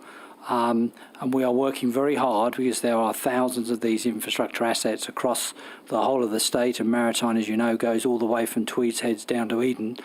But we are working very hard to ensure, and I've seen a significant improvement to ensure that where reported or where we see, we can ensure that these facilities are in good order. And it is good and pleasing to note that there are many new wharfs, jetties and other facilities being built in this state over the last few years. I think that's probably all I have, so I'll throw back to the opposition in the absence of the chair. When are you going to a break? Oh, I think now. 3:30? 3:30. All right. So I'll go into this. Secretary, we might. So we've talked about the decision to shut down that Sunday into Monday. I just want to rewind to go back to where we're discussing an option that might involve shutting down. So there's a safety risk. This is one of the options. Hopefully it all goes well over the weekend, but maybe it doesn't, in which case there might be a shutdown. So put the decision aside. You've given clear evidence there. I want to go back to the option. The Minister's put a very strong view in the evidence today, stronger than he's put in the House, stronger than he's put publicly before.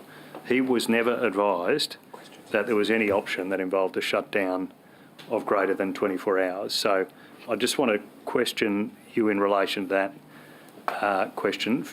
So rewinding to the 17th, to Mr. Sharp and Mr. Longland, this is really the date when that safety assessment is concluded. You've tabled it, Mr. Longland. That's when you're signing off on it, isn't it? On the 17th, Thursday the 17th. And if this goes badly, there's definitely an option on the table that might involve shutting the rail network. That's indisputable from your point of view, isn't it? Thank you for the question. I'll go back to the answer I gave this morning, which is that I do recall the discussion at the meeting on the 17th of February, it was very much focused on how do we avert the significant impact that might be coming at us, given it was only at that stage 4 days away, and a review of the Fair Work process and the need to continue to work with the RTBU to get an outcome. I do not recall briefing the Minister, sharing any documents, even on the screen, about a risk assessment or picking up on the details of a full shutdown of the network. Yeah, and I thought you gave clear evidence about that this morning, and Mr Sharp's gone to the time pressures about why that might be the case. But I just simply want to ask you, there was clearly an option being discussed in government at that point, an option on the table that involved a shutdown. That's correct, isn't it? That's correct. Yeah. Mr Sharp, you've given clear evidence about that. You only had 30 minutes. This was one of your first sit down with the Minister. You had other things you had to transact. This didn't get in the first 30 minutes. That's really a bit of an explanation here. But on the 17th, you agree there was a concrete option under discussion in government that involved shutting down the rail network. That the Minister wasn't aware of? Yeah, I'm not disputing that. Yeah, it was clearly an option. On the Thursday, that risk was known, because at that stage it's not an option. We're not driving it. At the end of the day, we're trying to forecast what the risks would look like. It would have been a reasonable forecast. The reality is, though, looking at all the other actions that were taken, the accumulation, and that assessment was finalised by the experts on the Sunday night. So on the Thursday, to get into Fair Work, you actually have to hit a hurdle that's a big enough risk, and the view was that there was a risk that this could occur, and the documentation was geared towards that, and then we went through the process to conciliate on the Saturday. So I just want to go to who else knows in government at the time, and I put this view to the Minister. The Chief Economist who's doing modelling, the Department of Communities and Justice is engaged. They're doing an affidavit about the impact. The Department of Education is doing the same. They're aware. Sydney Trains, New South Wales Trains are both aware. The Transport Agency in general is heavily engaged in this. They all know this is going on. DPC, important parts of DPC, are heavily engaged in this process. The unions say they know on Thursday the 17th, they're first informed this is possible. Maybe it doesn't happen if it goes well, but this is possible. The unions know. Buses are starting to be booked, so some bus operators know there might be some issue. There's an ERC process starting up around this. I don't want you to comment on the ERC process, but that has or might touch on this. The Minister for Employee Relations is clearly more aware of this than Minister Elliott. Everyone seems to know, except the Minister in charge of the transport system. Do you disagree with any of the facts, firstly, about that, about the number of people engaged in an option? Hopefully you don't have to use it, an option. The process for a Fair Work Commission application is actually run by the specialist areas in whole of government. So Mr Tudorhope has carriage of that. So that team is the one that actually pulls the information together. We provided input into that process. So, for example, if you're talking Treasury, they would liaise directly into that team. Yeah. They're not all coming via transport. Yeah. I can't. So it's a fair point. So yes, some of this you may not know, but you don't. No, I don't. You were close to this process, Mr. Shah. You don't want to contradict any of that perception here that from the outside everyone seems to know, except the Minister running the transport system. system. I can't comment on perception. All I can do is talk to the facts as I know them. Yep. Thanks, Nick. Sharp, can I just return to another matter that came up in the earlier questioning today? You mentioned that the Minister started his duties on was it the 24th of January? 24th of January was the first date that I was aware that he was actually in the role. Sent him a text welcoming him to transport. And that's the text that the Minister's office has run. That is referred to in the notes. I'm assuming that's the text, yes. Okay, that's the 24th of January, correct? But he actually becomes Minister. When did he become the Minister? 21st of December, I think. Was it 21st of December? The machinery government was stood up in December. When they were sworn in, I'm not sure. I think it's just a week prior to Christmas we can go with. And look, I'm not begrudging the fact that Minister Elliott is entitled to take leave. And so it's nothing is to be read into that, except for this. Mr. Sharp, you made reference to an adverse reaction that you had to a media item. Do you recall saying that? I had an adverse reaction to a media item. Yes, it appeared in a column to do with your tenure. Allergic to the newspaper.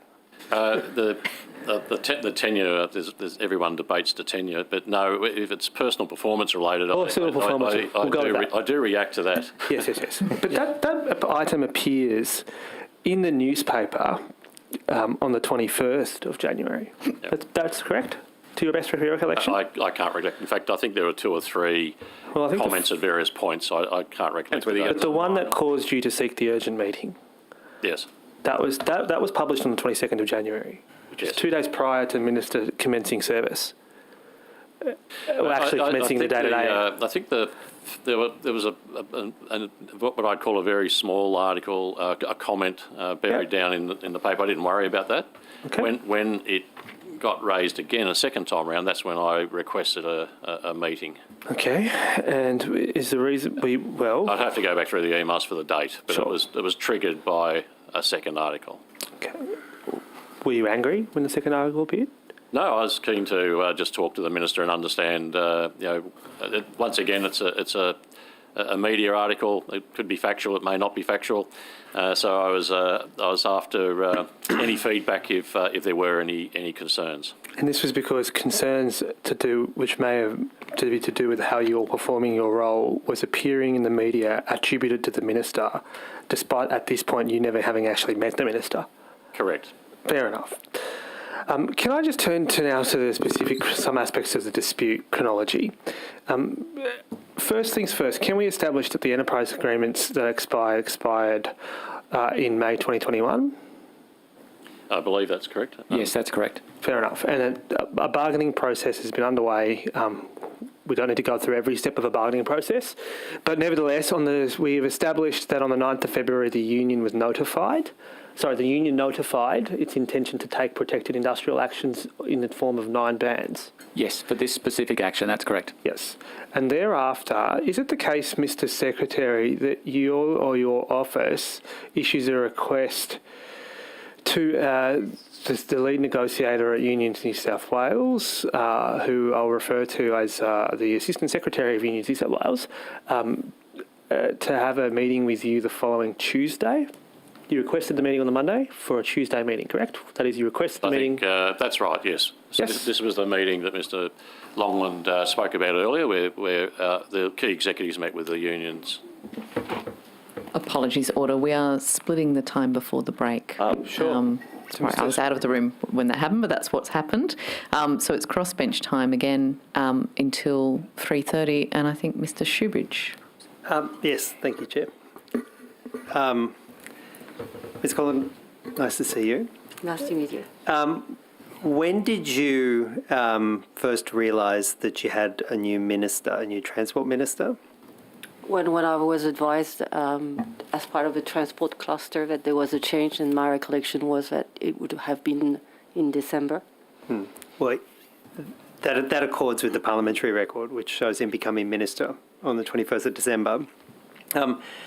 Those few days before Christmas were pretty intense for you in terms of getting your finances sorted and talking with the Auditor General? Like you would expect when you're closing financial statements, yes. Yeah, but they were particularly intense because, and we don't need to unpackage the whole history, they were particularly intense because you were negotiating getting, at least $1.1 billion of additional revenue in over the next 3 years from the New South Wales government. Do you remember that?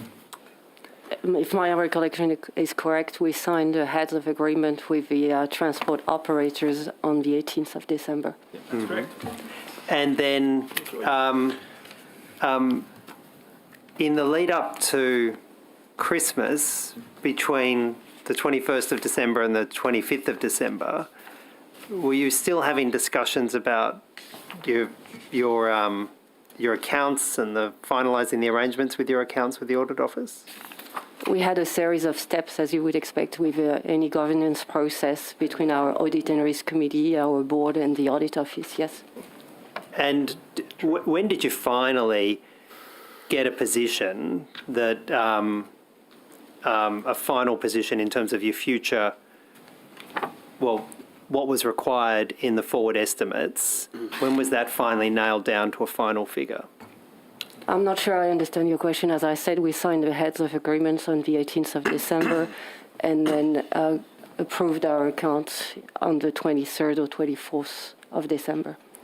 And between the heads of agreement and approving your accounts, and my memory was it was the 24th, but... That's probably correct. Yeah, it was Christmas Eve. That's why it's in my mind. That was a pretty intense time, getting all your accounts together. There was a significant workload to get there, yes.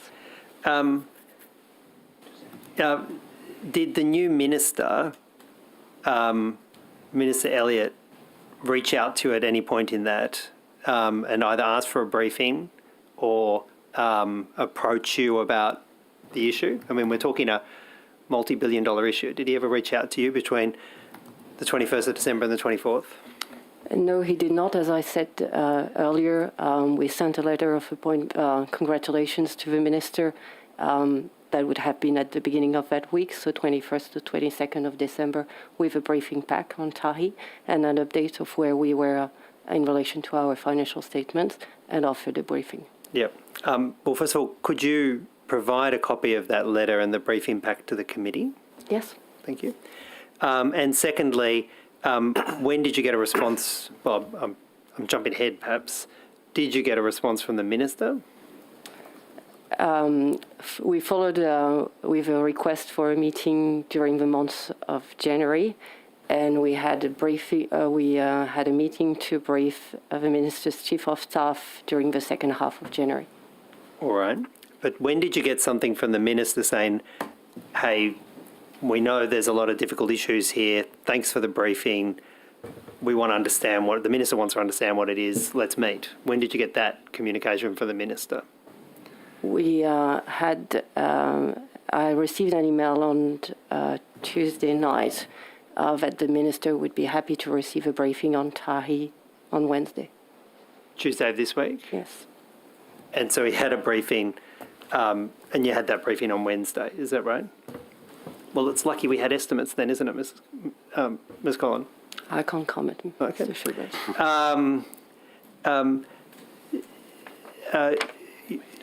You were put in your position because of your, experience as a senior executive in roles like you have at Tahi.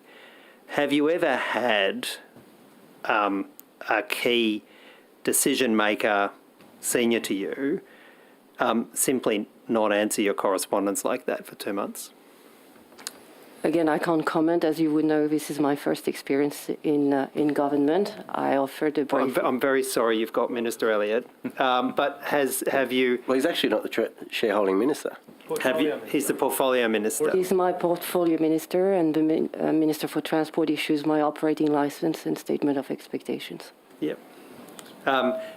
Put into to one side your experience within the New South Wales public sector in your role in Tahi. In your previous roles, in your previous senior executive roles, had you ever had non-answer from your superior, in this case, minister or a superior decision maker for 2 months like that? Again, I can't compare. Each of my executive experience were different.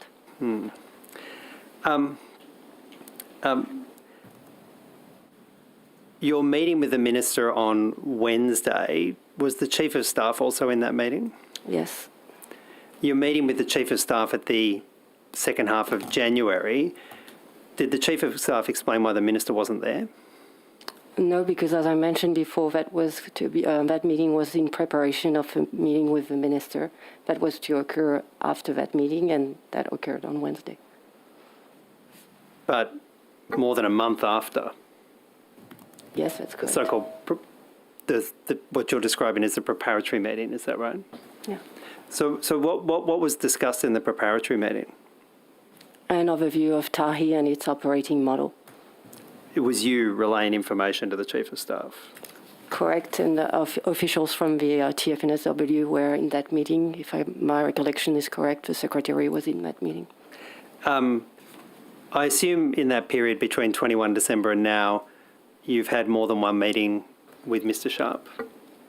I meet regularly with Mr. Sharp on a monthly basis, as well as Mr. Sharp, as you would know, is on the board of Tahi. Yes. So could I then ask you about your plan going forward?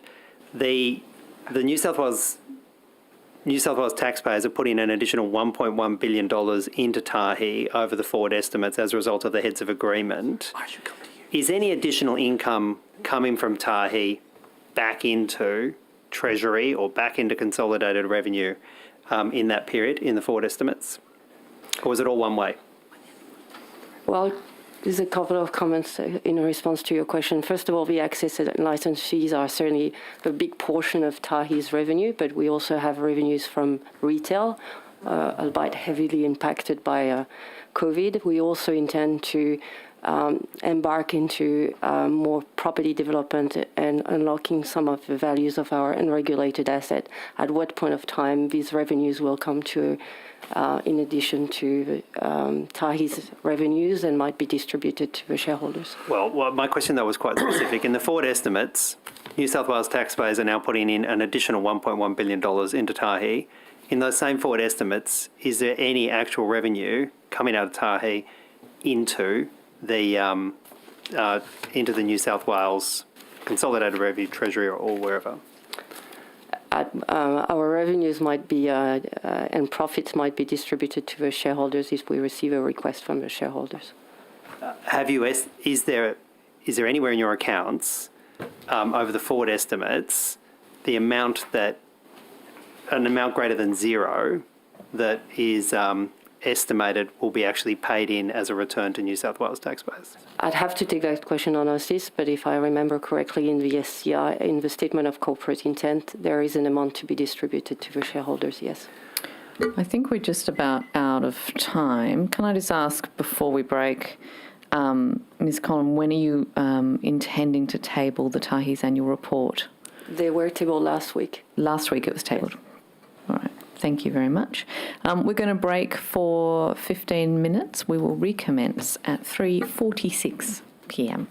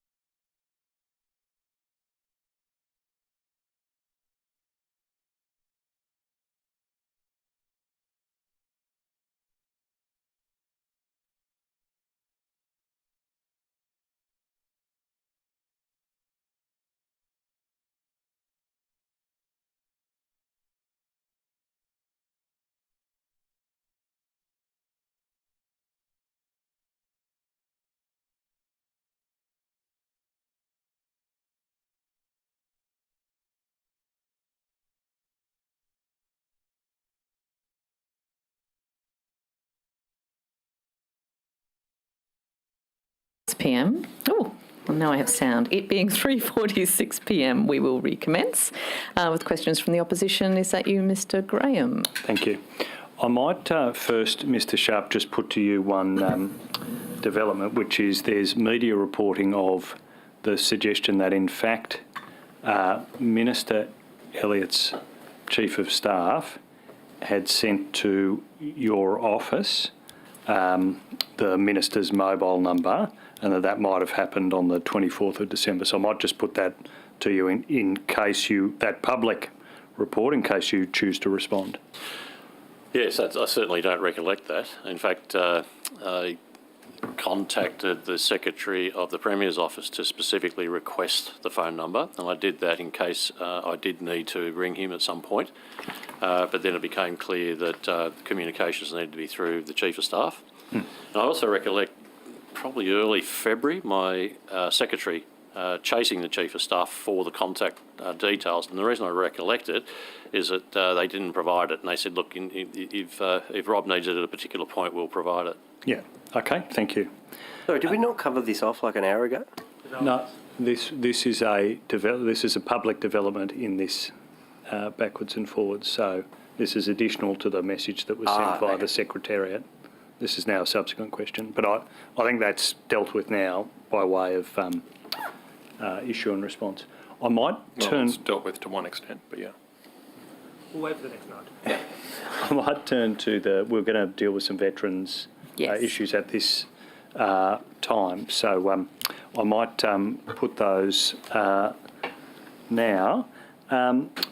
So there was questioning in the earlier session about the Minister's proposal for a national veterans cemetery. Can you give us some sense of really how developed this idea is, what actions have taken place to flesh this idea out? Sure. I also learnt about the idea through it being announced, just as Minister Elliott came back to this portfolio. I had worked with Minister Elliott for 4 years previously. Apologies. Could I ask you to bring the microphone a bit closer? Thank you. Apologies. So I have followed up with the Office of the Australian War Graves. I was asked for advice on the proposal to help support the Minister's office writing a letter. So I spoke to Tim Bayliss, who is the director there, got a lot of information about their role and responsibility and sent that through to the Minister's office. And really that's been my involvement. And when you say when that was announced, that was, I understand, on the 22nd of December last year, just after the Minister was appointed on the 21st. Yes.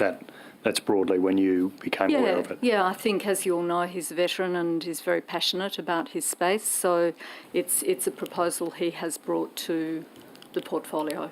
Yeah. The article that referred to that announcement referred to a site near Canberra. Are you aware, is that the only site being considered, or are others potentially on the table? I think, as you would appreciate, National Cemetery matters for veterans. I'm part of a national working group that meets regularly. There's the Veterans Wellbeing Task Force, which has been referenced already today. There was a meeting recently. So there has, in the last 6 years, been a really concerted effort to bring all of the states and territories together to ensure that we're working consistently to support veterans. So I think at this stage it's a proposal the Minister is putting to the Commonwealth to consider, and I do understand from my research it has been considered previously as well. Yeah, and looking at, this is a very New South Wales-centric view, but I do want to put to you just some other locations just to see if they've either been discussed previously or might be part of this proposal as it develops. One of those is Wagga Wagga, given really its history and its location with Kapuka. Absolutely. So I understand that there was an Australian National Cemetery Interdepartmental Working Group as long ago as 1982. Very good. So there has been quite a lot of work done on this previously, and any decision around a national cemetery would clearly rest with the Commonwealth. And the Commonwealth has been very good at consulting nationally with the establishment of the now Veterans Wellbeing Task Force, but it did exist as a Veterans Ministerial Council Council, established in 2016 as part of the centenary of Anzac period. So, look, there are a number of sites that the Office of the Australian War Grave already manages across Australia, as you would be aware. So, it would need a great deal of consideration and thinking, and the recurrent costs and so forth. No, exactly. And just staying on the sites for the moment, though, there's some other sites where some of those communities would like to see it develop. One of those is Singleton, given the Australian Army Infantry Museum there. Another one is Richmond, obviously given its long Air Force tradition. Is this in the discussions you're aware of, or heading towards Canberra and surrounds, or are they potentially, those communities potentially part of this discussion as well? I think any decision in the veterans space would have to be really broadly consulted, given that it's a national portfolio. So, I think potentially Minister Elliott was thinking about New South Wales being at the edge of Canberra, where the Australian War Memorial is, and that is our national memorial. So having a relationship with that cultural institution, I think, was his thinking. But it's, from my understanding, quite early days in the discussion with the Commonwealth, and noting that it has been considered, I believe, on several occasions, although the 1982 was a more serious interrogation. Yeah, and I think that's exactly the question here. I mean, this has been considered since 1982. How developed is this idea? One of the issues is the size of land that might be required. Arlington is 230 acres, 230 hectares, a very significant site. Has there been any consideration of the size of the site that might be considered that you're aware of? Not that I'm aware of, but the Arlington history, as you are probably aware, is quite different from our history in terms of war cemeteries, and they also manage a national estate of 71 odd war memorials across America as well, and we have a similar situation with a number of war memorial sites across Australia. So. And I think this has already been indicated publicly, but feel free to correct me, but I think the intention here was to seek Commonwealth funding for this. So New South Wales offering to cooperate, potentially engage in this long-running discussion, but it'd be clear that we'd really be looking for what is a national cemetery for Commonwealth funding here. That's as it's viewed. That's the proposal as it's viewed at the moment. I think so, and noting that we are in the middle of the Royal Commission, and there's a lot of discussion about recognition of our veterans and their families and the grief that they suffer as a result of injuries and causes of war. So I think, with due respect, the idea is to honour and allow a place of national significance, but there's a lot of consideration that would be required, recurrent costs, involvement of the National Guard, etc. I think it's early days in terms of exposure to the veteran community and discussion with the Commonwealth that has this responsibility. So early days in a long-running discussion at this stage is really the view you're putting to the committee. That is my understanding from the conversations I've had and the research that I've presented to the Minister's office. Right. Yes. Thank you. Yeah. Thanks for that. Thank you as well. Mr Secretary, I might return to some of the questions we were asking about the dispute chronology, if you don't mind. Director, as you see fit, I think we have identified that on the Monday, the 14th of February, you made a request to the Assistant Secretary of Unions New South Wales, who's the lead negotiator for the combined rail unions, to attend a meeting the following day, and that meeting then takes place. And I think we've established from either this morning or earlier this afternoon that the meeting is attended by representatives of the 6 unions, as well as Unions New South Wales, and as well as the sort of, the principal people who are involved in managing the dispute from the transport's perspective, correct? Correct. Just to be very clear here, the attendees at the meeting, you attended the meeting for the first 20-ish, 30-ish minutes? Yeah, it was about 30, 40 minutes. Yes. And then the heads of the operating organisations then got into the detail around the 300 claims. Order. Apologies. Just before you go any further, I would like to let Ms McInnes know that she is now free to go. Thank you very much for your attendance. Thank you. Thank you. And to be fair, that meeting takes place, and was the result of that meeting a commitment from the unions to formalise their informal offer to reduce their claims to priority claims? Was that one of the outcomes?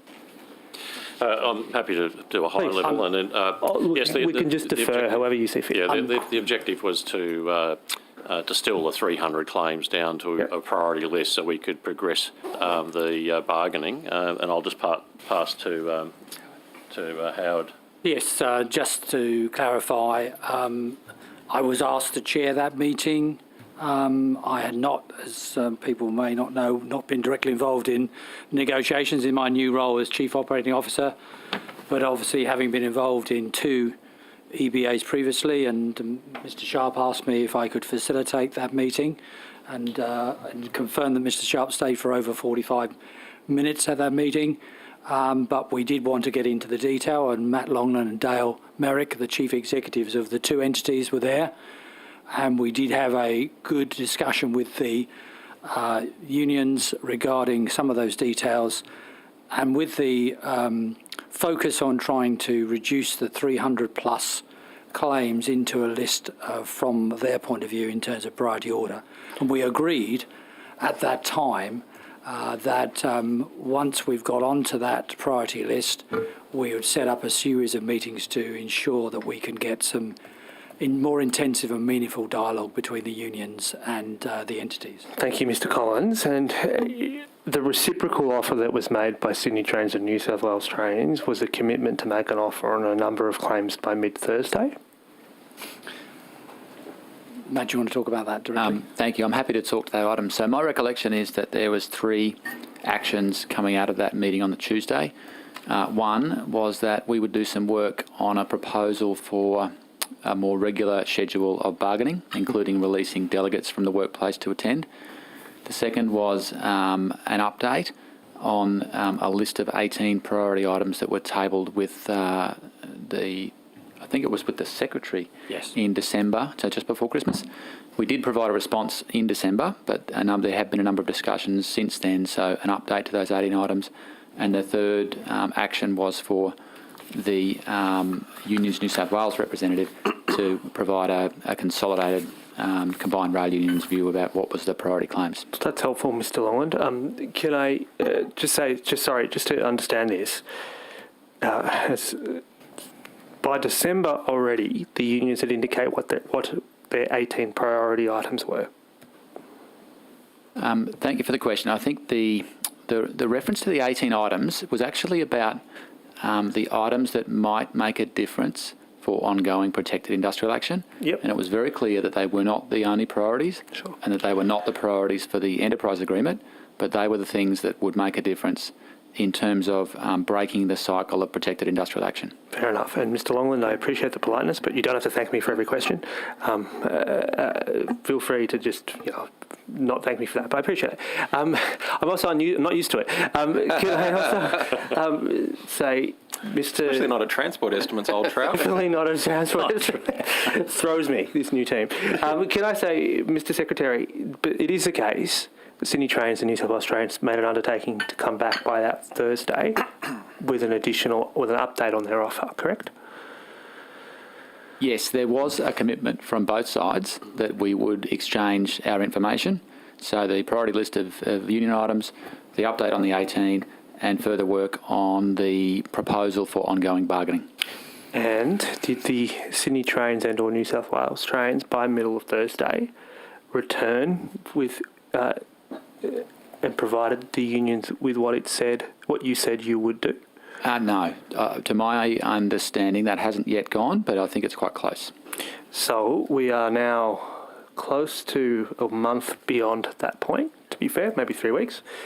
And still, the undertaking that was given to come back in 2 days by Sydney Trains and New South Wales Trains hasn't yet been fulfilled? Yes, we're 2 weeks after that date, 2 weeks yesterday, and whilst we haven't sent anything, we also haven't received anything. Sure, but you did send the unions on Thursday through the Crown Solicitor's Office a cease and desist notice, did you not? Correct. That was related to the suspension of the industrial action that we've discussed at length today. Indeed. And just to be very clear here, the unions were given a commitment to get an updated offer on Thursday, but instead of an updated offer, they get a cease and desist letter. Why did Sydney Trains and New South Wales Trains not keep its end of the commitment and instead chose to escalate the dispute? The decision to, as you say, escalate the dispute was actually about getting an outcome and avoiding what we saw on the 21st of February. It became our urgent priority that late in the week, hence why things moved quite quickly on that Thursday. Both the letter to the RTBU from the Crown Solicitor, and then on Friday, when we didn't receive any feedback on that letter, the lodging of our matter with the Fair Work Commission. That became our priority rather than responding on the 18 items. Indeed, but who changed the priorities?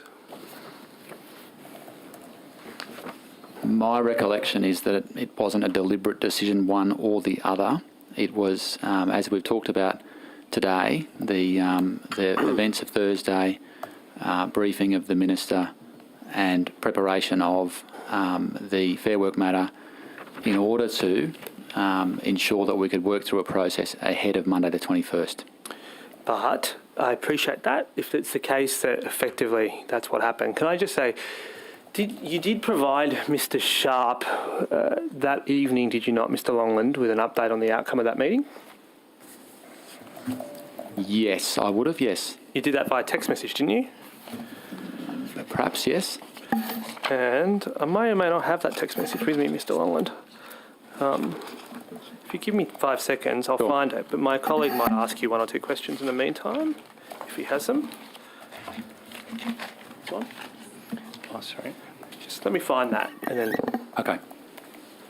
I was going to turn to some other matters. But that's okay. Well, then if you just give me 5 seconds... I think that is more sensible. Because it was this text message you sent on the Tuesday night. Here it is. Sorry, it's in tender document 009. Just bear with me. I'll just grab a copy off the Secretary.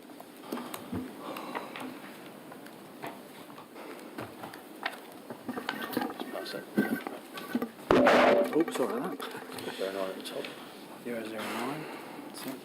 So this is a text message exchange that you had the Secretary. To be fair, the timestamp, these aren't timestamped, so I don't know precisely which part of the day you had these conversations. But it says here, the Secretary asks you, "Hi Matt, keen for any feedback from the union meeting, thanks." You reply, "Hi Rob, a very long meeting around 2 hours 15 minutes. Agreed that CRU will come back to us with a consolidated list of priority items and we will provide a new schedule for targeted bargaining. They say that it is too late to avoid the industrial action next week." And you say, "Need to check in with ministers about their willingness to apply for a suspension of action through Fair Work Commission and evaluate if we have hit that threshold."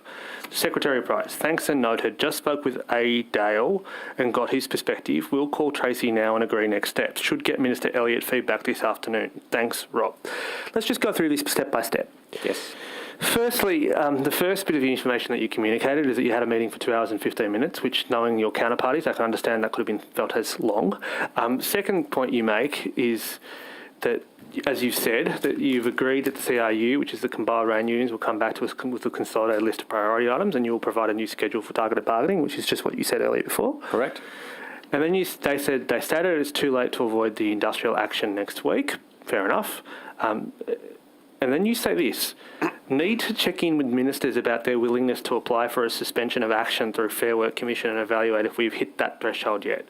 Step by step, what did you mean by need to check in with ministers about their willingness to apply for a suspension of action through Fair Work? I think, as you say, this text message was on Tuesday. It looks like it's got a timestamp of 4:05, which would be after we had that meeting. I think that's actually the time it was screenshotted. Okay, sorry. regardless, it was after that meeting, and I acknowledge that it was related to the meeting of the combined rail unions that Mr Collins chaired. The reference to it being too late was a discussion in that meeting with RTBU representatives that the action that was moving from the 21st of February, specifically around those train crew items, it's not something that we could seek to offer them something late and avoid, that they were committed to do the action.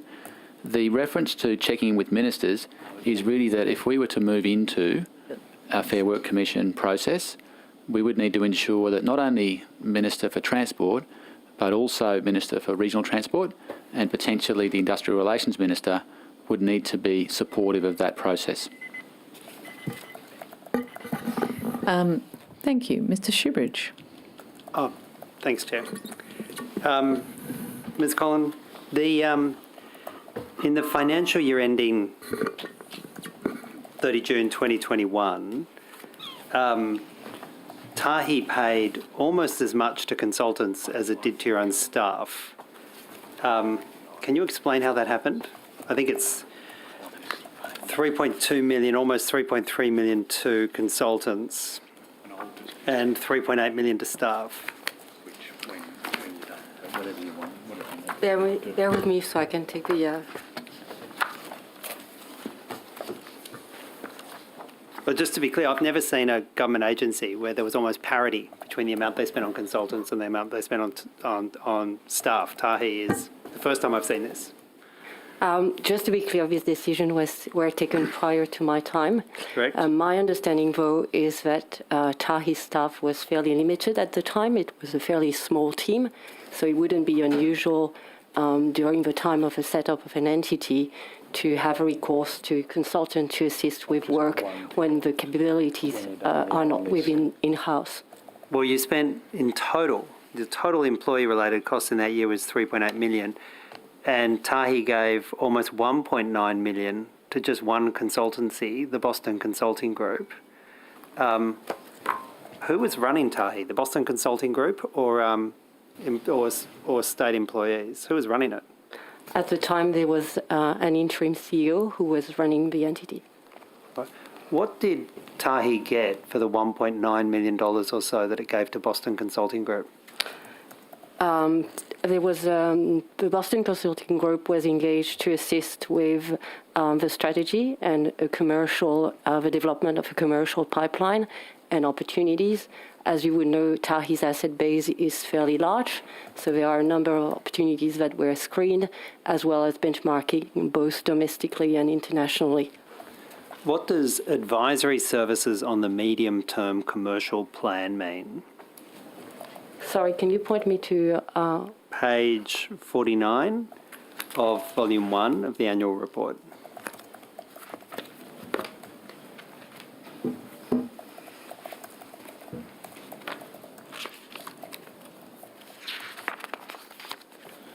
Do we have an annual report to table? Can I table an annual report here? As I said, it was a provision of services in relation to assessing opportunities with the asset base, potential property and commercial developments, and potential return whilst either investing or divesting in these opportunities. So it was Boston Consulting Group telling Tahi how to go about becoming a property developer. Would that be a good summary of it? I think there was there's a number of opportunities and sector where Tahi can decide to embark regarding its asset base. Property is certainly one. Well, apart from property, what else was contained in the medium-term commercial plan that Boston Consulting Group was working on? I'd have to take that question on notice because that report was commissioned prior to my time. Can you provide the committee with a copy of the two Boston Consulting reports for which collectively about $1.9 million was paid? Again, I'd have to take that question on notice and assess whether there are any matters that are commercial in confidence. All right. KPMG provided Tahi with advice on access pricing and updating the access pricing model, and you paid KPMG $135,000 for that. Was that advice consistent with the advice KPMG had been giving Treasury? Again, I think KPMG was engaged on that matter on a different capabilities. As has been disclosed previously, KPMG assisted Transport, Treasury and Tahi with the development of its operating model prior to Tahi being set up. My understanding is the advice that was provided consisted in updating the financial model as a result of a negotiation of the access and license fees. Will you provide the committee with a copy of that KPMG access pricing report? Again, I'll have to take that question of notice and assess whether there is any information commercial in confidence. Ms. Collin, are you telling me there was a point in time when KPMG was working for each of Tahi, Transport and New South Wales Treasury? It was working for all three entities at the same time? I have to take that question on notice because I don't know when the report from KPMG from Tahi was commissioned, or whether KPMG was still providing advice to the three entities. Given that Tahi's in the process of having ongoing commercial negotiations with New South Wales Transport, how could the same consultancy be working both sides of the aisle on access pricing? Again, I'd have to take that question on notice because I don't know whether KPMG was providing advice to Transport at that time. Well, assume then, we know absolutely that at the time, in last financial year, KPMG was continuing to engage with Treasury in terms of the New South Wales taxpayers' return and contributions to Tahi. How could KPMG be working for you on access pricing and also at the same time be working on the modelling for Treasury? A core part of which, highly contentious part of which, was access pricing. Again, I have to take that question on notice. It might have been that KPMG had disclosed that conflict to the team, which, as I said, I wasn't part of that team at that time. Well, can you take on notice whether they did disclose a conflict of interest? And first of all, and if so, can you provide us with the terms in which they disclose a conflict of interest? Yes, as I said, I'd take that question on notice. But secondly, even if you're only looking after the interests of Tahi, how could you possibly engage the same consultancy for Tahi's advice on access pricing that's working with the people you're going to have to negotiate with? I mean, who on earth made that decision? Mr. Schubert, my understanding is the work that KPMG assisted Tahi with was really in relation to updating the operating financial model. It's not unusual in the investment world when you develop an investment model. It's quite complicated to have the same firm that developed that model to come and update it. And I don't think that you would find any other financial advisor would accept to embark in updating a model when they weren't responsible from its setting from the outset. That doesn't wish away the conflict of interest, Ms. Collin. As I said, I'd take that question on notice to assess whether that conflict of interest was disclosed.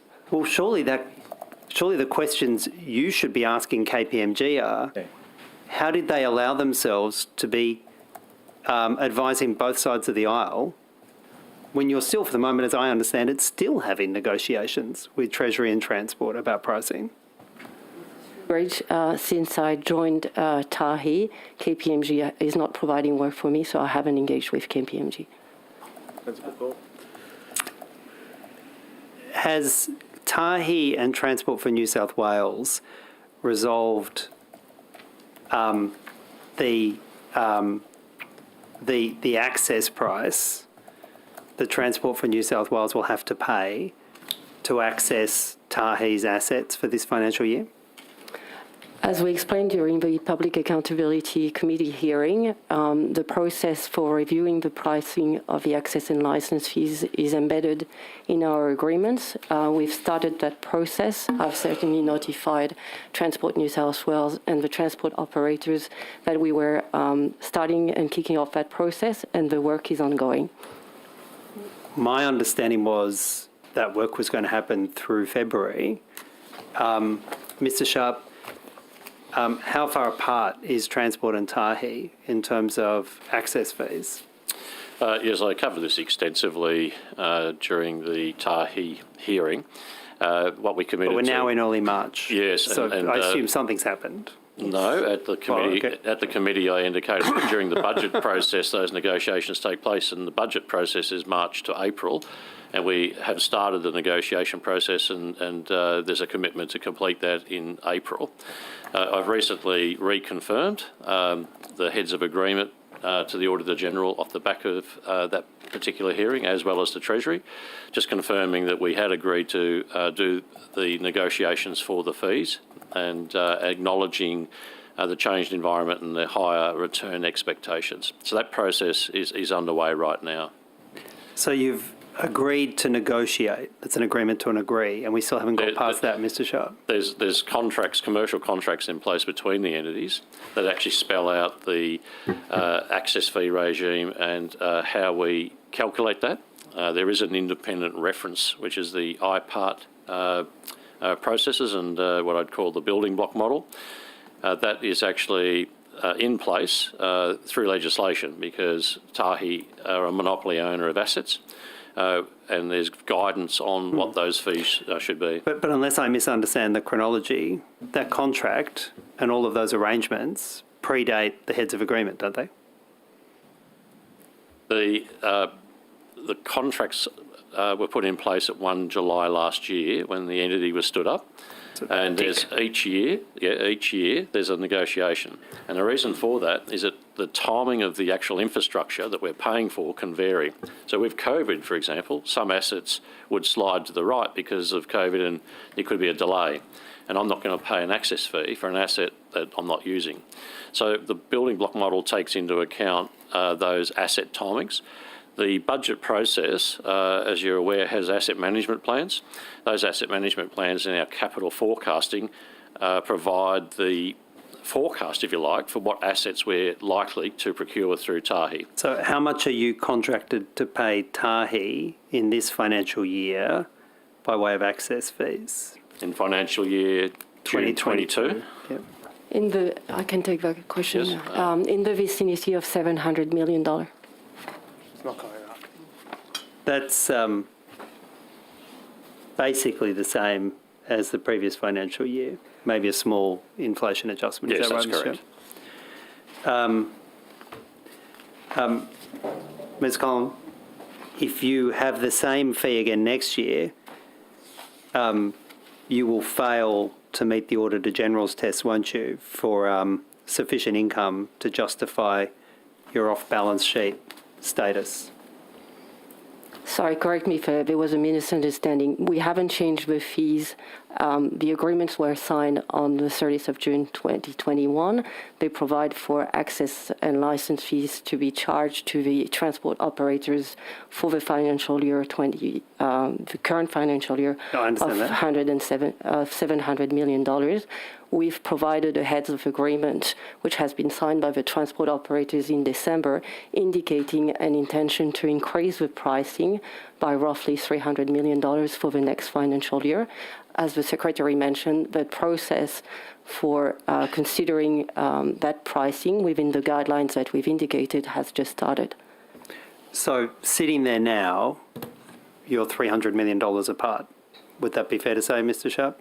No, the $300 million is a reference point for what the expectation is. There's some reasonableness to it. We did a reasonableness review in December before I signed the heads of agreement. I had a team of subject matter experts review it. It's driven by capital timing as well as factors like inflation, risk profile that drives return expectations. We've also got subject matter experts that understand the IPART pricing structures and building block models, and that gives you a base as well as a ceiling, and you can negotiate within those. My understanding from the team is that the forecast increase remains within those collars, and we'll be negotiating with Tahi once the information of asset timings, etc., is run to ground, and that's over the next 8 weeks. So is that range that can you tell me what the range it is you're negotiating within? What's the low and the high end of it? No, I can't because I'd need to access the models and I'd have to take that on notice. All right. Well, if we get that on notice, that would be good. Scott, it was wasn't an easy financial year for Tahi last year, was it? Last financial year, turns out. Sorry, you... Well, I'll take you to page 4 of the audited accounts. I describe it as not an easy year. You can describe it how you like, in light of the fact that there was a $21.7 billion loss. That loss is essentially driven by the asset revaluation, so it's an accounting loss, not a loss in terms of real revenues and cash.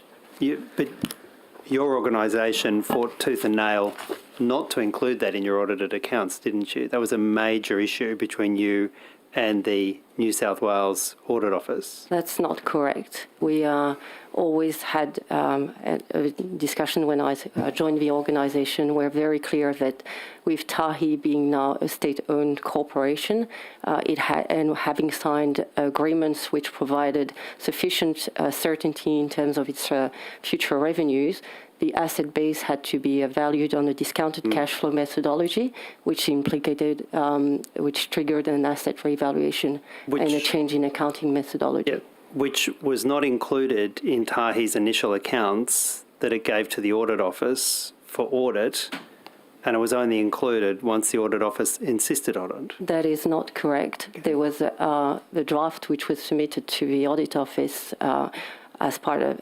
in October included a write-down for the asset revaluation. Will you provide those draft accounts to the committee? I'll have to take that question on notice. Ms. Conn, the $21 million loss. Sorry, I start again. I was 1,000 times out.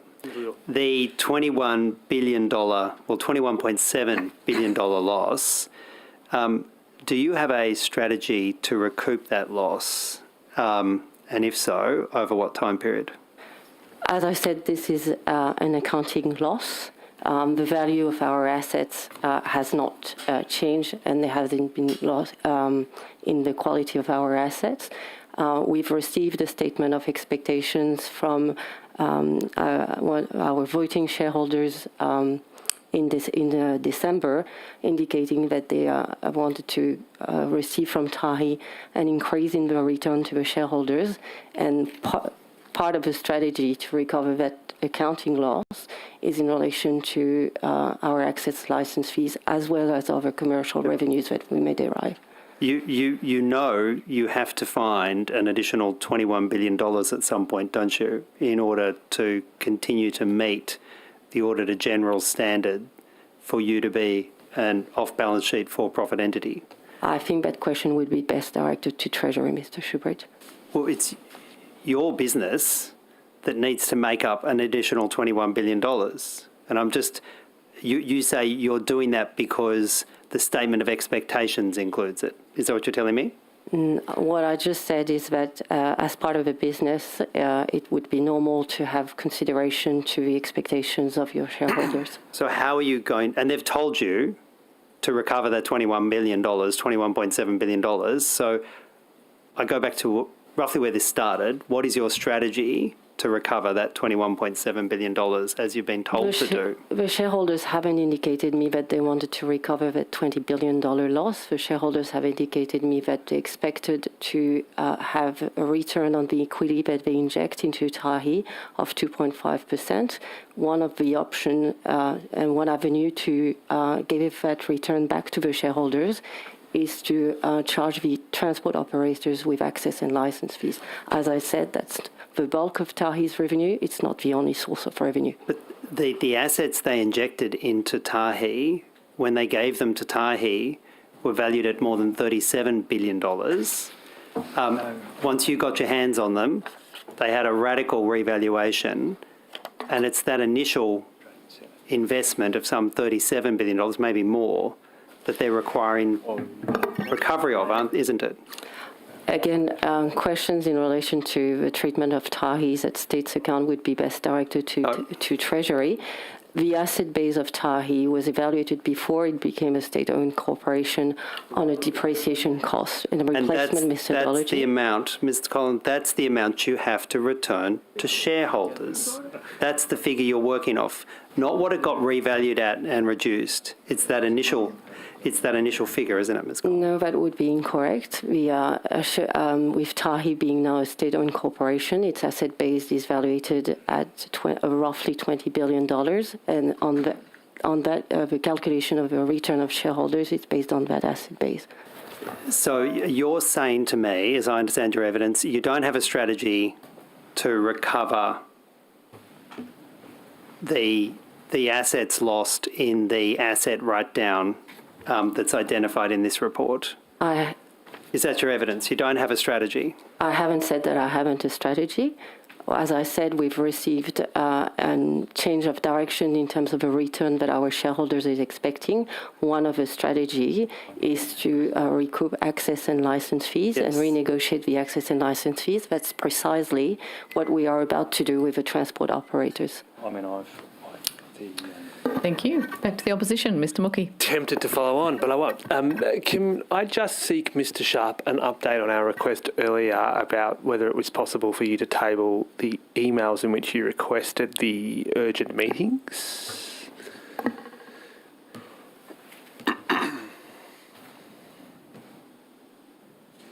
They're still working on it, Mr. Mookie. I think they would be still doing due diligence on it, is my understanding. I appreciate it. If it's possible, even if we could just get the covering emails and any sort of, as I understand it from your early evidence. Take it on notice. The team has been asked on the 6 p.m. news. But if it's possible, given the nature of budget estimates, and this is totally a matter for your discretion, but if it is possible to provide the information earlier than usual, that would be helpful. I'll take that on notice. I do need to rely on your advice, obviously the advice that I receive. Of course, but if it is possible, it would be appreciated given budget estimates has another week to run and there are a few other ministers and departments. We might see you again, Mr. Sharp, which would... we hope to. We hope to. So it will be a questioning, but that would be helpful. Can I just return to some of the questions we were asking before about the dispute? I think we left off with Mr. Longland explaining that there was a requirement to check in with multiple ministers. I think, Mr. Longland, you mentioned that, of course, the Minister for Minister Faraway would have been one of them, Minister Tudorhope would have been one of them in respect to their things, and it's quite clear from this text message that Minister Elliott would have been one of them. That's correct?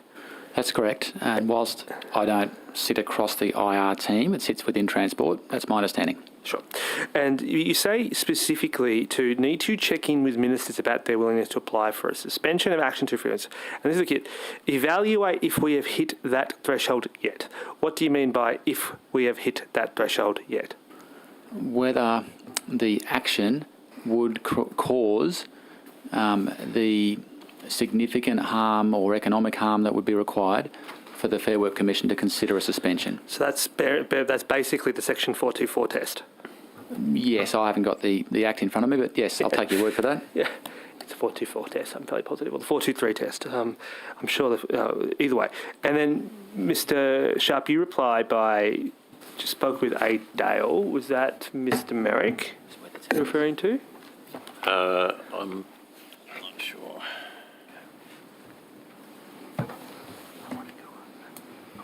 That I would presume that's Dale.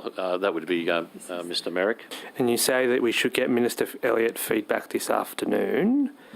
Firstly, did you put this scenario to Minister Elliott's Chief of Staff as per your protocol? I don't recollect the process around that. I would typically, with something like this, would go through my industrial relations team, and the communication would be around the industrial relations channels, so I can't provide clarity at the moment specifically on that. Do you recall getting Minister Elliott's feedback that afternoon? No, I don't. Do you mind just checking with your team, or perhaps they can check and provide you with advice as to whether or not that afternoon or that evening or any time afterwards, actually, that Minister Elliott provided any specific, or his office provided any specific feedback on the question that Mr. Longland had said. I'll take that on notice what communications occurred around that time.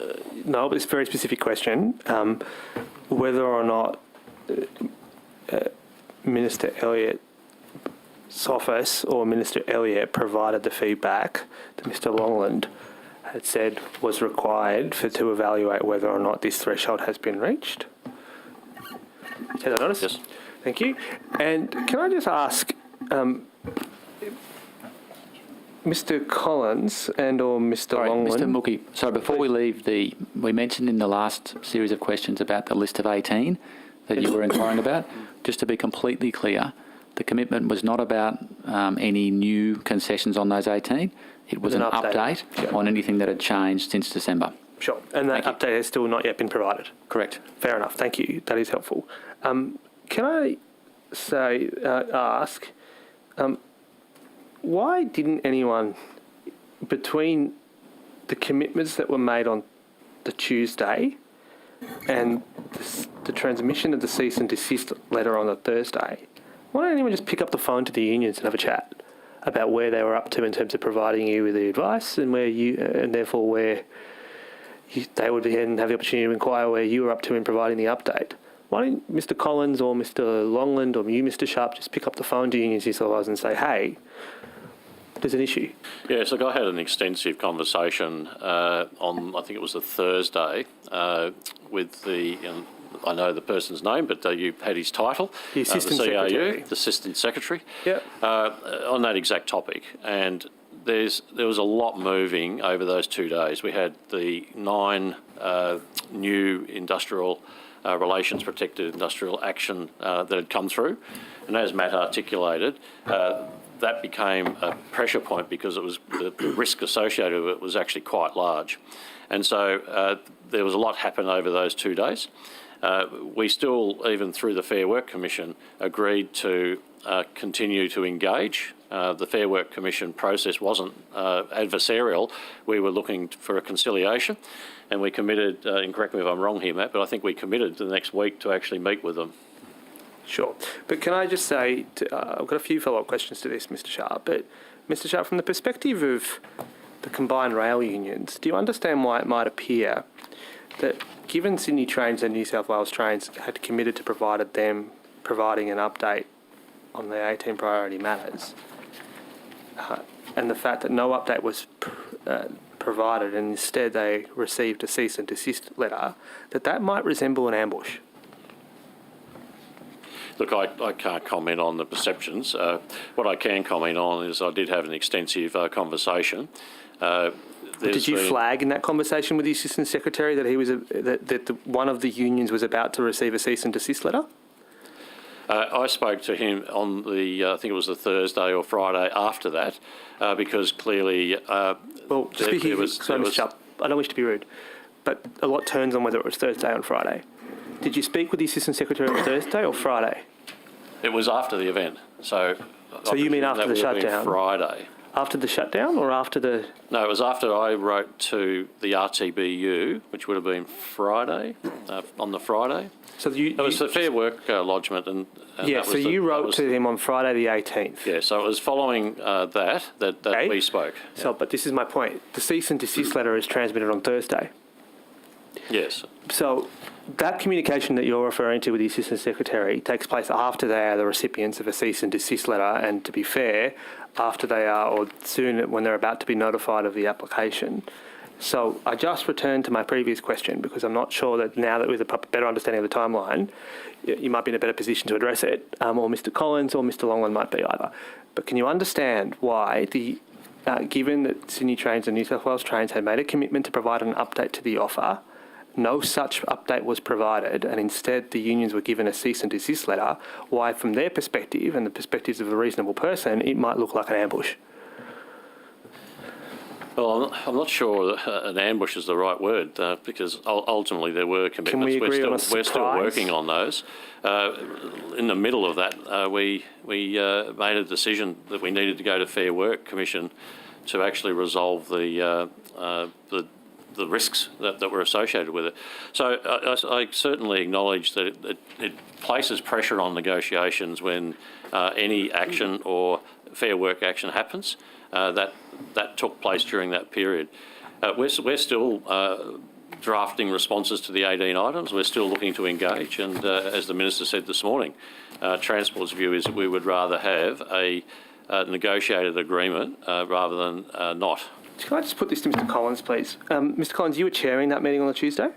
Correct, yeah.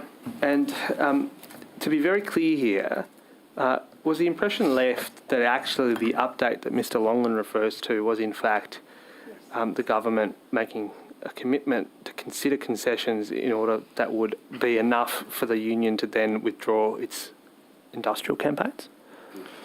I genuinely felt at the end of that meeting that we'd had a good dialogue and that we would respond to the request, but also that the unions would clarify and respond to those priorities. I was of the belief at that time that we would set up a series of meetings which I would help facilitate to try and move this EBA forward. Were you informed that somehow someone had decided through the Crown Solicitor to send a cease and desist letter on Thursday night? I certainly was not involved in any of the decisions regarding that matter, but I was duly informed by the Secretary and the Chief Executive. So if you're essentially being presented to the unions as an honest broker here, is that a fair characterisation? I think I've probably got a lot of campaign medals in 25 years of industrial action and 2 EBAs which eventually came to fruition that I don't know whether it's an honest broker, but it's someone who's had a fair amount of experience. I'm prepared to acknowledge, Mr Collins, that you are quite the practised industrial relations practitioner.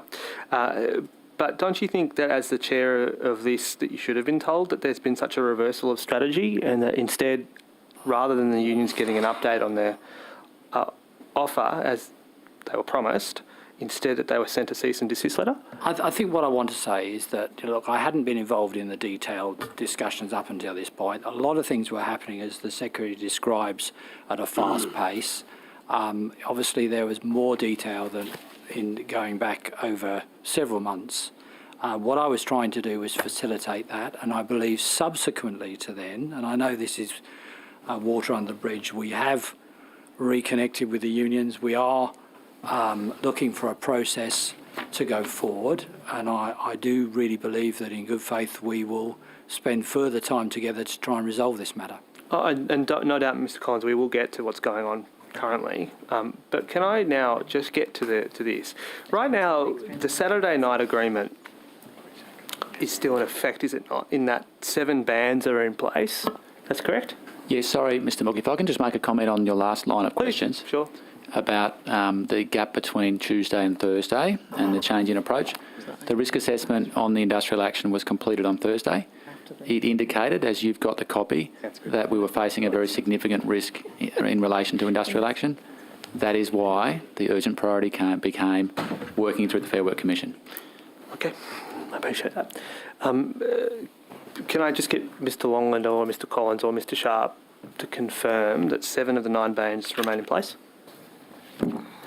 Correct. So on the Saturday, the 19th of February, the Fair Work Commission conciliated an outcome that removed the overtime ban, and it introduced a protocol for emergency management on the network for things like critical safety events. So can I just ask, these bans were in place from the Monday, the 21st, and they were still in place on the 22nd, were they not?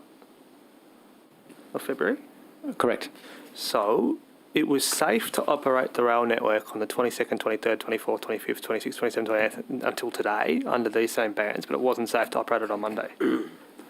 The difference between Monday and Tuesday, so Monday the 21st and Tuesday the 22nd of February, was that during the day on Monday, my train planning team worked on developing a very basic timetable that included a number of what's called blank rosters. So they basically scheduled and timetabled a very basic level of service, around about 800 services a day, that we could allocate those blank rosters to train crew on the day of operation on the agreement of the RTBU around allowing what's called standby. So a crew member would move off their shift into a standby pool and then be allocated one of these blank rosters, which is a very time-consuming, labour-intensive process, but it did let us get a basic timetable developed for Tuesday. You did it within a day? We did that planning work during the day, and we met with the RTBU officials from memory around about 6:30, 7 o'clock on Monday night. We put that proposal to them because it was an action that could be considered altered working, which was one of the protected actions that was in place. I appreciate that you did that work and you did it fast. But having read the Saturday night transcript, having read the Sunday night transcript, the fact that you were capable of doing that was never mentioned in the Commission. And nor was it ever put to the RTBU in the Commission that, and to be fair, having read the views being put by the RTBU's counsel, at multiple instances, she was asking your legal representatives if there were anything that they could do, if you could disclose. And they made it very clear that they were open to continuing in this fair work process around anything, any adjustment to their bans that would facilitate the ongoing running of the network. Given that you were able to do this in a day on Monday, why wasn't this presented as an option in Fair Work on Saturday or Sunday? Well, I can't comment on the transcript of Fair Work. I wasn't in the Fair Work process. That was managed by our industrial relations team. And I'm happy to take that on notice for a detailed response. But I can say this. The conciliated outcome that was achieved on Saturday evening, on the 19th of February, we and our lawyers and our operational team had a very clear understanding that would allow what's called the enhanced weekend timetable to operate from Monday the 21st of February. And then we learned on the Sunday that wasn't the case. But Mr. Longland, I appreciate that. Look, and I'm not suggesting that there was a deliberate attempt not to, or maybe I am, but either way, you've said it wasn't. But given that this blank roster option, which was put in effect on the Monday for Tuesday, given you did that in a day, you were given notice on February 9. Why in the week prior wasn't that developed as an option? I think we looked at all options, and you can see in the risk assessment that's been tabled, there were a combination, as I said, the cumulative impact of those 9 items. So the item around master roster absolutely was significant, but a number of other items, including the overtime ban. So the issue in the network is that when we have a gap in safety critical operators, for instance, rail signallers, we need to close part of the network. So the first day of the previous round of action, which from memory was around about the 7th of February, Monday the 7th of February, we had exactly that case. We had an overtime ban in place. We had a signaller in our Revesby signal complex who was taken ill while on shift, could not be replaced. We closed one of our signal panels, and then we could not operate that section of the line for the whole day. So the focus in the lead up to the Fair Work Commission matter was really about looking at the combination of things that could be removed from that list of 9 that would give us the confidence that we could reliably and safely operate the network. It was not just the master roster. Okay, on the Monday night, prior to you adopting this blank roster option, on that particular Monday night, or that Monday, did you update the safety risk assessment? On the blank roster option? On the Monday, in respect to any, let's just simplify it. On the Monday, prior to you adopting measures that would facilitate the return of some services on the Tuesday, did you update the risk assessment? We discussed the risk assessment, but we didn't provide a published version of a new risk assessment, no. Okay, so there wasn't, between Monday and Tuesday, Transport doesn't update or doesn't document an update to the risk assessment that would facilitate the return of the network on Tuesday? We presented a train plan, as I said, that was the basic level of service. We took that to the RTBU delegates and sought their support, given it could be considered a form of altered working, which was one of the items that was in the protected action. They took that away. They came back and they said that for the benefit of customers, they were willing to work with us to provide that basic level of service on Tuesday. From that point in time, our schedulers worked through until probably 4 or 5 the next morning. So they worked right through the night to be able to get those rosters ready and get them allocated to train crew and get trains running again. But just to be very clear here, the first time the union hears about this option, which is at circa the 6:30, they agree to it. And equally, they would have agreed, according to their counsel in Fair Work, they would have agreed to any option like it if it was presented to them at any point during the weekend. As I said, I have not seen the transcript of Fair Work, so I can't comment on the specifics of which council said which specific statements, but I'll go back to the Saturday conciliation. That was the very concession that we were seeking, the ability to allow us to run a timetable on Monday, and that was what we thought was agreed. Sure. Basically, this all turns on a disputed interpretations of the Saturday agreement, correct? That's correct. Fair enough. Can I just now turn to where we're up to? Mr. Longland, you wrote to the Assistant Secretary of Unions New South Wales on the 26th of February 2022 to invite him and senior CRA officials to a facilitated workshop on Thursday, 30 March 2022, did you not? Yes, I haven't got a copy of that letter, but yes, that sounds correct. And you set out that the purpose of that workshop was to agree priorities and objectives for the next stage of enterprise bargaining to ensure an alignment between the parties about how we will develop a joint productive process. You go on to say a regular program of bargaining meetings, a coordinated program of pre-bargaining meetings, and then the inclusion of a Thursday check-in meeting with senior CRU officials. Finish your question. That meeting never takes place, correct? The meeting hasn't yet taken place, but it's scheduled for next Tuesday. Well, has the unions been informed that it's scheduled for next Tuesday? I'm not sure about that. I'll have to check. Well, my understanding is that they haven't. And in fact, that they've been trying for the last 2 weeks. They informed either someone in Transport for New South Wales that they were unavailable on that particular day, and they proposed alternative days, including other days this week. They never had a reply, and they are still waiting to hear whether or not this meeting is going ahead. Yes, I haven't received any correspondence from Unions New South Wales. I worked on the INR team.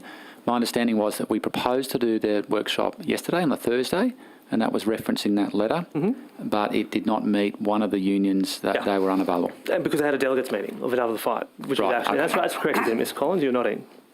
Correct. And obviously we realised that today we couldn't attend.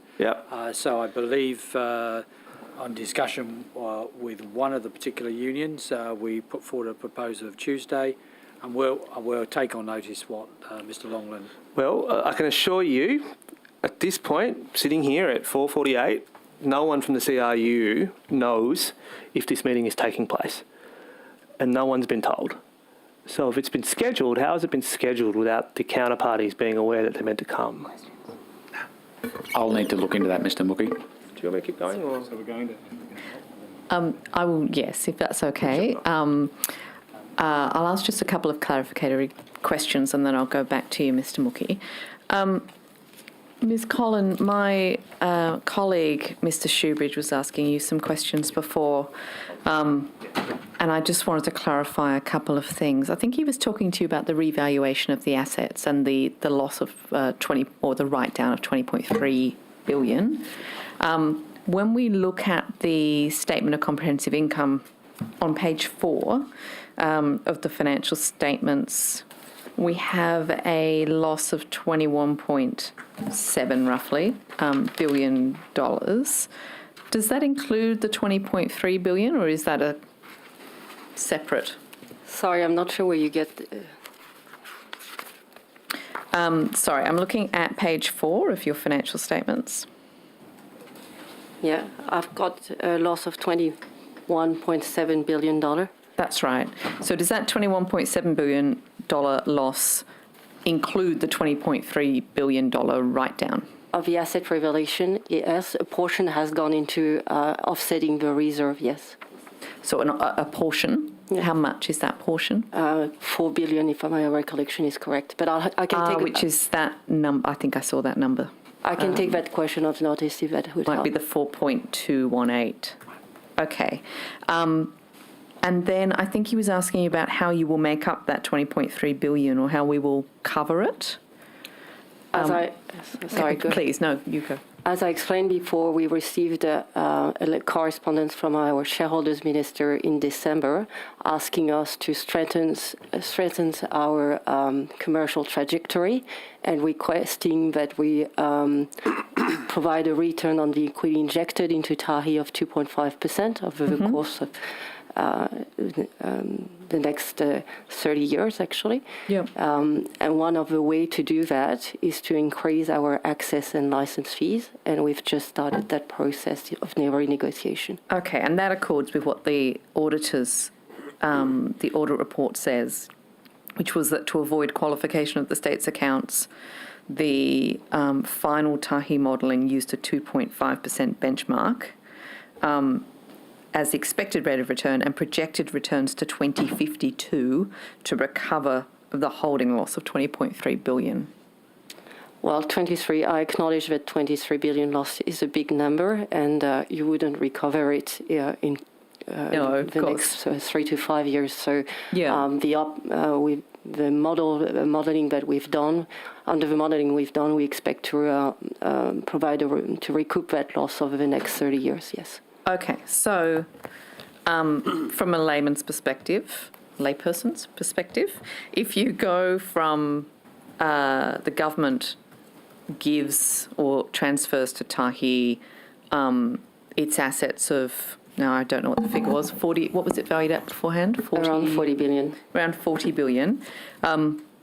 There is then a $20.3 billion write-down, which can only be plugged by increasing the amount that the government then pays into Tahi, correct?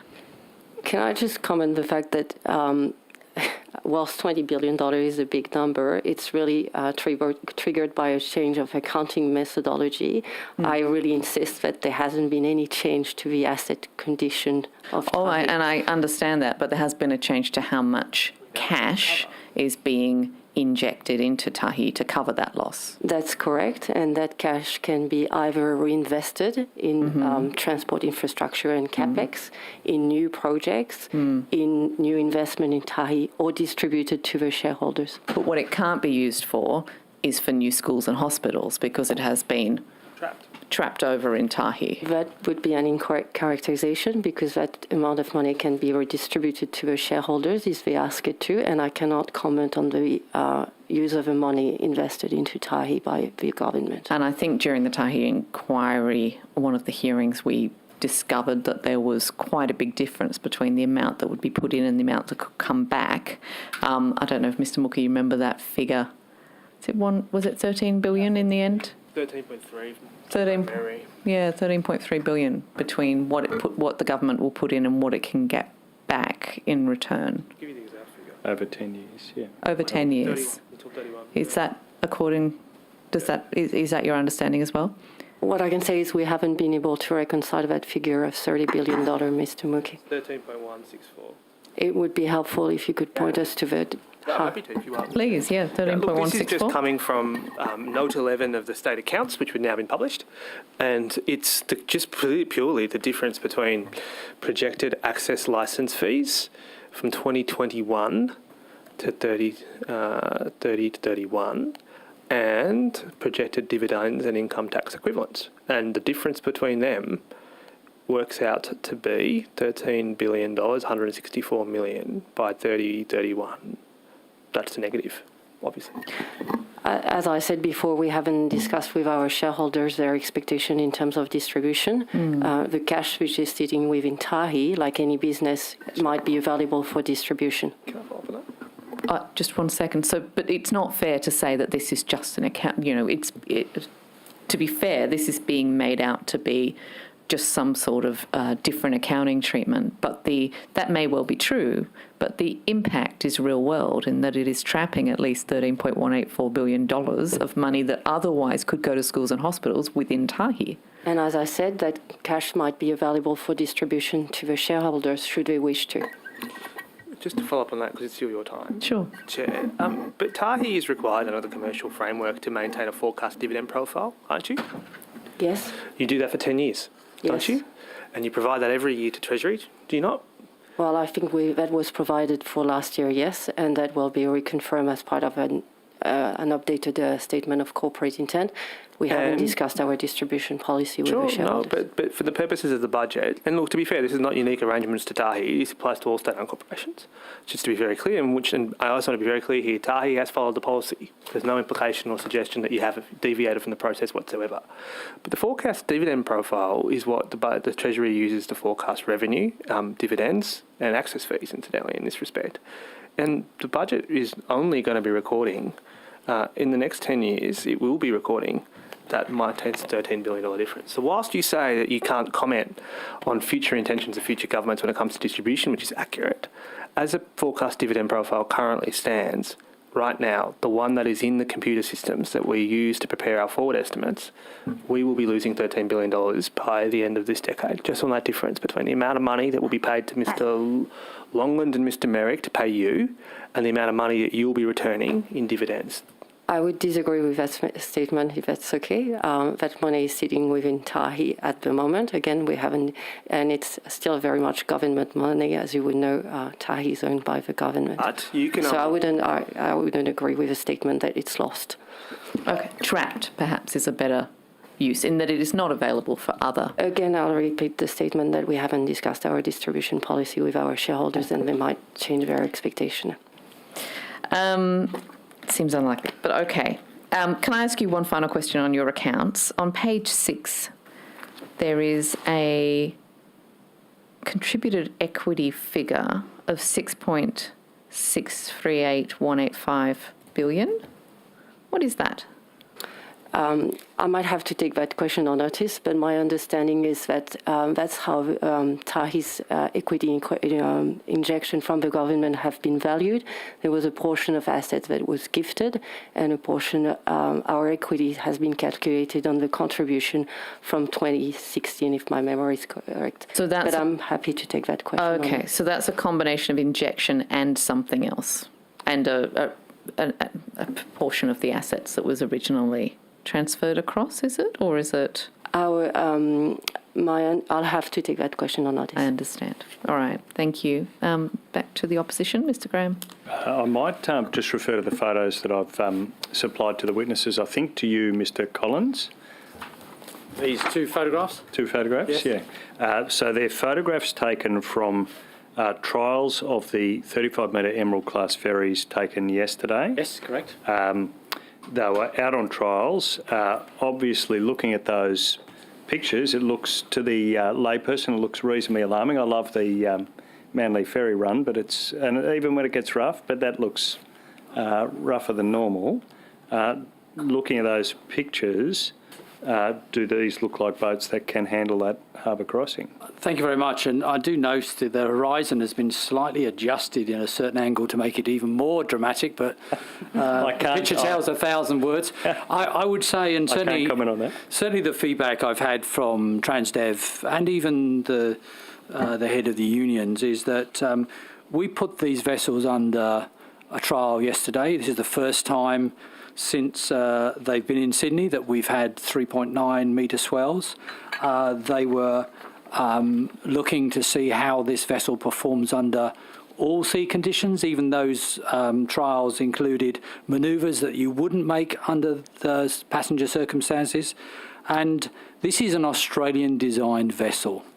We're very proud of Incap Crowther and the design of this vessel. It has a number of modifications to deal with high swell, particularly for this route. And looking at those photos, are these some of the manoeuvres that one might not attempt may well with passengers? be. I think they may well be manoeuvres which, under those circumstances, and anyone who's driven a catamaran versus a monohull vessel would understand that there are different ways that you tackle the swell conditions on those different vessels. And certainly I have had the feedback, and we're waiting later today, that the vessel performed well. We did over 30, I believe, trips in this area, including some stationary manoeuvres. We're waiting for the risk assessment, because I know we love risk assessments. Yep. We're waiting for the risk assessment, which is apparently being done this afternoon. and I do hope that we will see these vessels out in certainly in service during times including swells above 2.5 metres. And when will that risk assessment, you'll expect to receive that today? I understand, shortly I think is probably a fair word to be put on Hansard. Okay, thank you. If we don't mind just returning to the previous matters we were discussing. We've got 15 more minutes. Do we have? We're going to 5:15. Okay,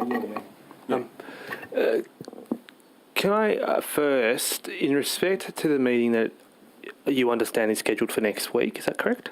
Next Tuesday, that's correct. Yep. Do you think you're going to have your updated update on the office in respect to the 18 priority matters ready by then? I certainly hope so, and we're hoping that Unions New South Wales and the combined rail unions can talk to us about their priorities as well, because I think they'll be both really important elements of how we move forward. Indeed. But are they going to have that with reasonable enough time to prepare a proper response? I think the purpose of Tuesday is not about responding, it's about hearing and listening.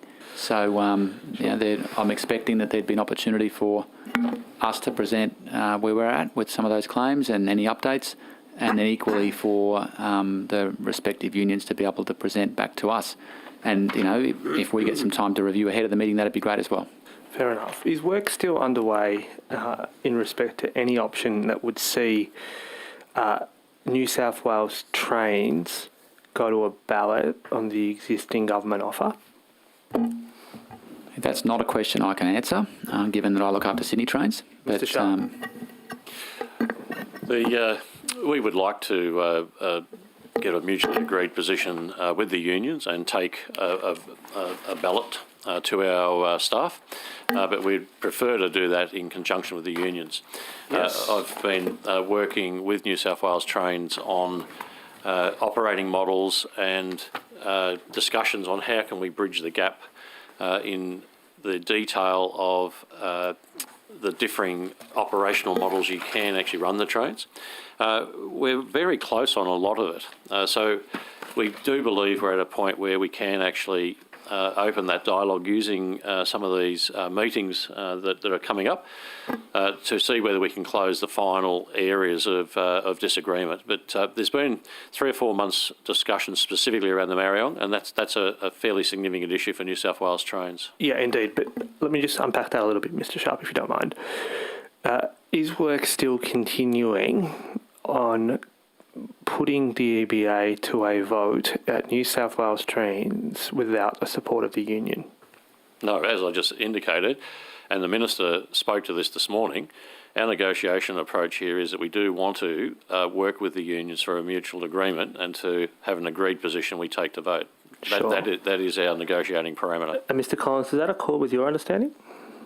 I believe so, but just to remind people, in 2014 and 2018, we didn't actually formally have an agreed position with the unions, but we worked pretty hard in getting as close as we could. Yeah. And then we agreed in 2014 and 2018 what we'd go on a roadshow. We did over 90 visits to various locations, and then we put the vote to the members and also our staff. True, but to be fair, the suggestion of a joint presentation and support came from Mr. Sharp just then. But I still understand that is different to what took place in 14 and 18. Can I just... Mr. Mock, if I can say, that's our goal, but ultimately if there's parameters there that we can't agree, then we would look to get to a position that's as close as possible that we would go to vote. But the aim is to work closely to achieve that objective. Just pause there. That there are circumstances which... Do you want to repeat your penultimate sentence there? Well, for example, if the basic one would be a wage number. So if we can't agree a number there, then we would have a disagreement. So we can aim to, within our parameters, get to an agreed position with the unions, and there's always trade-offs. But if we can't agree, then at some point we would be wanting to work with the unions on how we would be able to take the matter to our staff. So you are retaining the... Look, and I've just got to say there's nothing illegal about this. You have that right under the Fair Work Act. But I'm asking you, therefore, are you retaining the option of going to a vote in New South Wales trains, even if the union is actively opposed to that course of action? Well, that's a hypothetical because it's at the moment we're aiming to get as close as we can with the union. So that is our goal at the moment. But Mr. Sharp, last week you sent a text message to Mr. Cooch-Trotter in which you said to go to a vote in New South Wales trains. So I can understand that between you transmitting that advice or message to the Secretary and now, there's obviously been a change, which is the nature of industrial negotiations. Things move fast. So I'm asking you. No, that was in exactly the same premise. For quite a long time, we've been working on the Mariong because that's the biggest issue, and then putting a package together that we could hopefully close the gap with the unions and ultimately get to a staff vote. Yeah. And look, as you said, the option is available if we can't agree to go that next step. But from a current negotiating perspective, our aim would be to work through the issues and try and close the gap with the union groups. Which, of course, is welcome. But equally, are you retaining the same rights and prerogatives when it comes to Sydney trains? With Sydney trains, we would certainly like to arrive at an agreement as well.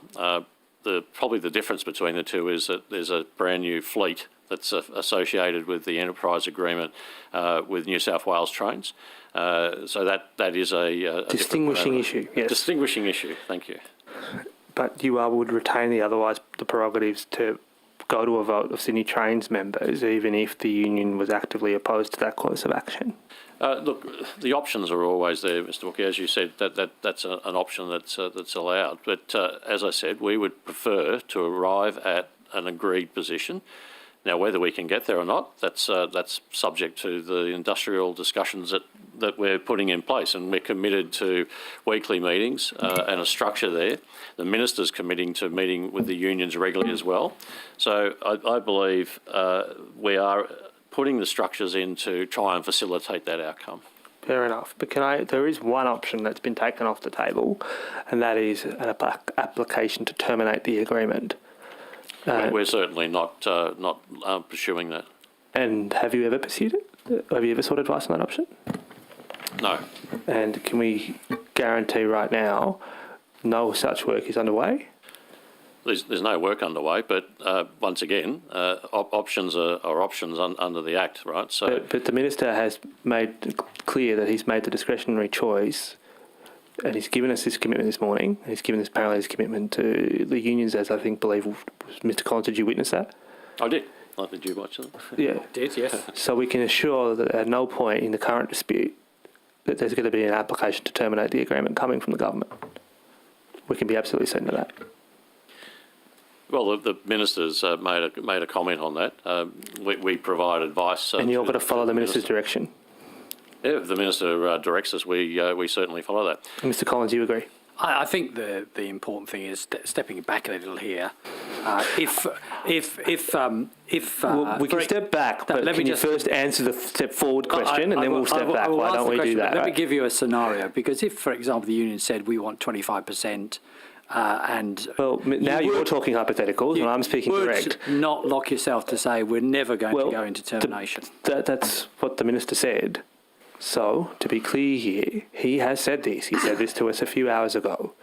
You're not taking any steps to terminate the agreement. It is factually true, and you're not contemplating from my either. Position, I'm not been instructed or have any advice whatsoever to take that course of action that you're suggesting. And right now, the unions are not asking for a 25% pay increase, to be clear. No, that's true. Great. Thank you. I was just going to return to that ferry issue, Mr. Collins. Yes. I was heading towards 5 o'clock, but we had slightly longer. So I just want to ask, what is the maximum swell height that those 3 ferries can currently operate in with passengers on the run to? I believe the risk assessment will be to 4 metres, which is a similar swell height to the current freshwater class. But as masters would tell you, and I'm not a master of a vessel, but a fairly experienced sailor, is that it's not just about swell height, it's about swell transmission and interval, and it's also about current weather conditions. Yeah. So, as you know, I think we should stop. the important thing is you've it's the answered. master's decision, but the assessment was to 4 metres. I was going to invite you, if it's okay, to do just some rapid information on the light rail vehicles. With pleasure. If that's possible, yeah. So what is the time frame to repair the 12 vehicles that are currently off the tracks due to cracking? We have shared information to say by the 30th of June, 6 vehicles plus 1 spare we're hoping will be available of the original fleet.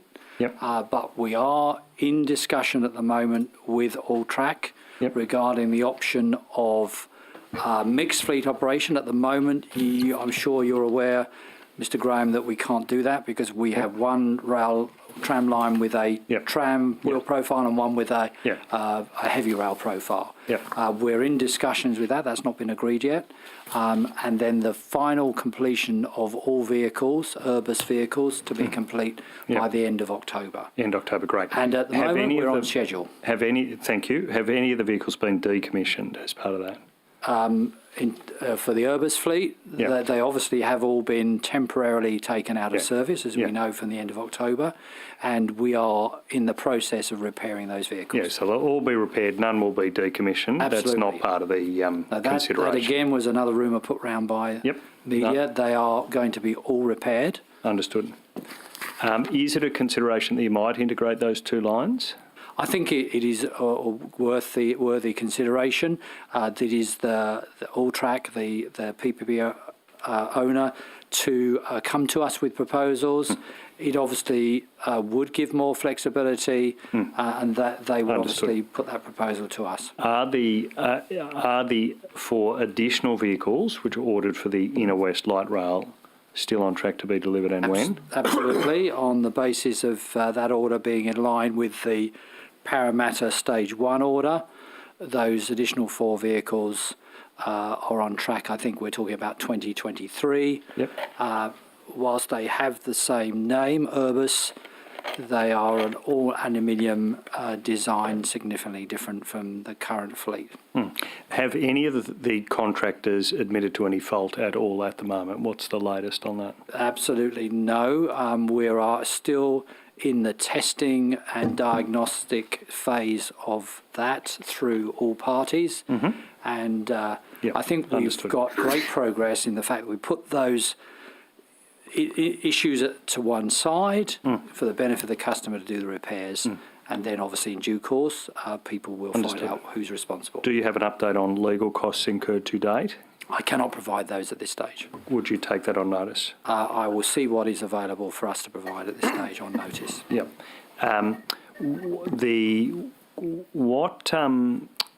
Why is it the case that there are still continuing issues with these vehicles on the Inner West Light Rail line, given that the overseas experience, and that's the Birmingham-Wolverhampton line, there they are operational, here we're still having issues. Do you want to provide some context there? Well, the discovery of the significant cracks was much earlier in Birmingham than the discovery that was made by the maintainer, Alstom.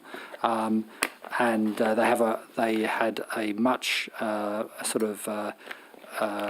improved lead time for that. They have only just started to return their fleet. They did try a temporary repair, but that failed, and they share that with us. And I would say the progress we're making has been much improved through their support and the lessons they learned. Thank you for those answers. I'm going to stop there. Mr. Sharp, can we get firstly, I presume you don't have this on hand, so you might need to take this on notice. What was the cost of the application that was made I'll last have week? to take that on notice. You retained 3 counsel for the matter last weekend? I'm not privy to that. I think it's actually through the specialist group that handles that. So I believe one of them was Emmett SC. Can we find out how much the costs were for Emmett SC? Baroni was the other one. And can we also find out the cost to the third one, whose name I will certainly mispronounce, but it's available on the transcripts as to who represented you as well for each of the 3 days that you were represented. Can we also, on notice, I think this is my last question, get the full costs, legal cost to date in relation to the dispute around this enterprise agreement since May 21, as in May 21? I'll take all that on notice. Thank you. And Chair, if I could just table 2 documents. Please. Mr. Mookie, you were wanting to have tabled the emails that I referred to earlier. Yes, please. I have. Please, thank you very much. And any further information on them that you have afterwards? Yes. That would be, you will provide that still. I'll take those on notice as well and provide those. Yeah. There was also some media around whether we've acted within the Transport Act. I did ask for some legal advice on that, and I'm tabling that. The advice is that we have acted within the Act, and I just want to make sure that that's on the record because it's a very important question that was open at the moment. Thank you very much. Thank you. Okay, that brings us to the end of opposition and crossbench time. Did the government members have any questions? Yes, we do, Madam Chair. Thank you very much. Mr. Sharp, you indicated earlier to Mr. Mookie that you were and I quote, you were provided with the Minister's contact number in the early days by the Secretary of the Premier's office. Is that correct? Yes, that's right. Yes, that's correct. You further provided evidence that you only received the Minister's mobile number about a week or 2 ago by the Minister's office and before the shutdown, after follow-up emails which may be in that document bundle to Mr. Mookie. Is that correct? There's a couple of things that have been raised today. The question was whether I'd been provided in December the phone numbers. My recollection was that I hadn't. Because my secretary was chasing the details in early February, was my recollection. And I'd provided that feedback. Is that the question that you're after? I just want to present to you, Mr. Sharp, and if we could hand this up, please. Can I ask point of order and just ask the amendment to identify as your standard practice what is the source of these documents? The source of these documents is the Minister's Chief of Staff. Thank you. And this is a text message from the Minister's Chief of Staff. Do we have a copy of the tabling? To somebody who I won't identify following... Yes. We have a tabling copy? Somebody who I won't identify... Thank you. Can we see? Out of respect for that person. Sorry, order. If you could just wait till we have the documents. Sure. Thank you, Mr. Fowler. It's annoying, isn't it? Oh, no. Shoes on the other foot now. Thank you.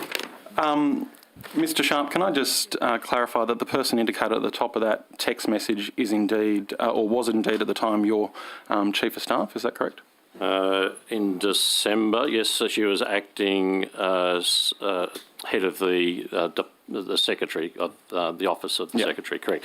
And I see the text message there. I certainly don't recollect that, and it does coincide with my comments that I had asked my secretary to ask for the details later. So I must admit I was on leave at this time as well, so that could be part of it. So just for those playing at home, effectively what this text message is the Chief of Staff of the Minister providing the Minister's mobile number to what was then your Chief of Staff on Friday the 24th of December at 12:38 p.m. numbers. One of the Ministers. Well, I only know the Minister to have one. So anyways, it is a mobile number of the Minister provided. This one. Use this one. Well, look, I only know him to have one, but anyways, it is one number, which is very different to the evidence that has been presented before this committee. Yes, and I acknowledge that. As I said, I have recollections of, and I'm sure there'll be some email chains there with my secretary asking for the number. Clearly there's a disconnect in terms of the communication around this. Indeed, Mr. Sharp. And further to that, as you expressed, you were on leave at the time that this was sent through, so that is completely understandable, and you're entitled to leave, of course. And then you returned from leave on what date was it? I'd have to look back. I had 2 weeks leave. We basically closed the offices. And then I caught Omicron, and I was in isolation. As have many, yeah. Yes, and I was in isolation briefly. As soon as that finished, I returned from the holiday. And so your first day back in the office or first day back on deck, so to speak, was around about the 24th of January when you sent that text would have message? been. I'd have to look up the diary to look at that, yes. Thank you. And I'll just turn now to Mr. Mookie's tender bundle. Have you still got that? I do. Okay, and we'll just go through some of the sequence of events. So the evidence you provided to the committee is that there was a meeting, a Teams meeting, I believe, between 9:30 and 11 p.m. Is that correct? Yes, that's correct. And I think that's referred to as well in perhaps tender documents 007. Yes. Now, if we start off with the first document, so there was a text message sent from Ms Burke O'Neill to the Minister's Chief of Staff, and in that text message it indicated, and that's tender document 001, so the first page, and in that text message at 10:43 p.m, it indicates that there will be massive disruption expected in the morning. You see that? Yes. Was there any mention in this text message of the network being shut down, from what you can see?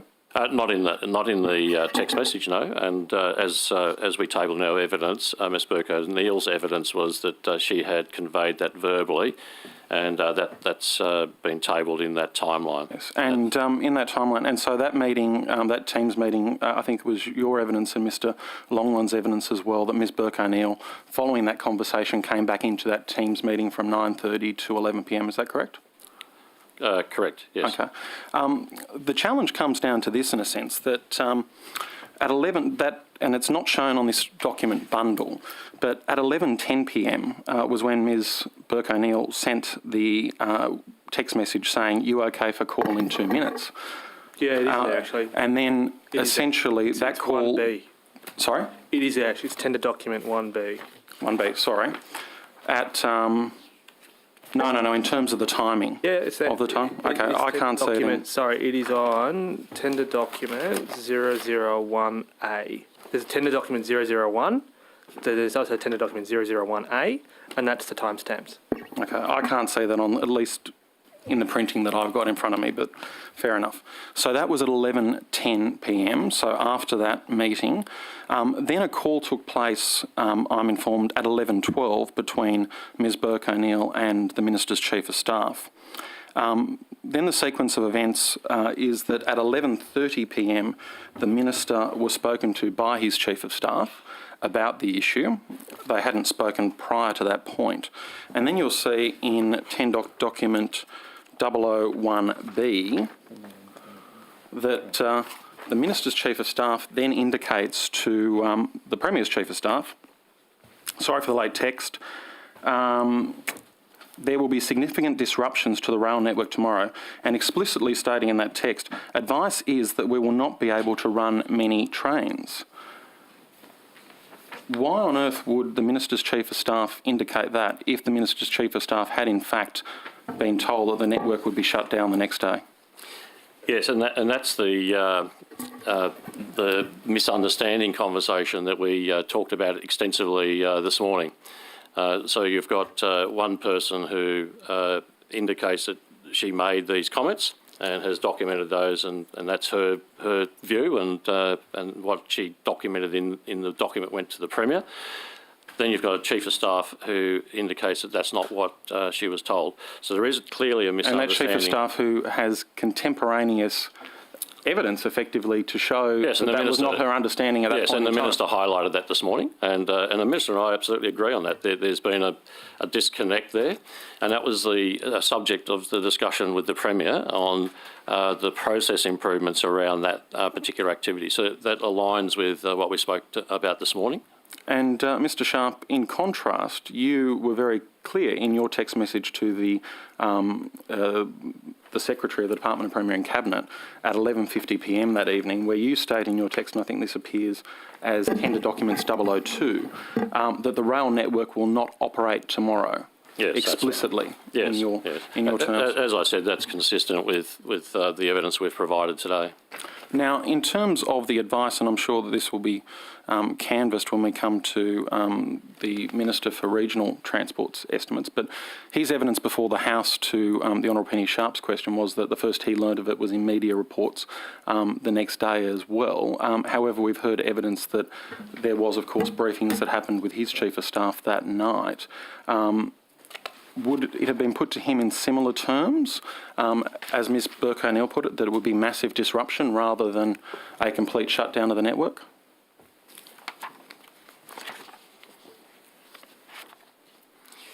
Just bear with me one moment.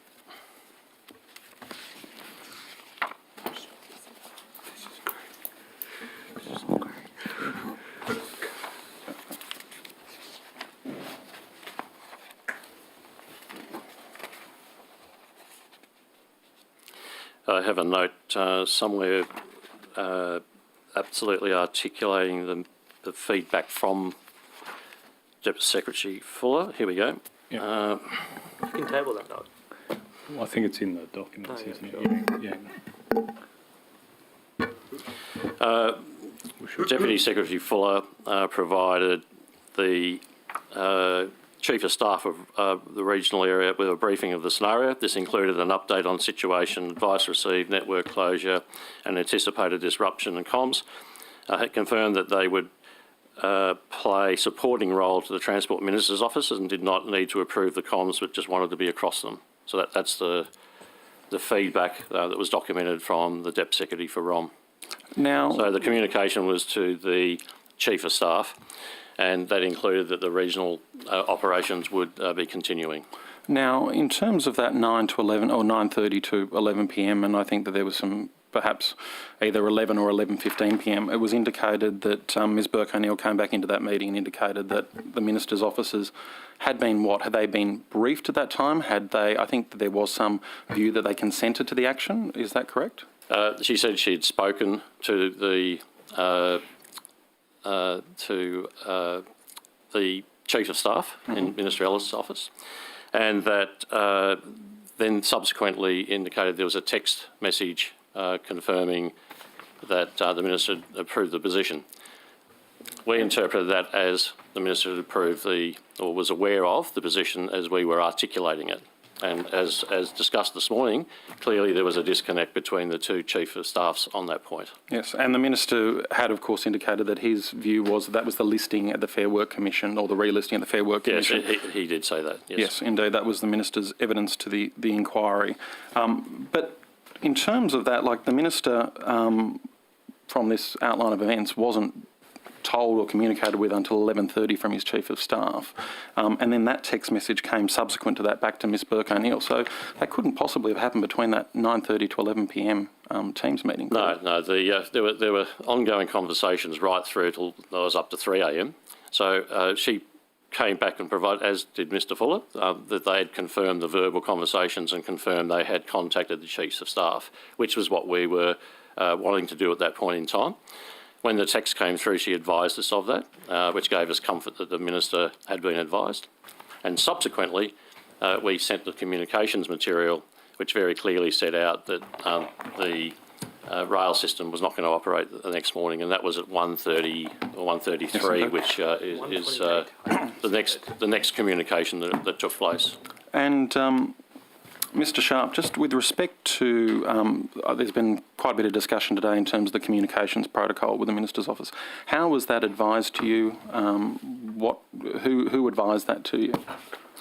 That was reinforced through the Chief of Staff in interactions in the early days, and also through my Chief of Staff as well. Was that put explicitly, that this was the form of communication? Did the Chief of Staff say that to you or to your Chief of Staff at the time, or what's your? It was how not did this come in to an writing. understanding? It's not in writing. There wasn't a specified process, but it is a protocol, and that has, as you can see through the evidence, has played out in terms of the interactions that did or did not take place between the Minister and myself over recent months. And Mr Sharp, just looking at that, was that conveyed explicitly to you from the Minister's Chief of Staff, or was that conveyed from the Minister's, or is the assertion that it was from the Minister's Chief of Staff to your Chief of Staff at the time, and then conveyed to you from your Chief of Staff? How did that come about? As I said, it's not in writing. So it's been But it was conveyed in some form, in verbal form at least? A lot of these things are through verbal conversations. Is it the vibe or what? Like, I'm just trying to... Now, is it the vibe? Like, what... No, it's not the vibe. What was this communication to you that led you to have this impression that there was a protocol in place in terms of communication? Look, requests for meetings and meetings not occurring, reinforcing to go through tenure. I can also ask others to provide some comments to give more colour to the protocol. But this was an operational behaviour, is how I would describe it, and reinforced. But it's not a protocol that's documented. This has just changed from a... Point of order. I'll hear the point of order. The Secretary hadn't completed his answer. Okay, I'll uphold the point of order. If you could finish your answer, please. Thank you. Look, the way that you interact with any Chief of Staff's office varies between each of those staffs, and that's through discussion. So the very first people you meet are the Chief of Staff. And very early on, we were explicitly told to interact with Tanya, the Chief of Staff, and to provide information through her. And then that's been reinforced over time, particularly with meetings that were requested and it didn't get held, and that information always was passed through the Chief of Staff. So there's a pattern there that I describe as a protocol, but it's a pattern there that reinforces that behaviour or that outcome that occurred. But Mr Sharp, this has gone from what was conveyed to the committee as an explicit request or a protocol now to a pattern of behaviour that you came to understand and interpreted in a certain way was a way of operating. Correct, and a protocol is that. A protocol is actually an expected way of operating. It's not a... Usually with an explicit request, though. Sorry. Okay. We have run out of time. Thank you very much for spending all day with us again. And I think we will do it again in a week. Thank you very much. To the extent that there were questions taken on notice, I think there were quite a few. Our committee secretariat will be in touch to discuss those. But thank you again and have a good weekend. Thank you.